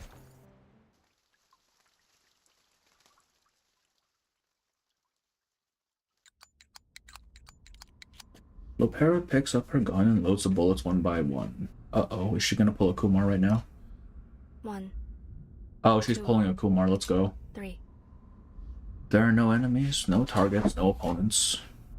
She has never raised her gun so aimlessly before. She's lost like a hunter in the wilderness with no place to go and no home to return to. Actually, yeah, Storm probably malfunctions sometimes. Duncan. Good news, Schneider has a way to come back. Schneider playable trust. Bad news, she might forget. Rayashki got reduced to a waste town. I don't think Rayashki got reduced to a waste town. Because they never actually went in. I'm pretty sure Rayashki was just as Rayashki had been back in whenever they got reversed to the 90s, right? No, it was 80... Whatever. The point is, I don't think it was empty. I think they just chose not to go back down because they knew that they wouldn't know anyone down there anyways. It wouldn't be the Rayashki they knew. I don't think it was actually abandoned. Duncan is basically confirmed to be Carson 2.0. Yeah, essentially that's what we're getting here. First Storm reversed back. Her lifeless eyes. Yeah, she's out of it. She's lost like a hunter in the wilderness with no place to go and no home to return to. Shots on target. Oh no. You know, considering how like happy her eyes used to be, that's a big shift. 3 bullets are shot, but they leave only 1 hole. 1. Is she shooting inside the suitcase? 3. Not inside. What are you doing? Empty shells fall, bullets are reloaded. 1, 2, 3. Oh. Polly was supposed to be reversed, but she wasn't fully, so she doesn't need this. Yeah, something weird happened with Paulina. It's the hand. Something about the hand. You are indoors, ma'am. The room is riddled with bullet holes. She's actually losing her shit. I thought you all were joking. What the hell? Lupera is numb. She mechanically pulls the trigger. The gun doesn't respond. Tag mind break. Yeah. Lies. Nice. Deception. Betrayal. Uh-oh. She loosens her grip and the revolver falls to the floor. You planned to kick me out. Right from the very beginning. Didn't you? A plan that never included her. Or did you never even trust me in the first place? I'd hate to be her neighbor, yeah. Was this all some kind of game to you? The JROTC kid finding out the military ain't that cool. Yeah, this is, not great. Not the suitcase, not the Foundation building. Yeah, that's even worse, because the suitcase we can at least fix, right? The Foundation is just out there. She moved from timeline and been betrayed by her family twice, lost all purpose. Keep the voice down, most people lose their shit. Yeah, I thought you were joking. No, she's actually just having her own time right now. Holy. She's lost and alone. Nothing but herself and the hollow sound of the wind blowing through the window. It's not a spoiler when people think you're joking. Oh, God. She drops to the floor and curls up against the wall. Why? BP successfully traumatized another kid. They do like doing that. Come to my family, Lopera.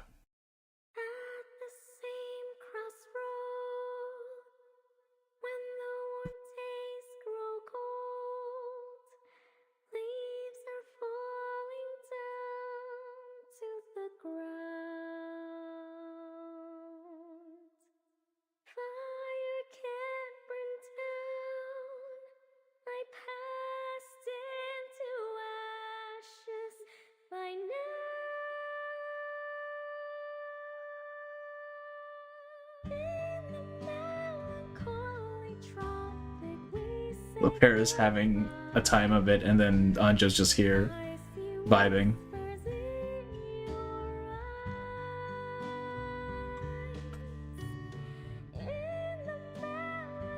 This juxtaposition is just insane right now. What the fuck?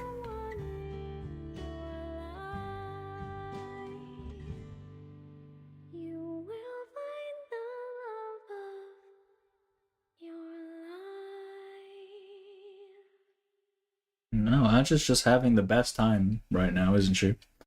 She's free. She doesn't have to follow orders anymore. Fuck. Sophia moment. BP successfully traumatized another kid. Yes, they did. Traumatized childreness. Verton 37. Lopera. Yup. I feel like there's more. There has to be more. Took one sibling fight to find out the military is for Lopera. Wasn't for a little bit. Meanwhile, the U.S. Patriots after multiple country invasions and war crimes. Marcus. First rule join those who case you must have trauma. Marcus is 17. Yeah, I mean, technically 17 is still a kid, right? Although she is portrayed to be a child, which is funny. I mean, she's kind of just been left to her own devices for all 17 years of her life. I can't imagine she's had that much time to, like, socialize properly, you know?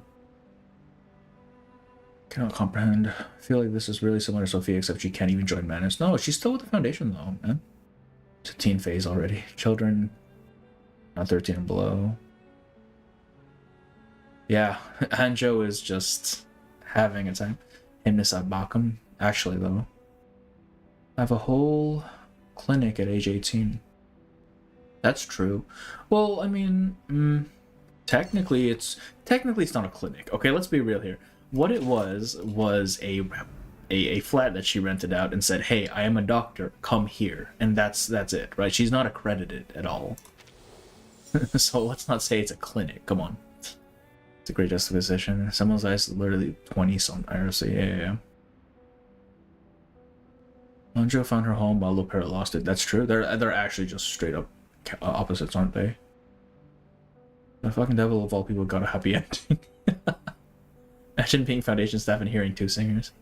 I understand how they can say this chapter's bad. This was a good chapter. Like, yes, it started off slow, but that was to be expected. We're starting off a new arc. It wasn't even that bad of a cliffhanger. It wasn't a cliffhanger. It's build-up. I don't understand. How would I rate the chapter? Let's see. Well, let's see here. So, I'm going to go ahead and say right now that 1 and 2 are always going to be at the bottom of the list, just by their nature. I don't think they're bad chapters. They do their job, but as standalones, they're never going to be at the top. I did not like chapter 4 as much, with how much it was focused on, like, the bureaucracy of it all. Chapter 3 I liked. These are not getting toppled. There's no way in hell. I would probably put Triste-ing's 4th. Oh wait, no, Prisoner in the Cave was good too. Fuck me. 5th. After these 4 rather. It might be tied with chapter 3, but I feel like chapter 3 I still appreciate more.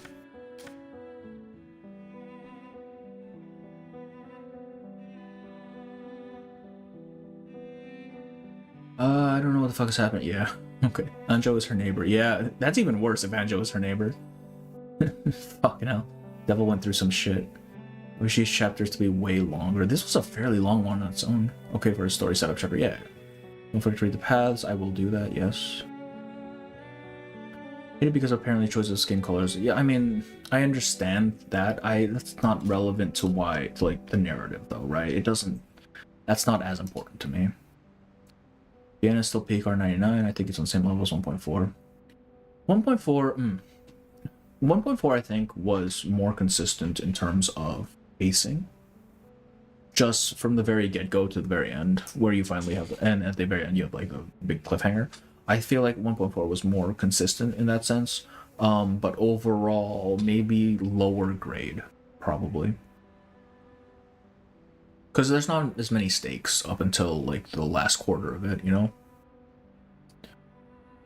Chapter was good, not chapter 7, good, but still, you're not beating chapter 7, not for a while.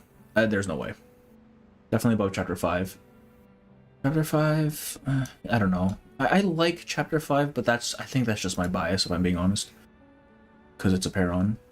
And also because I like the character stories that came in Chapter 5 quite a bit. But I don't think you should count that, right? That technically doesn't count. It is always whether Chapter 5 is going to be better than Chapter 8. Chapter 8 is going to be better than Chapter 5. Yeah. So I got betrayed by her beliefs and joined the madness, while Opera got betrayed by her family and her family joined the madness. Do the character notes I need to do. Spot is good, Chapter 5 is bad. Chapter 5, my bad. When will the main story continue? I don't know. Because I know 2.3 is Uluru Games Part 2, right? I don't know if 2.4 is the main story or not. Chapter 9, we have some Chilean characters, also Mipai. 6 months. Yeah. I mean, no, 2.5. 2.4, I think? Maybe? I don't know if 2.4 is the main story or not. Look at you guys. You guys, look at this. A bunch of numbers. The researcher excitedly waves a scrap of paper like it's treasure map of a new continent, circling the group and letting the paper flutter in front of each person. What are you talking about? Are those RGB values? Has John Titor infected you? Speak in human language or we're leaving. All these numbers, man. The gibberish on these papers might be a treasure map. You have to help me crack it. Where's Ulrich? Probably standing in line to buy a ship ticket to Australia. He won't be back for a while.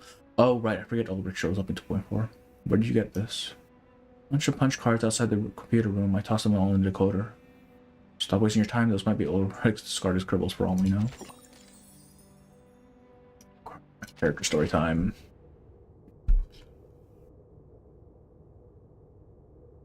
2.6 is main story, not 2.4 is not a main story, but shit. 2.6, huh? Main story's gonna have to wait until at least 2.6 thanks to Chinese New Year. Shit, 2.6. Wait, but 2.4 is them going to the place, right? Is it gonna be like a 2.0, 2.1 sort of deal? Seeing people say 2.4 is very... Okay, I look forward to that then. How about 2.3? I haven't heard anything about it besides just the characters. Like, did people think it was good? Asian countries, not China, because they have China anniversary, yeah. I would like more Asian countries, that'd be cool. Give us Southeast Asia, man, I'd love that. I can get the next child. 2.4 kind of main story with Regulus and Ulrich. 2.6 update knows like it's the end of the world while it's still terrible. Yeah, I thought that was strange. Crazy ass marketing. Anyway, I want to see the Assassin's Creed Club. Oh yeah, I don't think we're going to be seeing that for a while, but I would love to see that. Okay, we're going to go through these character stories. Why is she missing one? No, she's not. We're going to go through these, but first I'm going to use the restroom. I'll be back in 2 minutes. Yeah.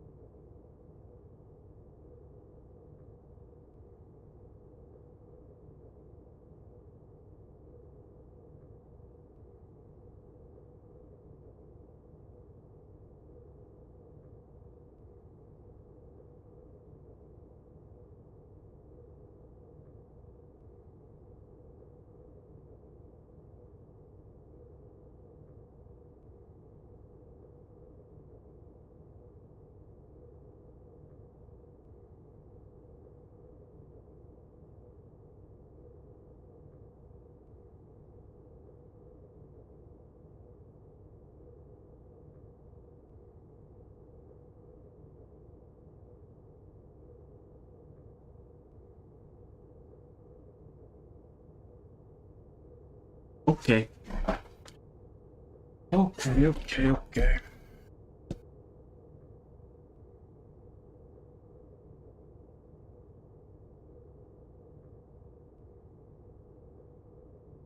Alright, let's see here. Crazy ass marketing. I want to see Assassin's Creed collab.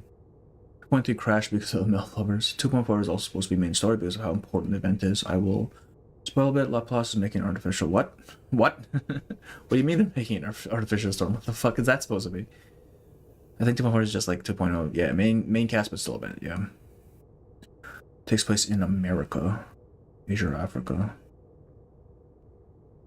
Oh right, I heard 2.5 was in LA, which is currently burning right now.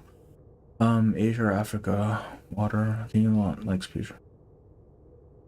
After year 3, we'll have more story chapters and events. Cheese Louise doing right here. We, Jesus, where? In terms of patches, I think they want to make main story chapters be more important than regular event patch. See, that's the thing though. I'm a bit torn on it because like, yes, it's nice to have events tie into your main story and all, but at the same time, if you miss them, you're just kind of fucked, aren't you? Like, you won't have the same context that everyone else does going into it. My ship not going. Okay, let's Assassin's Creed featuring Burton Skin, please, Blue Pocket Bait. Okay, with the way that this game does things, you know how we always keep getting these fucking skins, like not even skins, but like outfits shown in promotional materials, and then we never actually get them as skins. That's how it's gonna be for Assassin's Creed. We're just gonna have all these cool outfits. None of them are gonna be playable skins. Mark my words, it's gonna happen. Oh, they are actually roommates. That's so. She's shooting the wall, and then she's over here singing. Fantastic. All right. What are we doing? We are doing these. Well, we have Pablo covering the story of each patch, so there's new players can read there. Okay. Well, I mean that works. Crop the call-up outfits and mod those in the game, shall we? Actually, like, there's so many cool ones, and they just never ring. Okay, let's start with Erd, actually. I want to know what her deal is.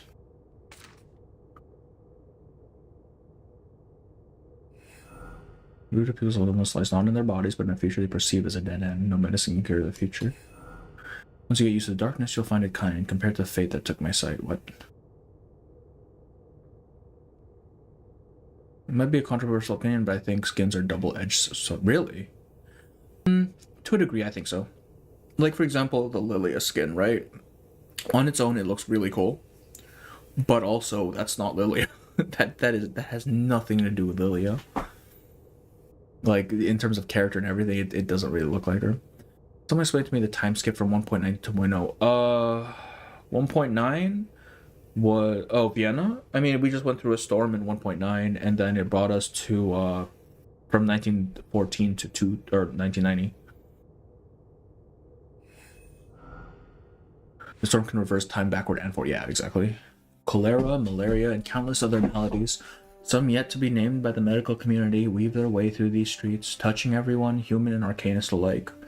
The rampant spread of disease serves as a stark reminder. In the face of death, we are all the same. In the labyrinthine alleys of the favelas, life is a tapestry of shared hardship. Here, poverty and destitution know no bounds, affecting all, both materially and spiritually. The root of disease may not lie here, but the sorrow that fuels the bloodshed in the street certainly does. People are divided by wealth and poverty, not by the extreme claims that all arcanist suffering is caused by humans.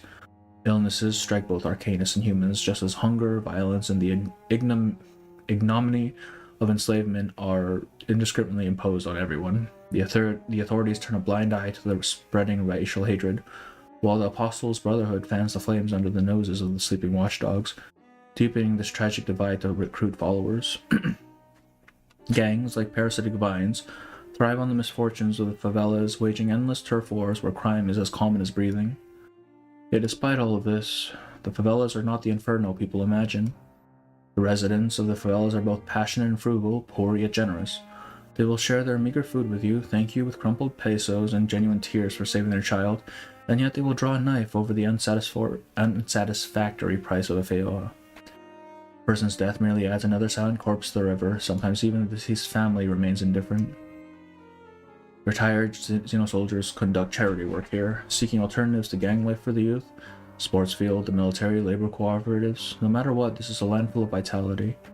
Despite the spread of crime, like the ever-flowing river beside them, their lives continue. This hell-born ship still sails through the troubled waters of Sao Paulo's fate. As it did before I arrived here, and perhaps will continue to do so long after I leave. All of Latin America suffers because of its imbalanced wealth and is torn apart by insatiable greed. One person's poverty is another's face. Suffering nourishes happiness, like the two banks of a river clearly divided. Dear reader, this is the line I currently have. Okay, interesting. So, the friend from afar. Is Doris the friend from afar? In terms of, like, memory-wise, right? Are they the same iteration of Erd? Or was she the friend from afar first, got stormed, and then became Doris?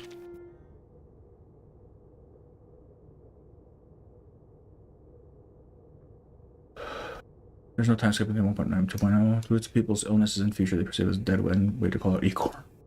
Actually, though, 37 beach skin, we're just blue puck glamorizing so hard, but it's 37 beach skin is so good. I wouldn't give a damn to this.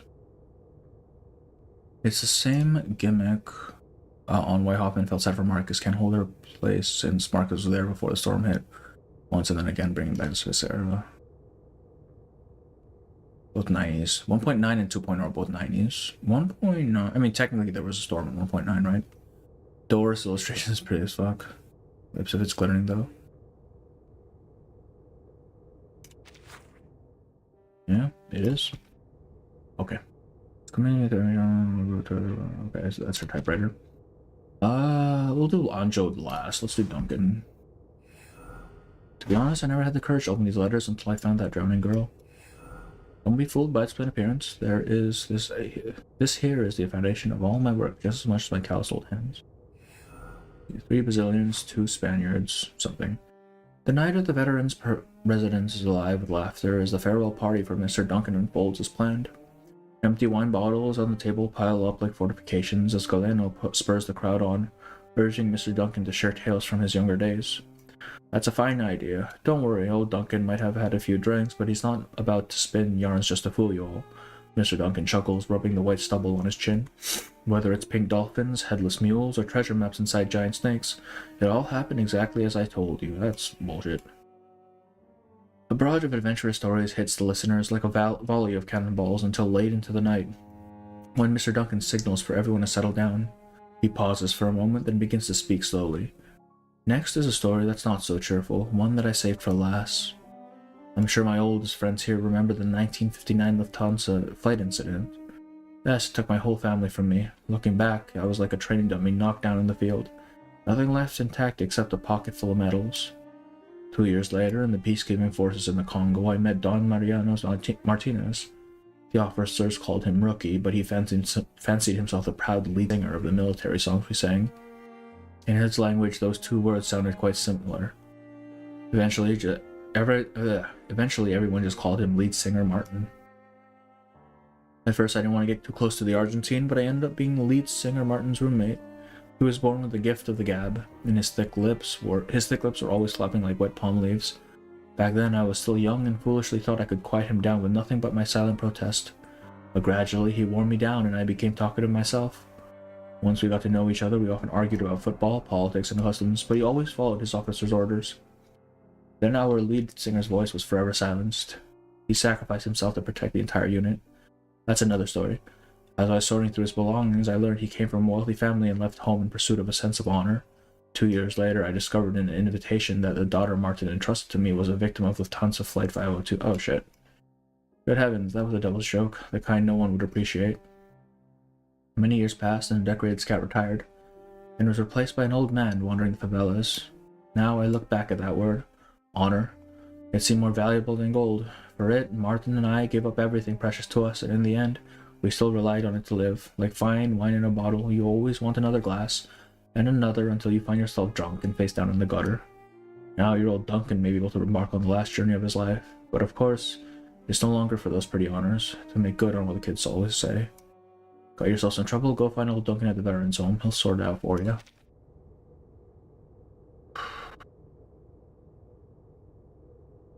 Not sure about that. She seems to be aware. She seems to be aware that she's the same person. Yeah, and she does have a typewriter as well. There was no storm in 1.9. That's what they meant by the optimistic 90s. No. 1.9 was Vienna. The storm led to 1.9. I mean, the storm led to the 90s. The new Lord Up, I can only say that Shenandoah will definitely come back. I had faith that she was always going to come back, just from a purely logistics and pragmatic standpoint, right? That's money on the table. They're not just gonna leave that there. Schneider will come back with a new name, a new personality, and hopefully a better fate. She's just Pavia. This one of mine really won against the other in training, even during our last session. Anyways, isn't winning... Okay. 1:32 a.m. The old geezers at the veterans' residence always talk about scars, medals, and sleepless nights. Now that my battles are over, those nights have finally caught up with me. First, it was my biological father, then Pa, and today it's Sis. Every night there's a ghost that won't leave me be. Oh, this is after, isn't it? No, she's no longer Sis. What should I call her? Igor's lackey or the rebel's watchdog? Forget it. It doesn't matter. Let's just call her by her name. Moldair. Uttering those familiar yet strange syllables one at a time, a question pops into my mind, making me shiver. Next time we meet, will you pull the trigger? Mierda, don't ask me that. When did I become so weak and useless? When did I start depending on people? When did I start calling a stranger Sis? I don't know. 2:27 a.m. This black and white checkered room always reminds me of chess. Every time I lost to Molly, Ptolemy would laugh at me for lacking a tactical mind. Funny thing is, I never thought of them as my brother and sister back then. Then came field training. My competitive streak got me a nasty cut. Molly shoved the scared soldiers aside and cradled my head in her lap. It was the hottest day of the year in Sao Paulo. The ground and air were scorching and warm, moist drops hit my cheeks. Beyond the shouts for a medic, I caught a hint of panic in her voice. After that, I saw Molly differently. Turns out that tough, reliable adjutant had a soft side too. Wait, was that sweat dripping on my cheeks back then? 4:18 a.m. Molly said she was afraid of the cold. So on those rare cold nights in Sao Paulo, we're going to Antarctica, man. She better not be afraid of the cold. There was always someone else in my bed. She liked to call me an unquenchable crucible, and I joke about tossing her long hair into the fire to make a piñata. Back then, we were like real sisters. I nearly believed we were a normal family. I know I slept like a pig. In the middle of the night, I'd find her curled up in the corner while I hogged the blanket. I know she didn't hate the cold as much as she claimed. She just... In the end, we were never normal sisters, but we could never enjoy a normal life. Now I've lost my identity and my siblings. I'm just Lopera, but who is Lopera anyways? 5:33 a.m. The unfamiliar sound of birds outside the window means I finally experienced my first sleepless night. Go ahead, chirp away. I envy you, simple creatures. At least you have a nest to return to after catching your worms. In 27 minutes, the dormitory door will be pushed open after 3 knocks, and Molly will find a way to drag me to the morning training drill. Something warm and moist fell from my eye. It was something I rarely got to experience, at least as far as I can remember. No, it was just something brought about by sleepiness and yawning. Next time we meet, maybe I will pull the trigger. Damn. I mean, yeah, it makes sense. I'm not even surprised there.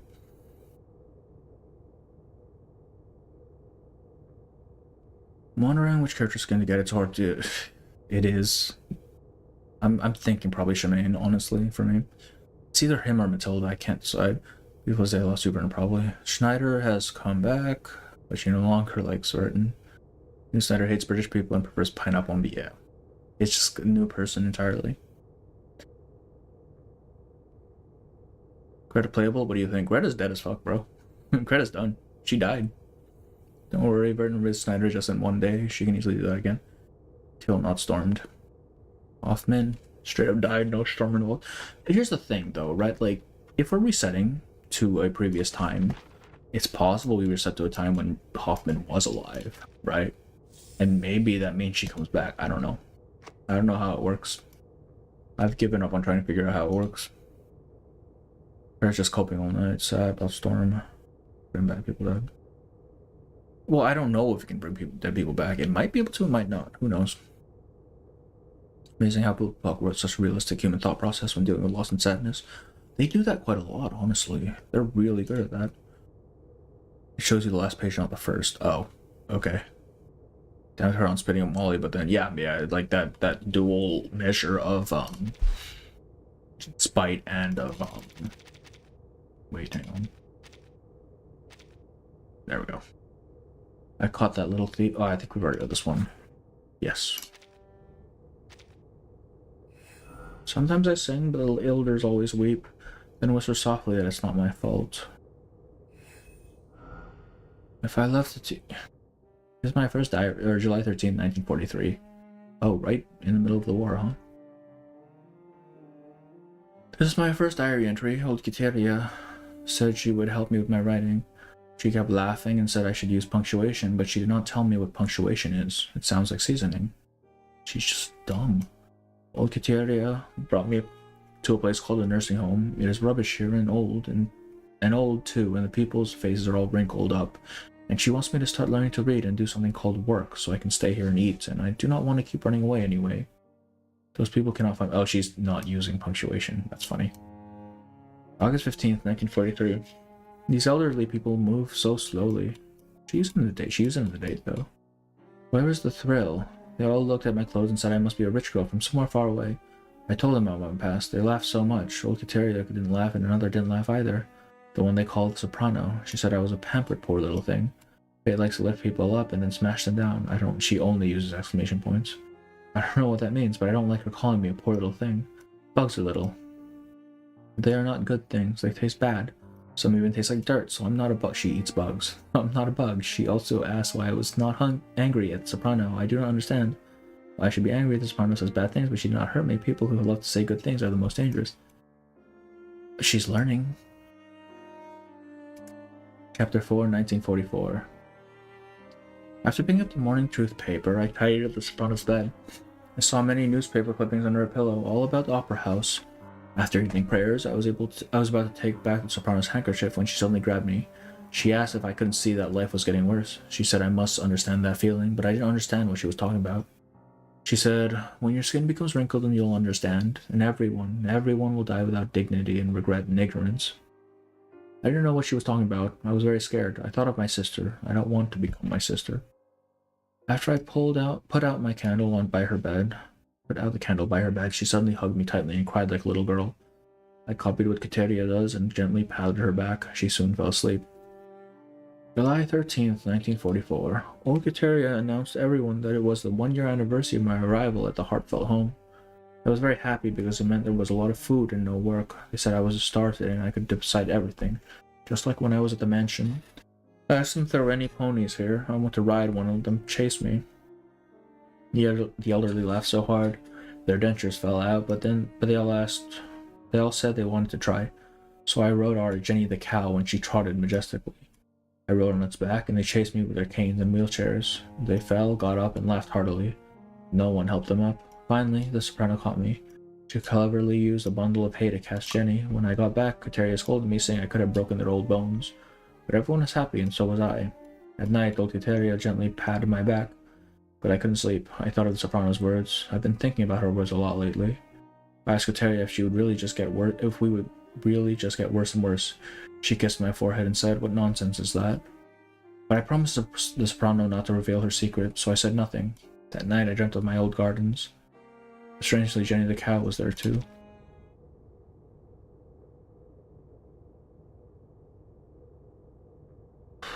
Ooh, wow. Tanner spitting on Molly, but okay. I just realized none of the major villains died in the shop. No, they all got away. Not even though I was so sure the eye patch dude died because in the trailer it looked like Anjo killed him. Ptolemy, that's his name. They needed to establish some new villains with the Arcana temporarily out of the picture, yeah. I low-key feel bad, this thing is just dumb, diabolically slow. Yeah, she's learning. I'm gonna be honest, I just don't find Anjo that interesting. No shade if you like her, but she bores me. That's fair. I want to kill her, but at the same time I think it's just moving next time with one. I still wonder what the preacher said to Igor that makes him defect and join their sworn enemy. I don't know, did she even have to say anything? I feel like he was already just on the edge of being like, fuck this, after he heard Arcana talking to him, right? After she got blasted. Like, at that point it's like, well, we're not gonna win this. There's no fucking way. So we need a way out. And then Sophia comes in and is like, hey, I got a way out for you. I have nothing to do with any of this, I swear. I swear it has nothing to do with me. When I saw so many identical toys on the shelves and the cabinets, I swore I'd never go in there again, even if they were offering free candy. Feathers fall to the ground. The white goose in her arms is gone. Through the endless days and nights, her stomach growls constantly. Sometimes she mistakes ochre stones for chunks of meat. nearly breaking her teeth on Jesus Christ. She licks the cuts in her mouth from the stone's sharp edges, the warm blood flowing into her stomach. Occasionally, she dreams of the mansion, but that was so long ago that she starts to doubt whether any of it was real or just a long dream. In the dream, she runs and jumps at her sister's banquet, tapping guests on the shoulder. They drink and toast to a bright future, but no one pays attention to her. Confused, she leaps onto the table. Still, no one notices her. She's lost the ability to distinguish her memories from fantasy, and nameless grievances ignite sparks of anger within her. She raises a torch, and the mansion in her dream burns away like dry leaves until ashes fill every corner of the dream world. Her memories have become a collapsed ruin, past faces shattered, experiences peeling away like old paint, impossible to piece together. Everything returns to dead silence. When she awakens from the dream, she is in a strange and empty place. It's terribly dull, nowhere near as interesting as the banquet. She once tried to scratch words on the walls with her claws, like writing a diary. Still, she began to prefer life in this place because her only chance to leave has been to carry out missions. Of course, she hates missions. The blood always sticks to her claws and sullies her clothes. Out of curiosity, she once tasted blood. It was as bitter as lettuce, and she hates lettuce more than anything. This is where she learned to sing. The song her sister taught her. She's forgotten too many of the words and has no idea what dragons and zippers have to do with each other. But still, she sings it often, and every time that she does, she pictures wrinkled faces. She doesn't know why she thinks of them, but every time she does, water flows from her eyes. She tasted that water too. It was even more bitter, even than lettuce. Her eyes, looking at the goose feathers, are as empty as a deep well.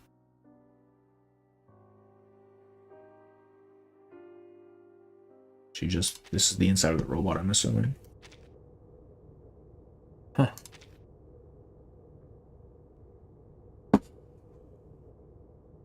Igor's one who confirmed Rakan's death, right? He probably saw her survive and got depressed, but lied about it. Yeah, I'm like fairly certain that's exactly what happened. He realized that the best weapon they had just did nothing, and she's just gonna come back, and it's like, alright, fuck it. I just realized that's why he was so pissed about Stefan Lincoln. Yeah, because if people got wind of the fact that they had failed, despite their best efforts, it's over. Anjo feels like a wild bee. She spends her entire childhood in the shadow and under the protection of her sister, and now she has to learn to live by herself. That does seem to be what they're hinting at with the part 2 and part 3 of this thing. Where it's just like, she's slowly learning to figure out how to operate with other people. I shouldn't say other people, with people. She's not a person, right? She's a demon. I'm glad they moved away from her version 2.0. I don't know. Maybe. I feel like it would have made sense if it was a bigger time skip, honestly. But the way it turned out, it just seemed really abrupt. So I'm like, I wish that they had given it more time to marinate. Do not understand. She lives a pretty nice life, and then her sister dies, and she had to run because people hunt her. Yeah. What are we even doing with the character except trying to sell as limited? You got her seal and slaver. Only comedic now. I can't do anything but laugh as she really is just a product. I sent her to the sun. Maybe you think she'd have better reading comprehension skills. I mean, I can understand. Like, her treatment in 2.0 and 2.1 was inconsistent, and I can understand not being appreciative of that. But I do think, at least in this chapter, they really tried to salvage it. And I think they succeeded to a degree. Like, I appreciate her more now in this chapter at the very least. Why do I not have enough points for this shit?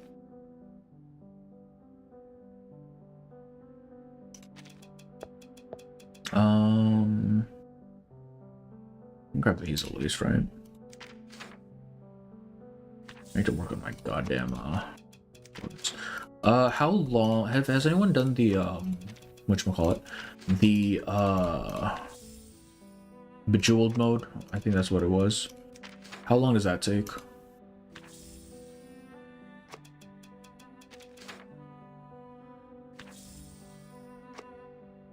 What did I just do?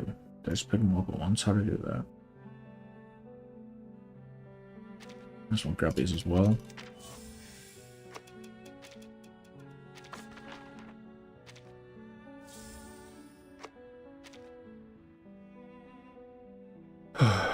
Not done any of the side stuff yet, not sure. wait, no, I have to go to the event page for that. Raindrops are like transient. Well, I can just give it a go, I guess. Wait, do I have enough for Yenase skin? Time of day and finish it as dusk falls. Oh, fucking hell, not enough. Wait. No, not enough. Damn. Alright. We can get it today, though.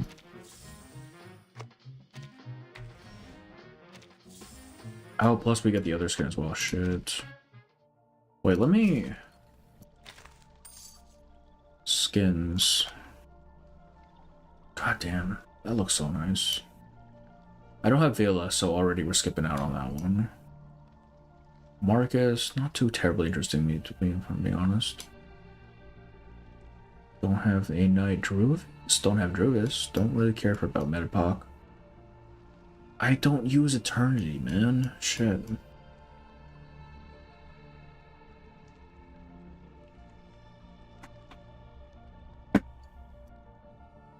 Yeah, I think it has to be Shemaine. It's either Shemaine or Matilda.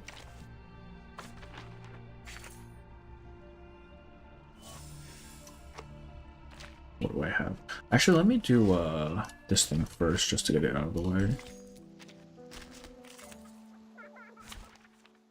Whoa. Aim and shoot. To read. Like a before?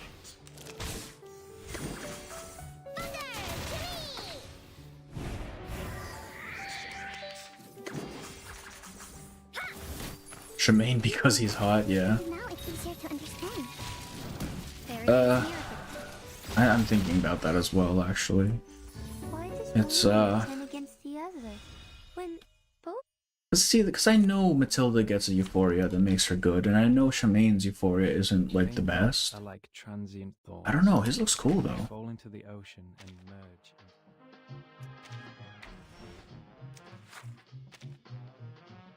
Plus, she has a stupid ass face, which is always funny.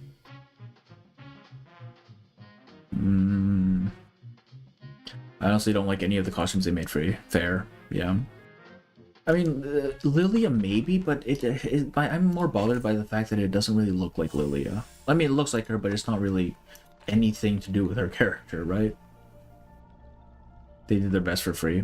I mean, yeah, at the end of the day, it is free. I can't complain too much about that. Until it's kind of yeah. Yeah, I guess we'll go with Shemaine. Not terrible. Like, if I had Vila, I might go for Vila, but honestly, I kind of like her, not even her second, her I2. I like her base one best.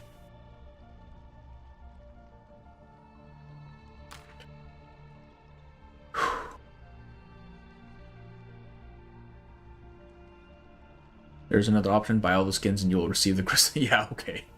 I can't do that. I know I can't do that. Matilda's kind of I think you need Barcarola or Voyager for Matilda's Euphoria to work well. I have Voyager. I have P2 Voyager because she won't leave me the fuck alone.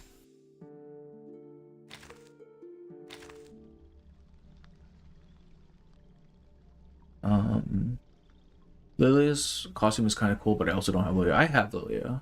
It's just, I don't know. I prefer, even if it's a skin, I prefer a skin that like actually conforms to that character. And that one just doesn't seem like it.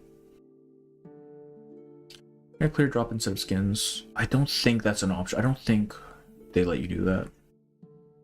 It is based on the Goddess of Victory and the Mother Russia salute and the statue and depictions. That's what I figured, considering her name and all. It's just like as a character, right? It doesn't really. God, but she looks cool though.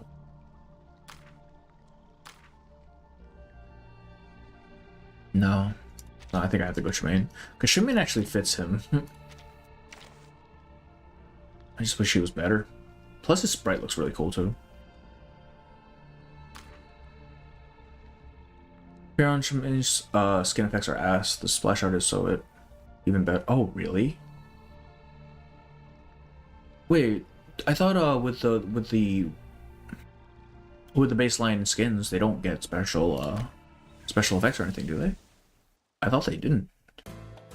Alright, we'll try this.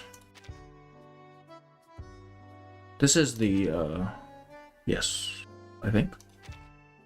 No, yeah, because this is Anjo's story quest. So this one is the, how long does this take? I don't want to spend too much longer. It's already 8 in the morning. This looks like actual story stuff. I'm gonna go now. Alright, have a good one, Ryder. Okay, you know what? We're not gonna do this right now. I want to do all the side event stuff later, I think. Next time, we're gonna do Whiterun's travelogue, and assuming they're not too long, we're gonna do both of these next. Otherwise, if it's too long, we'll just do $100 and then anecdote. I start reading it this Wide-run travelogue is long. Okay.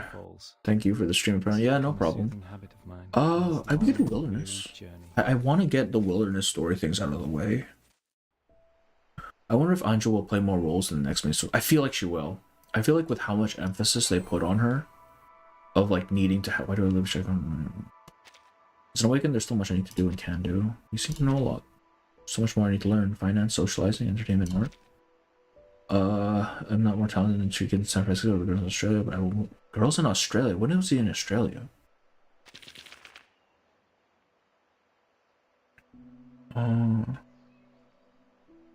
Little to read and many to play. Okay.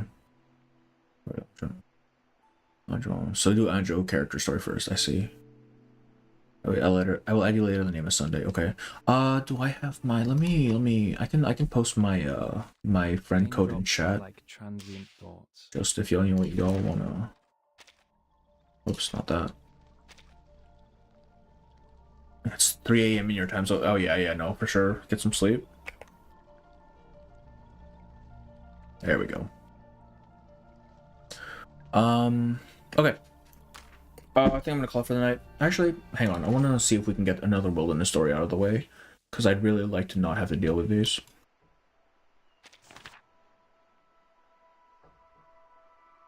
So we just have to place this thing. I need to like organize this shit so badly. I need 2 unoccupied spaces. See you in the next one for sure. Yeah, see you in the next one.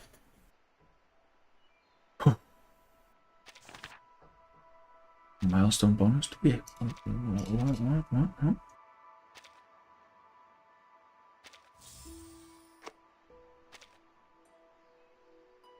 Okay.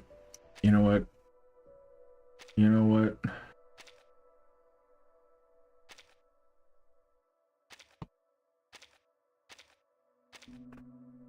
Oh wait, no, I have to times 50 actually, can't I?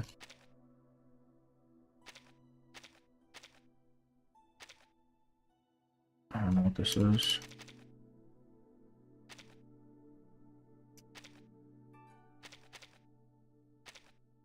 Okay. Yeah, I think we'll call it for night. I will see you all on next. Thank you for streaming. Yeah, thanks for coming in. Next time is TBA. All right, I'm not sure when we're gonna do the next one. Probably within a week or so, but we'll see. Yeah.